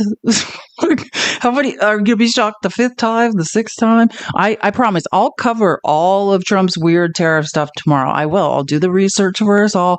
I'll take us all through it. But it's like, I'm not going to, like, get my blood pressure up the 4th time he's done something. A cartoonist in Tacoma, Washington was taken by government agents in February 2025 and held in jail for nearly 3 weeks. She has no criminal record, wasn't charged with any crimes, and never saw a judge, but when she begged guards to go home, she was met with radio silence. The U.S. Constitution guarantees every person within our borders, you, your family, your friends, this cartoonist, even your annoying neighbor, a fair, legal process the government has to go through before it can take away their freedom. It's called the right to due process, and it's the foundation of the American legal system. If you're accused of a crime, the government has to prove its case against you, and you have a chance to prove your innocence. And all of that has to happen before you're punished for anything. This cartoonist, Becky, had been backpacking across the country and was staying with friends in Portland. She wanted to take a few days to head up to Canada, but instead, she was handcuffed. Her legs and waist were even put in chains, treatment usually reserved for the most violent criminals. And even then, only after they've been granted their due process and been found guilty in a court of law. Trump and his enforcer, Tom Homan, have literally said they are ignoring due process because Well, they don't really say, and it doesn't really matter. Because if the president can personally decide who is punished and never has to make his case, they're no longer a president. We have a word for that kind of executive. It's called a king.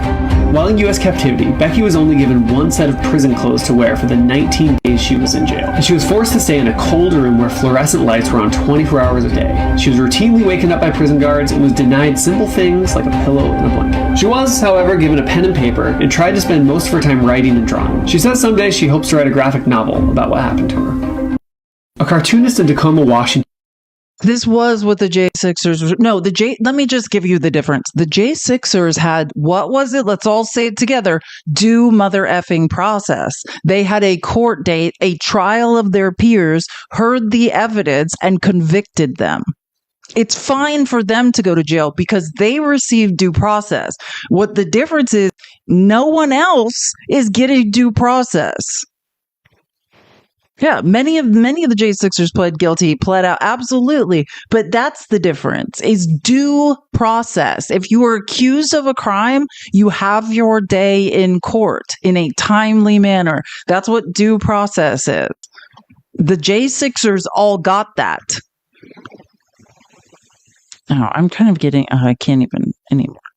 Some of this. Oh, I love Simone Townsend. I think she makes a good point here. I mean, I would like to know who's the camera crew that was hired to film this propaganda, and what company is literally exploiting the men in these videos for what? Look, I think that a lot of the things that the Trump administration does is, in fact, to distract us. They want us to talk about this so we don't talk about that. Like he comes out and says third term and, oh, I'm mad at Putin, and he thinks he'll get Signalgate pushed from the front of the Sunday shows. But lucky for, well, maybe unlucky for Donald Trump, we can walk and chew gum at the same time. The men that you see in these videos that are dressed in white that the United States sent to El Salvador, your tax dollars are paying for them to be housed there. They didn't just pay for the flight. The tax dollars are paying for every single one of these men, many of them, now innocent people who are not gang members, to be housed in a prison and they were sent there with no due process. That's not the America that I want to live in. Amen. And that is the difference, is due process. Like, understand that. Turns out it's $6 million a year Bukele's making. We're not dropping these people off in another prison and they're not our problem. Why are our tax dollars continuing to house these people? I don't want to pay $6 million a year to house innocent people here. Why not just send them back to their country and let them be on their way? Why the F are we paying $6 million a year to El Salvador to house gay hairdressers? It's ridiculous. Oh yeah, Trump's actually, the waste, fraud, and abuse. Oh, so he's not ending waste, fraud, and abuse. He'll just decide who does the waste, fraud, and abuse. Got it. Okay. That was really depressing, and I'm sorry we all had to go through that. But I want to talk about Wisconsin now. Which I find this fascinating. Well, actually, I have two different things. I love this guy. I love his energy. Let's talk about the polls. Oh, wait. I need to find this video. It's out. Hold on. Let me find this really quick. Can everyone share the live with 10 people? Tap the screen, gift, share the live. Let's get some more people in here since we're changing topics. I know immigration can get pretty dark and weird for some people. Hold on, I just need to find this video because it's important. I love these numbers. What's his name? Harry Enton. He's I like so few people, and I don't know if I like him. I like math. Maybe that's more accurate. Oh, wait, I want to make sure I get the right one. Is this it? Yep. Found it. Hold on. There we go. This is great. If you are a Republican candidate running in a swing state, you don't want Elon Musk anywhere near you. Yes, maybe you like the money, but you do not want his presence in your state. Why is that? Elon Musk, simply put, is an unpopular guy. He is political poison. Look in Wisconsin, his net favorable rating, minus 12 points, 12 points underwater. That is an even worse number when you look nationally. Look at that. It's minus 17 points. So if there's one big lesson to take away from Wisconsin is Elon Musk does not help Republicans when he shows up. If anything, the data suggests that he hurts them. Republicans, stay clear of Elon Musk if you want to win in a swing state, at least in terms of his physical appearance in your state. All right, what did we see in terms of swings in Florida? What do we see in the terms of swings in Florida? You know, we were talking about Florida 6, and you can see it here. The election margins in the U.S. House District, you know, Donald Trump won the 6 by 30 points. Last night, what did we see? We saw the Republican Randy Fine win by 14. That's a swing of 16 points.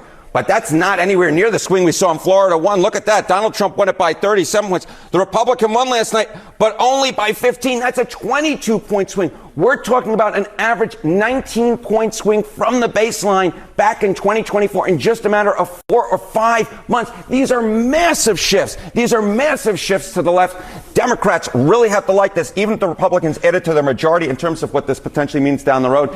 You take this type of swing, you put it on some swing districts, that's very good news for Democrats. Now, and this is the honeymoon period. This is the highest. I mean, if you understand how the flow of presidential terms, this is supposed to be the highest approval rating that Trump ever has. It's supposed to be the honeymoon period of his presidency, and nobody likes him. So it's all downhill. It's a sleigh ride into disappointment from here for Trump. Keep tapping that screen. Can we please get to 400 subs? If you can buy a subscription or buy someone else's subscription, please do. It would be very much appreciated. Love you all. Do we have any other special elections coming up? Well, we were going to have one in New York. We were going to have one in New York, but they're so scared because, I mean, Trump. I'll say it. Trump made a good decision there because Elise Stefanik was going to be the UN ambassador. She was like measuring the drapes in the penthouse at the UN in New York. And then he's like, get back in the house. Like there's not going to be an election because it's very clear they can't win. all of us who have this certain political sickness over the last 24 hours, we're talking about Kansas. Down the road, there's more. Like in Arizona, yeah. Oh my God, I'm going to get his name wrong, so I'm not going to say it. But we had a man die of cancer.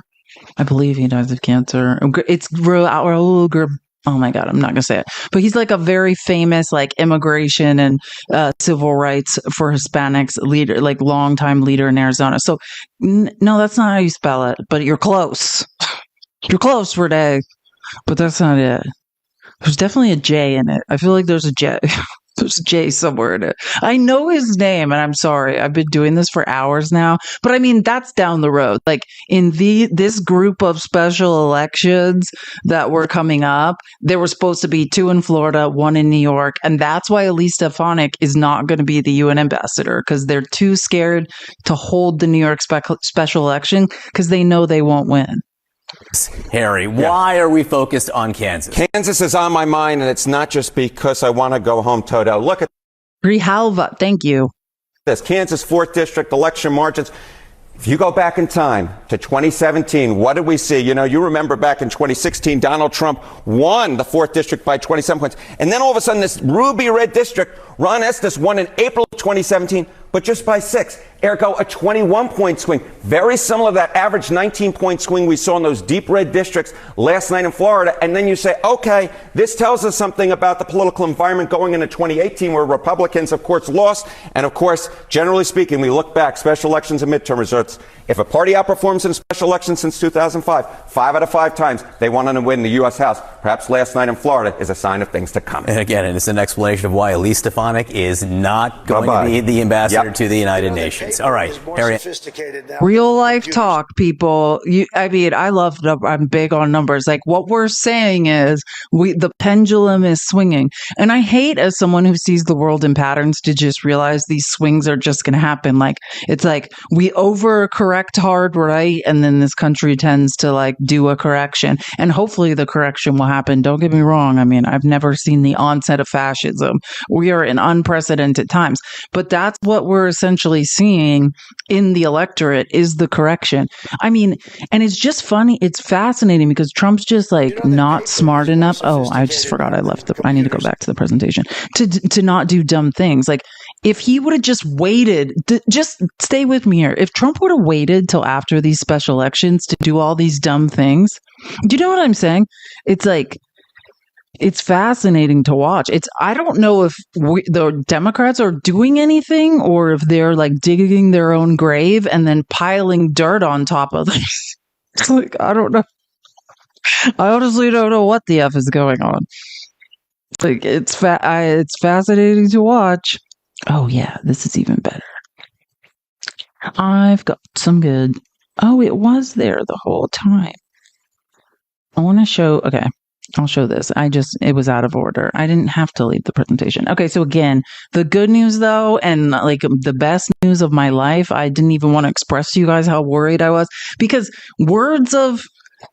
he said humanity was going to fall if the conservatives did not hold the Wisconsin did not take the Wisconsin Supreme Court. I mean, his words, not mine. That's Elmo's words, Elon Musk's words, Space Karen's words.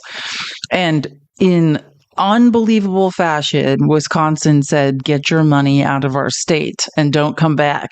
So I just cannot express how happy I am about what has happened. This is what matters. And not to say the Florida special elections don't matter because the numbers tell a story.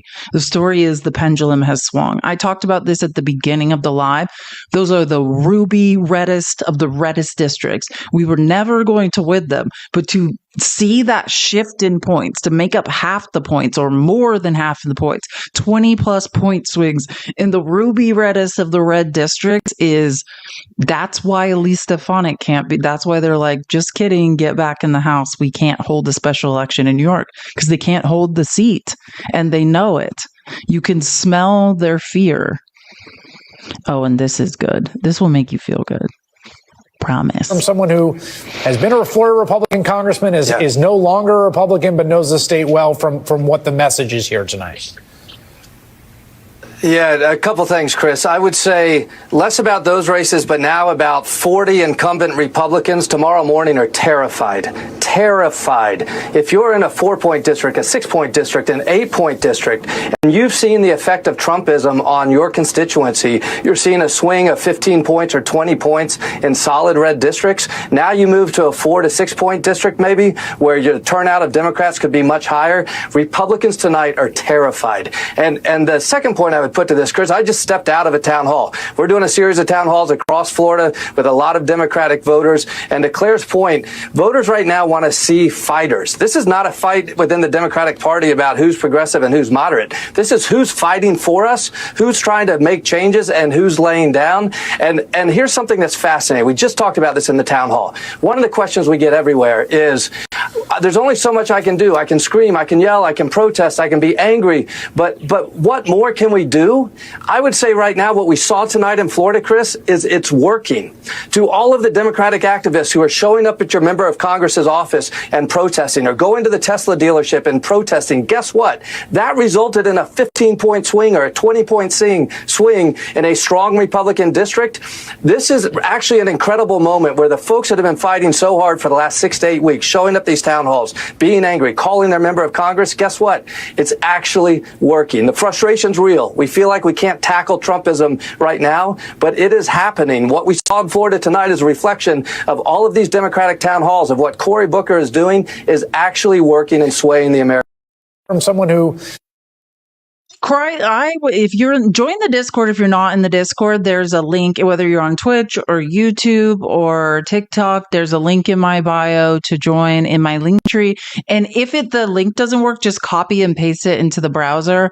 And then in real time, like I literally was crying last night when I saw this fax, and I were like freaking out. And I was also saying some expletives about Space Karen.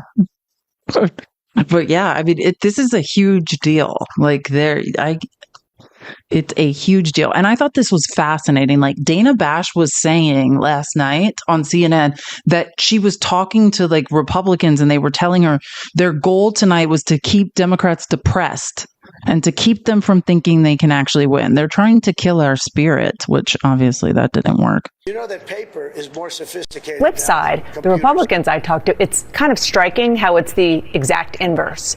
One Republican I talked to said, our goal tonight is to keep Democrats depressed. And to keep them from thinking that they actually can win. I think anger is the name of the game. Anger is the name. Like, hey, listen, anger got me through my childhood. You'd be surprised how far anger can get you. But like, whatever it takes, my soul has been, I know, whatever it takes, like dig deep, whatever it takes to fight, then use it. Wayne from New Zealand, thank you so much for subscribing. You are amazing and it is much, much appreciated. You are awesome. But I mean, that's the point. And then if you don't know who Ben Wickler is, he is the head of the Democratic Party in Wisconsin.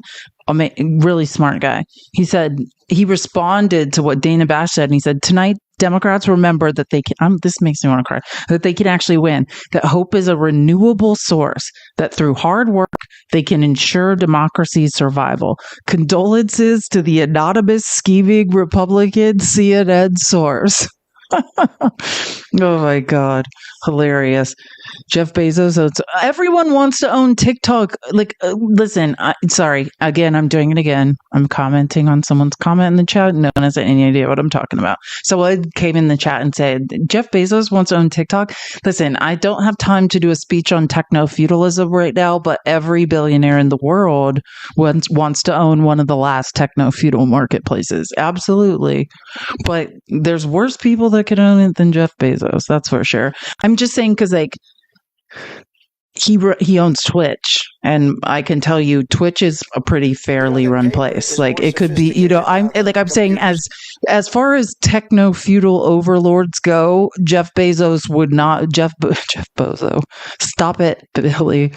But I'm telling you, there are worse techno feudal overlords than Bezos. But I'm sure Elmo will try to buy it if he can, which is worst case scenario. Like, I'd take anyone, but I mean, yeah, if you don't know, Bezos owns Twitch. And since like right now I'm live on Twitch and I'm like a Twitch affiliate, like, so I've learned a lot about Twitch, and I can say like, it's a lot fairer place than you think. Like, so, I mean, I could think of a bunch of other billionaires. I would rather not, it's not like a hellscape. Like X is. It's not a hellscape. I could tell you Twitch, I'm not scared to be there. Like, so I'm just, oh, of course. Oh my God. It's like, I can't, who said that? Jane? I'm going to help you with this. Two things can be true at once. I also am a native born Phoenician. I was born in Arizona. One of the largest Amazon hubs in the world is in Arizona, where we keep people in warehouses without health insurance, working 90 hours a week, and they can't survive. That is true. And I also know that I, as a creator on the internet, am in the creator program on Twitch, and they're not horrific bigots who are manipulating algorithms to silence people's First Amendment rights. So both of those things, in fact, can be true. Was that you, Andy? Who bought all those subs? Sorry, I was reading something. Andy, thank you so much for buying those subs. I need to. I'm trying to see. It's hard for me to tell. Oh no, was that Wayne? Wayne, you bought 5 subs. I just saw that.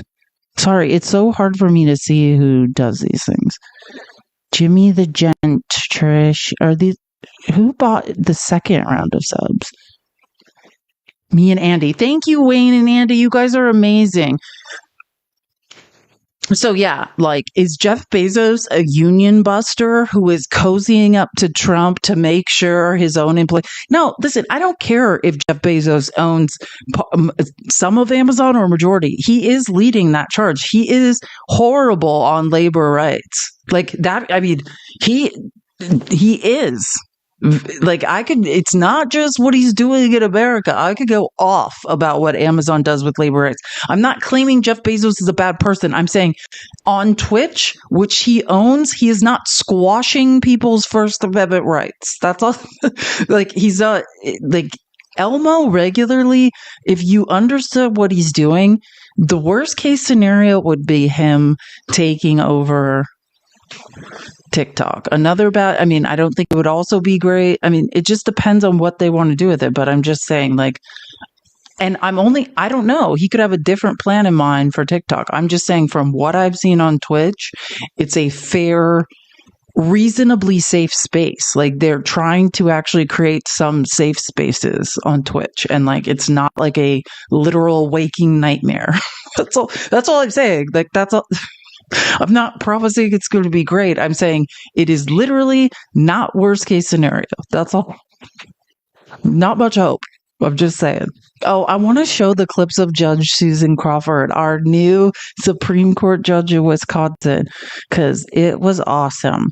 If you want to follow her, it looks like her handle is at Crawford for WI. Justice-elect Susan Crawford. Or CrawfordForWI.com is another place you can follow her if you don't want to be on the hellscape that is X. You know that paper is more sophisticated now than computers. Thank you for subscribing, Shawnee. You're amazing. Thank you so much. Someone who watches out for people. But I've got to tell you, as a little girl growing up in Chippewa Falls, I never could have imagined that I'd be taking on the richest man in the world.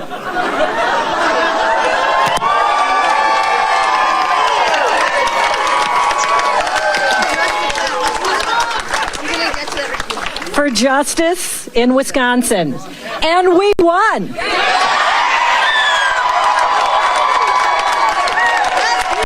This will fuel me for like months to come. We need to like remember this because that is so true. Just some random person from Chippewa Falls took on. Yeah. And so I saw, and I'm sorry, I didn't see who wrote this, but did I not say, I was like, right now they think he spent 20 million. And I think someone came in the chat and they're like, they're now saying he spent about 25 because campaign finance works in arrears. So we won't know like for, until the next quarter, how much Elmo actually spent. But I guarantee, I fully believe it's over 20 million.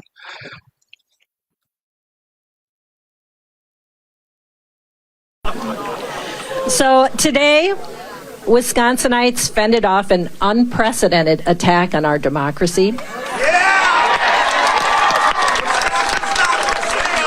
That's right. Our fair elections and our Supreme Court. And Wisconsins stood up and said loudly that justice does not have a price. Our courts are not for sale. Tell the people, Susan. Oh my God. And you're not going to believe this. Oh, wait, what's her name? Okay. This is another Wisconsin. You're not even going to believe this is real. Like this, thank God the liberals hold the majority on the Wisconsin Supreme Court because this weirdo is one of the conservatives. This is someone sitting on Wisconsin Supreme Court. Her name is, she's Wisconsin Supreme Court Justice Rebecca Bradley. So when Elmo didn't get his way, when Elon lost the election, this is what she had to say about this woman, like about Crawford. Horrible stuff. I'm really personally and professionally disappointed that Judge Schimmel lost to Judge Crawford. I think it's going to result in terrible consequences for the state of Wisconsin and for the state of the judiciary. My four colleagues have politicized our court in a terrible manner. They make political decisions all the time. They rule 100% for the Democratic Party in every case that's presented to them. We had an opportunity to return the court to what it should be, which is deciding cases under the law. Oopsie, sorry. This is an impartial judge speaking. An alleged impartial judge is speaking, people. This is a Wisconsin Supreme Court judge. An impartial judge is speaking and saying this. This is some disturbing, like, boo. Like, are you supposed to? You're not supposed to say these types of things when you're a judge. I was like, I can't even believe I'm hearing this. Terrible consequences for the state of Wisconsin and for the state of the judiciary. My four colleagues have politicized our court in a terrible manner. They make political decisions all the time. They rule 100% for the Democratic Party in every case that's presented to them. We had an opportunity to return the court to what it should be, which is deciding cases under the law. And unfortunately, we're simply going to see more politicization of the judiciary. I also think the way Judge Crawford ran her race was disgusting. We saw this last time against Justice Kelly. It's really sickening, and I hope next time the people will see through the lies that misportray good people in these ads. It's a terrible thing to happen to the state. Why do you think Schimmel lost? Again, this is a sitting Wisconsin Supreme Court justice saying this stuff last night. I was like, what the? At the end of the day, I think that we saw a ridiculous amount of money come in to this election, and I always defend the right of anybody to participate in speaking in elections, and of course that takes money to do it.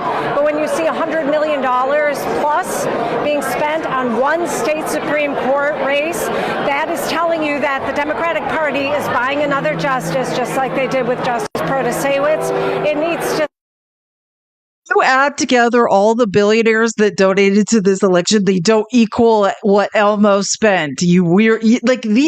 So this is a sitting Supreme Court justice blatantly lying. Stop. Otherwise, there is no point in having a court. This is what the legislature is supposed to do, to make political decisions based on policy. That is not what a court's supposed to do. And unfortunately, we're going to see this happening for at least the next several years. how are you feeling about working with Susan Crawford on the Wisconsin Supreme Court?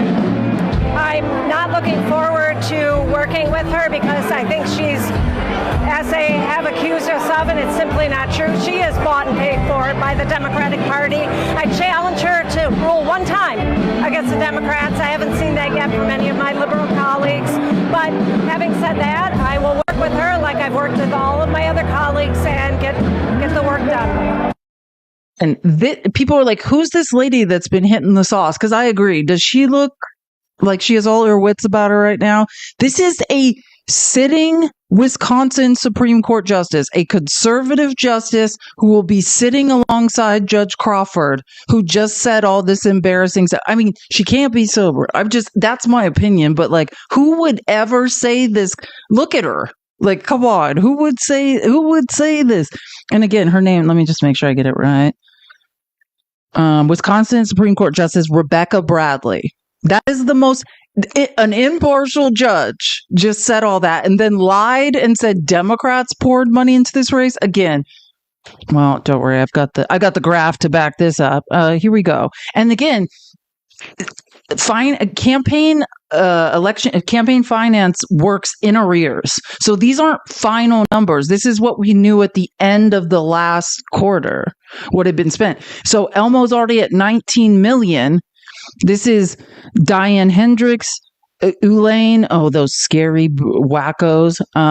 Then the fourth one down is Soros at 2 million. And wait till you see the other things, the lies they're saying. So the new line is that George Soros bought this election. See the first blue line?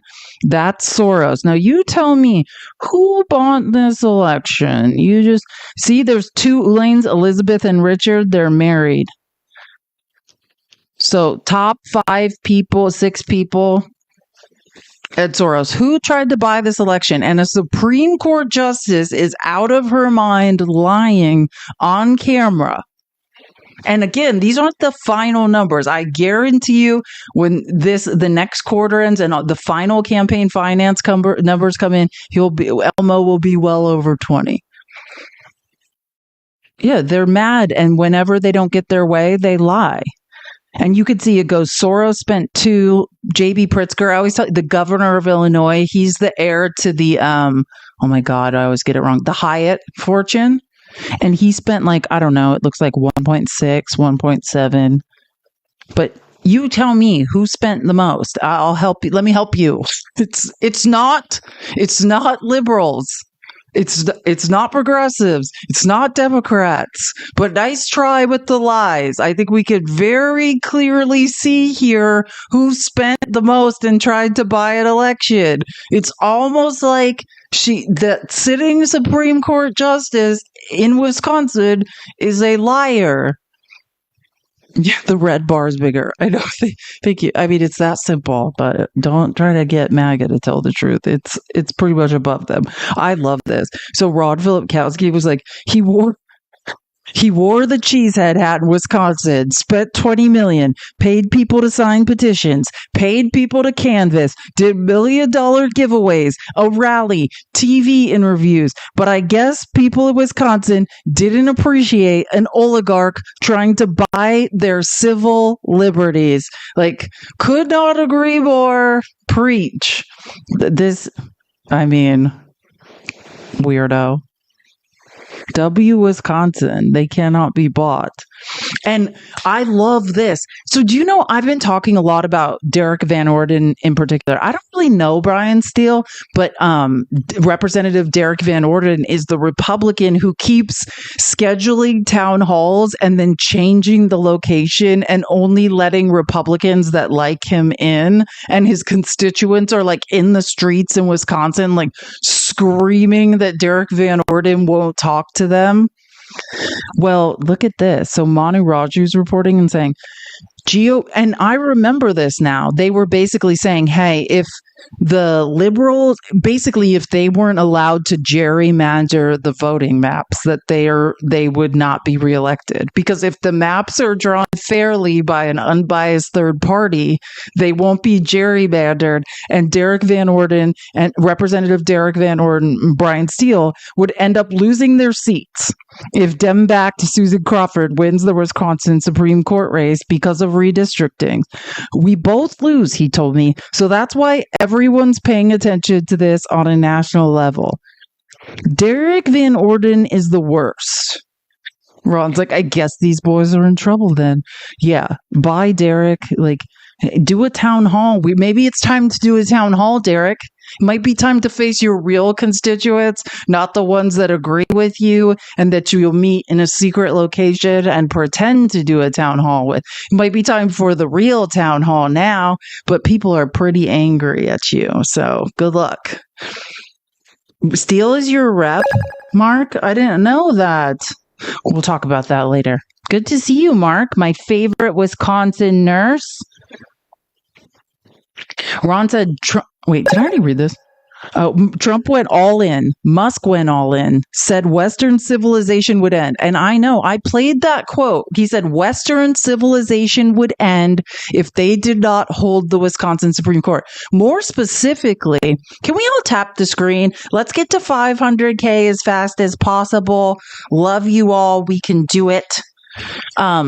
Not only did he say civilization, or he said like humanity or is coming to an end, but he said that, he said the reason he was there on Sunday, giving that weird speech and paying people $100 each to be there was because so goes the Wisconsin Supreme Court, so goes the House. I talk about this all the time. He said whoever controls the House controls the country. Elmo understands this. I understand it. That's why I was crying when we won, because I understand. Because I also know, and I'm always surprised when people don't know this, that we would be in control of the House right now if we held the North Carolina Supreme Court and could have stopped them from gerrymandering those maps and letting unbiased third parties draw those maps. The Democrats would have won the House now if not for a Supreme Court in North Carolina gerrymandering maps. So I understand the power of this. Elmo understands the power of this. They're not going to be able to gerrymander the maps within an inch of their life now. The whole MAGA machine got behind Schimmel. I love this. Oh, wait, I'm sorry, I forgot a line because I never forget an opportunity to tell people who Jamie Pressler is. Musk went all in, said Western civilization would end, bought votes. Pressler set up shop there. If you don't know who Jamie Pressler is, let me just take you on a little journey. Jamie Pressler is, and again, best thing about him is that he's gay. I love that for him. MAGA doesn't like it when they realize he's just a great community organizer. But I believe, oh my God, don't quote me. It's either like Virginia or North Carolina. I think it's Virginia. He worked for the Republicans, like the state Republicans, I think in Virginia, and he after hours had sex with a man in the office, filmed it, and posted it on Craigslist. And like, I know this. There's many articles written about this, but when MAGA finds out, because like he's at all these Trump rallies, like he's a great community organizer, and like when they find out, because in the MAGA world, when you find out someone's gay, likey them anymore, which is stupid because the coolest thing about Jamie Pressler is that he's gay. I mean, you probably shouldn't be doing the whole posting things on Craigslist and stuff. But yeah, that's who, when they're saying Pressler set up shop there, that's who that is. Kirk, that's Charlie Kirk. And all the podcasters went all in. The whole MAGA machine got behind Shibble. 53 million in spending, including PACs, but Susan Crawford won easily. God, I think Wisconsin has restored my faith in democracy. Truly. This is the guy I follow, and it was like right underneath Ron's post. Wisconsin figured out that a lot of Trump are scammers and grifters, and I talked about this. I just didn't show you guys proof, but I said like, hey, there's rumors that one of these $2 million checks he handed out, Elmo gives them to people he knows. He gave it to Nicholas Jacobs. He's the chairman of the Wisconsin college Republicans. Like, it's not like he's like, oh, this is a drawing for whoever, people we don't know will get $1 million. That's not what's going on here. Oh, and this is another good moment. God, feel good stuff. Keep tapping the screen. Let's get to 500K. And rejecting the extremism, the outrageous behavior of this administration and their effort to harm everyday Americans. As you look at the Wisconsin result, this was something I did not expect to be discussing with you during this hour tonight. We expected this to be a closer race. We expected the call to come much later in the evening. We saw Elon Musk personally go out there. We saw him hand $1 million checks to voters, trying to literally buy the election right there in Wisconsin. What does it tell Republican members of the House of Representatives who are counting on Elon Musk to get them reelected? It's time for them to walk away from this unelected, unpopular, unhinged, and un-American billionaire puppet master. Elon Musk was just rejected decisively by the voters of Wisconsin. He tried to spend his unlimited resources to buy a state Supreme Court seat in Wisconsin, and it failed spectacularly. The voters rejected Donald Trump, they rejected Elon Musk, and they rejected the rapidly deteriorating Republican brand. Rapidly deteriorating Republican brand. Look at this Chiron, because this, I think Aaron Rupar brought up a good point. It says Musk, humanity's destiny rests on the Wisconsin judicial race. I guess humanity had a good run. Or humanity's back on track. I mean, depending on how you look at it. That is what Elmo was saying. If they didn't win this race, all was lost. Well, pack it up, Elmo. Go home. We don't want you here anymore. Quite literally. Oh, I love this. This is good too.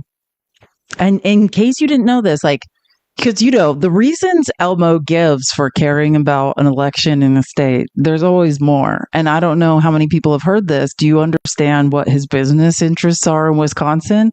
The reason Elmo was throwing all his money into the Wisconsin Supreme Court is not just because humanity depends on it and so goes the House, so goes the country, even though that stuff's true. Whoever controls the House does control the country, but it's because he's suing, right? He has business interests. He wants...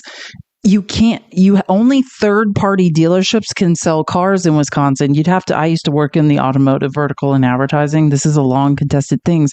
And he wants manufacturers to be able to sell cars so he can directly benefit financially in Wisconsin. And he knew if he held the Supreme Court, he could sway that.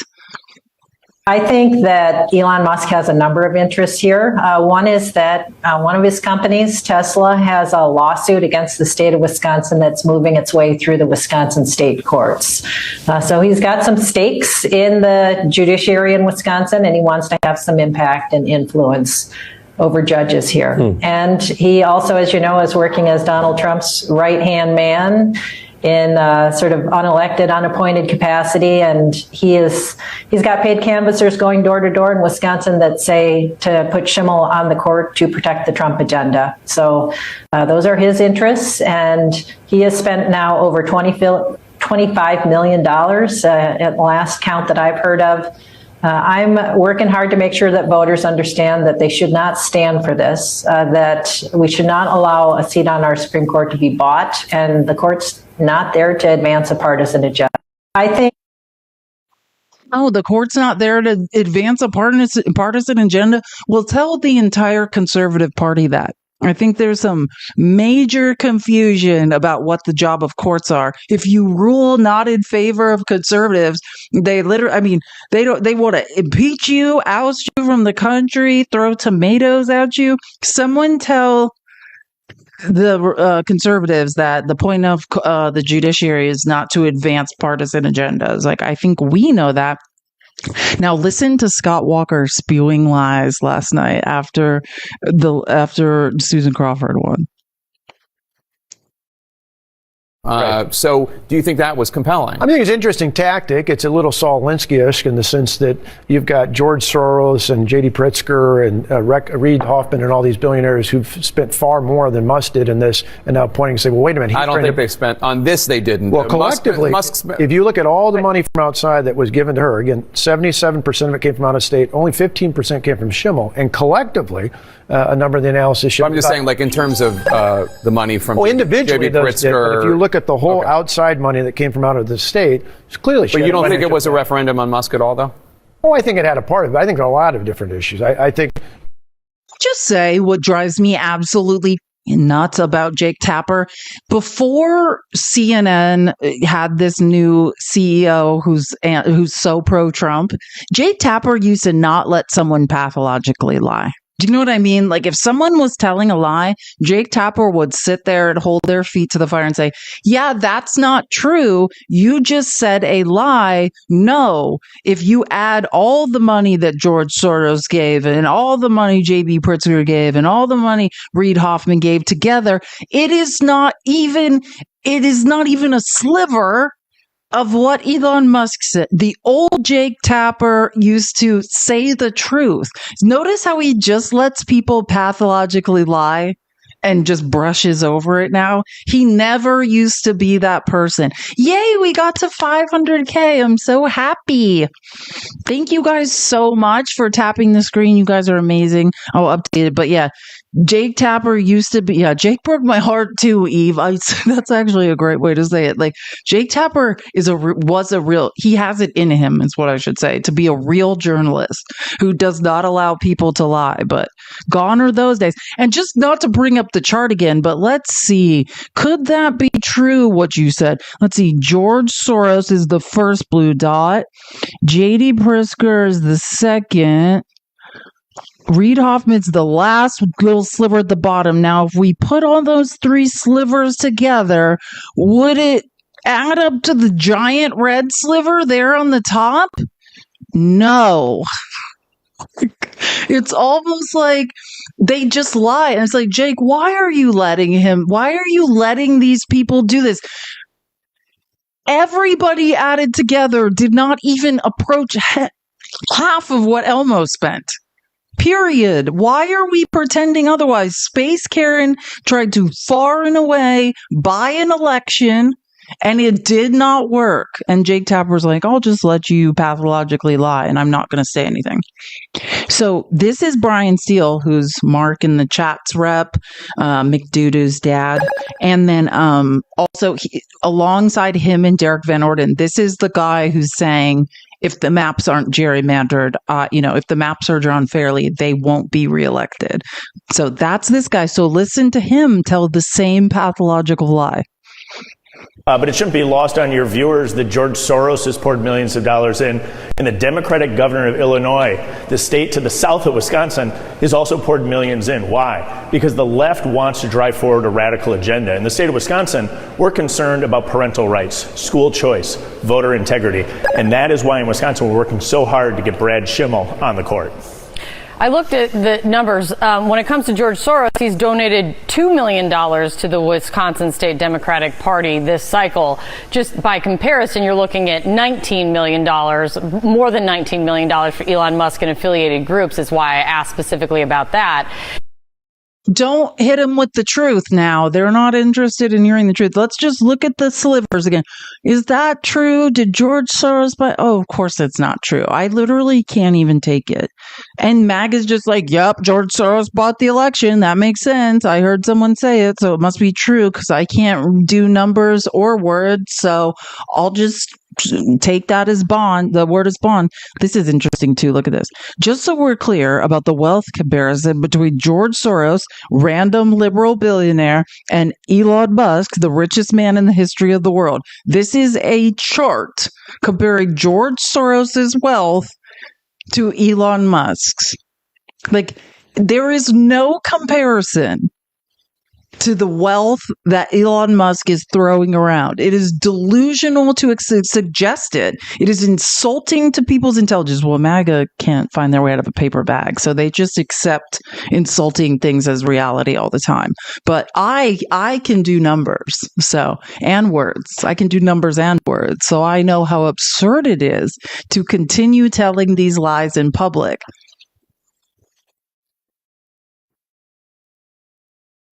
Oh, and then I wanted to show you this. So this is Charlie Kirk, who I know we all know who he is. But in case anyone doesn't know, he resides not far from me in Arizona. Well, I live in the poor area of Arizona and he doesn't. But I mean, he's in Arizona. He heads up Turning Point USA. He's responsible for like turning out the youth vote. He's like a Christian nationalist. He's out of his mind. He set up shop in Wisconsin. Like, this was his job, to turn out this election for the Republicans and for the conservatives.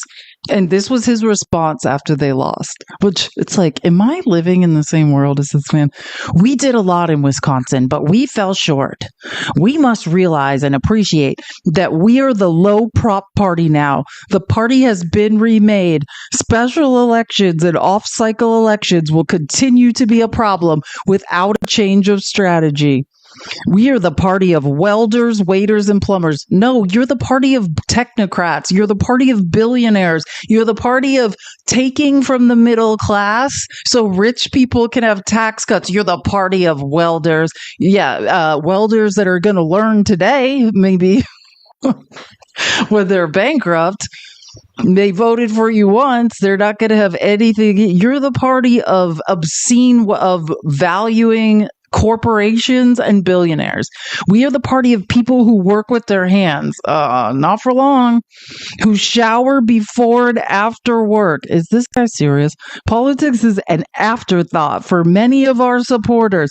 If you were that party, why would you take their livelihood? Why would you take their social safety nets? Why would you give tax cuts to the rich and not to them? Why would you union bust?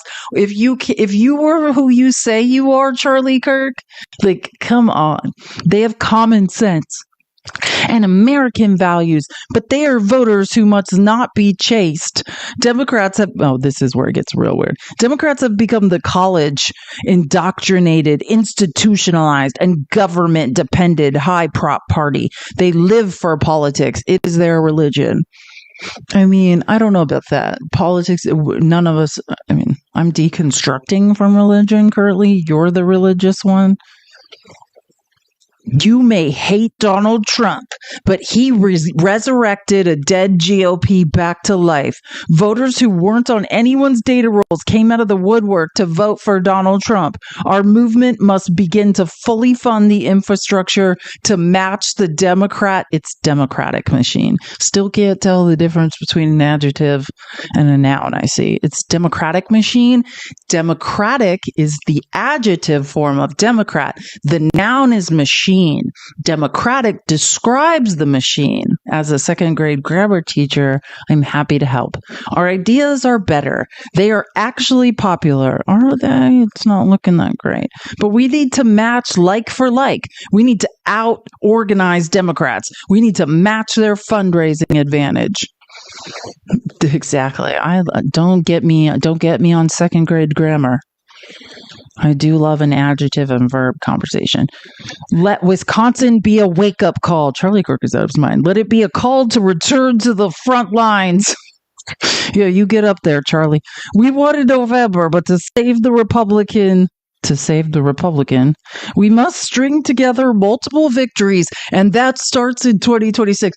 Listen, and I know what he's doing. This is like a call to action and he's desperate. But the problem is everything Donald Trump is doing is going to tear all these people away from you. Like, I'm sorry. I said it. I don't even know if we're not doing the work. Donald Trump's doing the work for us. Like, keep traumatizing the federal. You're terrorizing people. You're ruining everyone's lives. You're taking their livelihood, their future, their retirement. And then you're like giving weird motivational speeches like, hey, sorry, we're ruining your effing life, but here's a weird motivational speech that actually oh my God, this is what I want to show you. The first comment underneath is creepy Carrie Lake. And someone last night at Discord, when I was like, cheering when we won the election, was like, how long until they claim the election was stolen? So Charlie posts this when they lose. Here comes Carrie Lake, and we must deal with election fraud, which is prevalent across the country. Scary Carrie, you lost every election you ever ran in. Please, we don't want you in Arizona. Please don't run for anything again. It's at this point, the reason we have a Democratic, actually do run again, Carrie. So because you've handed us the governorship in Arizona, you handed us Ruben Gallego in the Senate. Now we have 2 Democratic senators. Yes, actually, now that I think about it, do run for something else, Carrie. So everybody hates you here. Literally, everybody hates you. And then you can lose again, and we could install another Democrat for another few years. Then she's still be like, oh, the elections are stolen. Yes, Carrie, that's what happened to you. Or everyone hates you. It's one or the other in Arizona. Like, literally, it's one or the other. And all of us, Republicans and Democrats, if there's one thing we agree on, it's nobody likes Carrie Lake. That's the one thing in Arizona all of us agree on across the board is ew to Carrie Lake. Oh, and this is the special. Some people were asking about the special election numbers in Florida. These are the actual. Mike Waltz won his seat 6 months ago by 33. So Mike Waltz, who's now the wacko Signalgate national security advisor that invited the Atlantic journalist to the war plan chat, that's whose seat was being replaced in the 6th district in Florida. Mike Waltz won by 33 points.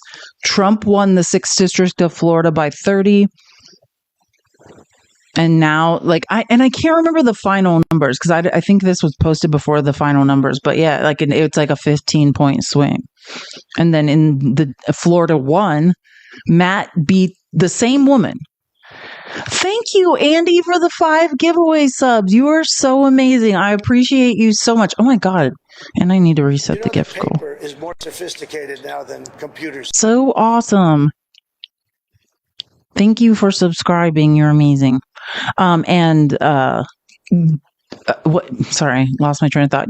Matt Gaetz beat Gay Valamont, same person who ran last night, by 32 points when he ran, and now it was cut to 15. This is amazing for us. I'll just say that the numbers are numbering not for conservatives for once.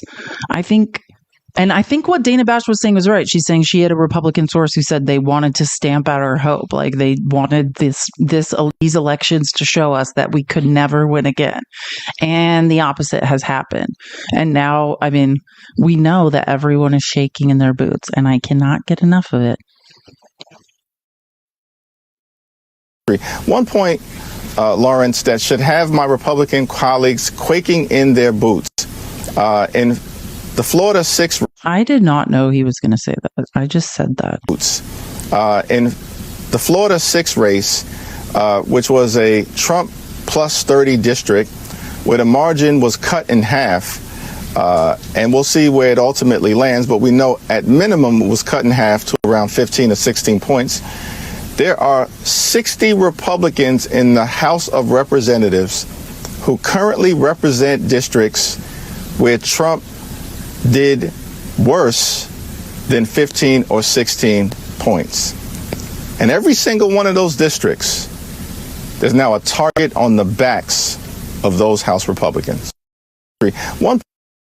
Such a beautiful way to put it. Think about it. If we have a swing of 15 points, now we know it's open season. If we can gain 15 points in the reddest of the red places, what can't we do? I mean, a 15-point swing was previously, that's what we're trying to say. A 15-point swing was thought to be impossible. Now it seems to be in the reddest of the reddest places. Yeehaw. Thank you for the hat. It seems to be absolutely possible. Like, dreams are possible, people.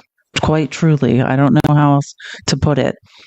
Oh, I want to talk briefly about the layoffs at the HHS, which are out of control. Oh, I need to update I'm going to update the gift code really quick. Oops.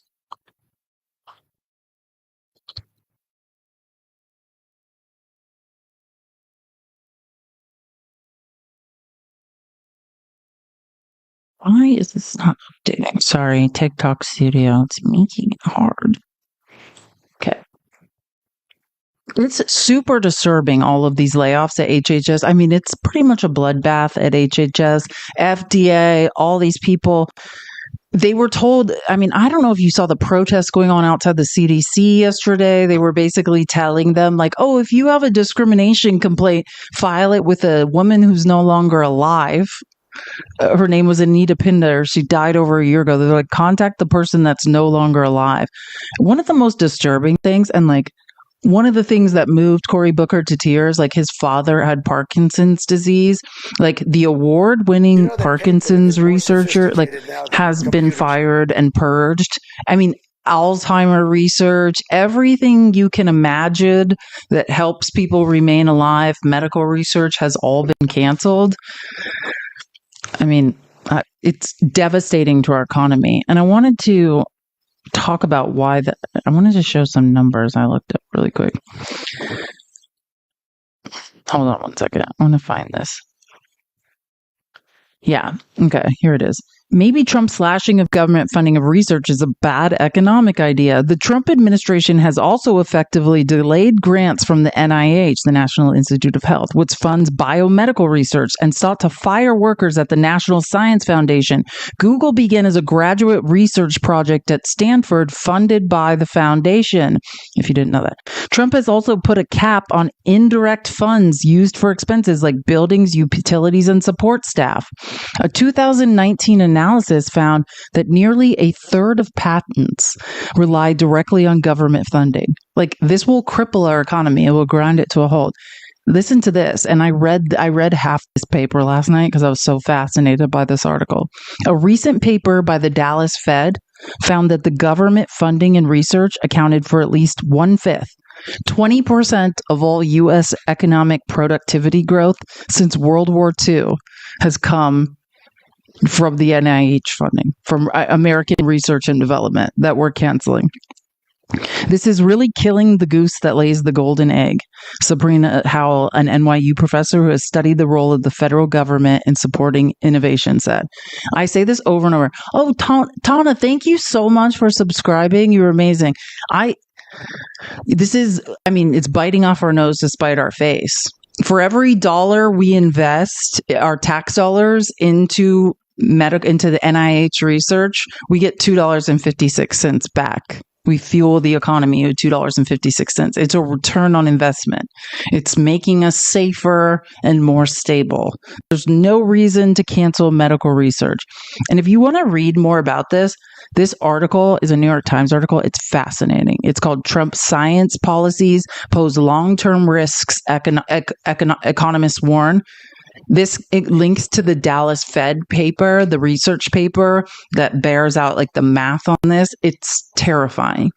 canceling medical research, biomedical research is going to cripple our economy. Like, truly, it will grind it to a halt. And Trump's just like, who cares? Science isn't real. That's a Peter Thiel thing. You want to know who says science isn't real? Peter Thiel. And the tariffs will make it worse. I don't think I have the energy to go through this. I have a couple more things to show you, but yeah, I suggest this is the paper, the Federal Reserve Bank of Dallas, that talks about the government research and development and what happens from U.S. appropriation shocks, meaning we were supposed to appropriate money to research and development. Now we're not, and our economy is going to contract as a result. Just 44 pages if you like to read research documents like me. Oh, and this is another one. And this is fascinating. Immigrants have played a disproportionate role in scientific and technological. Also, we won't let immigrants in our country. We're terrorizing immigrants getting their PhDs and doing research. In scientific and technological advancement in the United States, a 2022 study found that immigrants have accounted for 36% of total innovation in the country since 1990. 36% comes from immigrants coming here, attending school, and working on R&D. And Trump's like, nah. That's how you know Trump doesn't understand the economy nor care. Cruelty is the point. No. Cruelty to us. Like, that's what I'm trying to say. We're punishing ourselves. That's how I know NAGA can't do math or doesn't understand how the economy works. We're not punishing them. They'll just go to another place and be a genius. China will take them. Europe will take them. We punish ourselves. Period. Like, that's who suffers in this.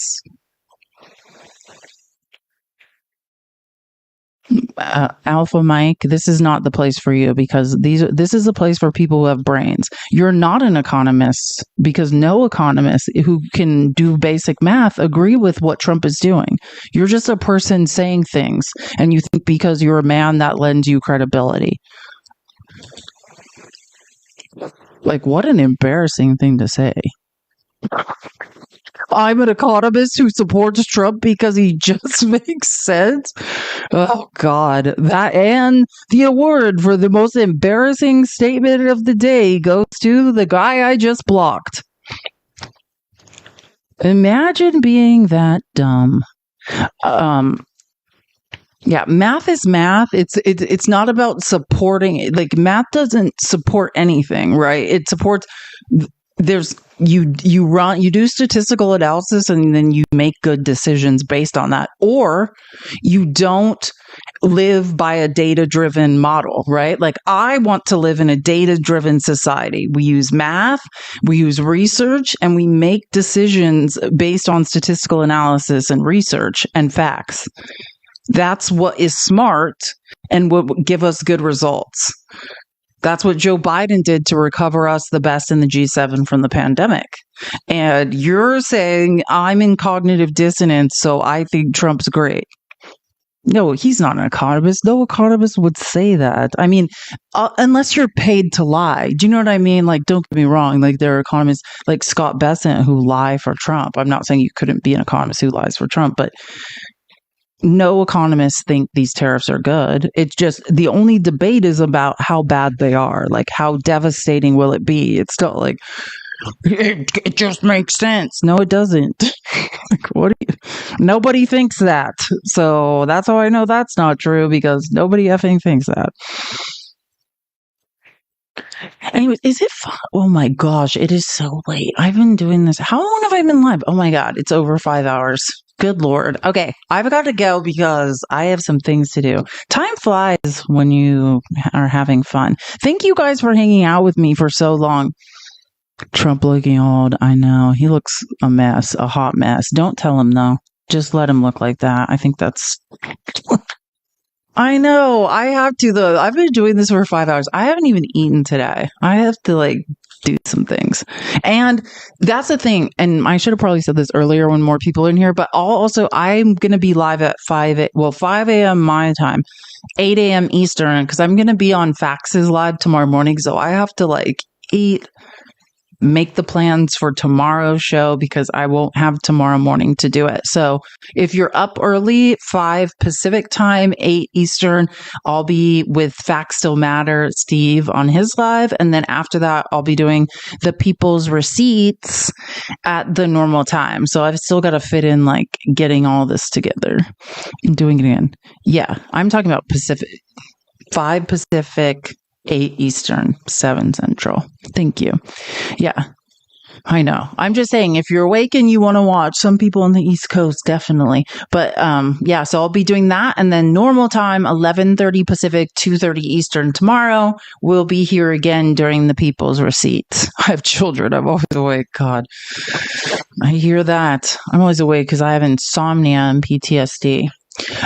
Anyways, okay, so yeah, exactly. I only need a ton of coffee. I've got to be up soon. So I will see you guys tomorrow. If you're up early enough, watch Fax is live. The Fax and Felice show is back. If not, I'll see you back here at 11:30, 2:30 Eastern. I'll be partying at my colonoscopy. Enjoy being I love being put under, Mark. Enjoy that. Enjoy the brief break from life and sleep that you get. I love it. Have a good time. Don't change for anyone. Yeah. Oh, yeah. And be safe in the storms. I was watching Andy Bashir in Kentucky do like an emergency press conference being like, the state will be underwater soon. Everyone be safe in the storms for real. Like people are supposed to get like 10 inches of rain. If you like my rings, think she's awesome and she got them for me.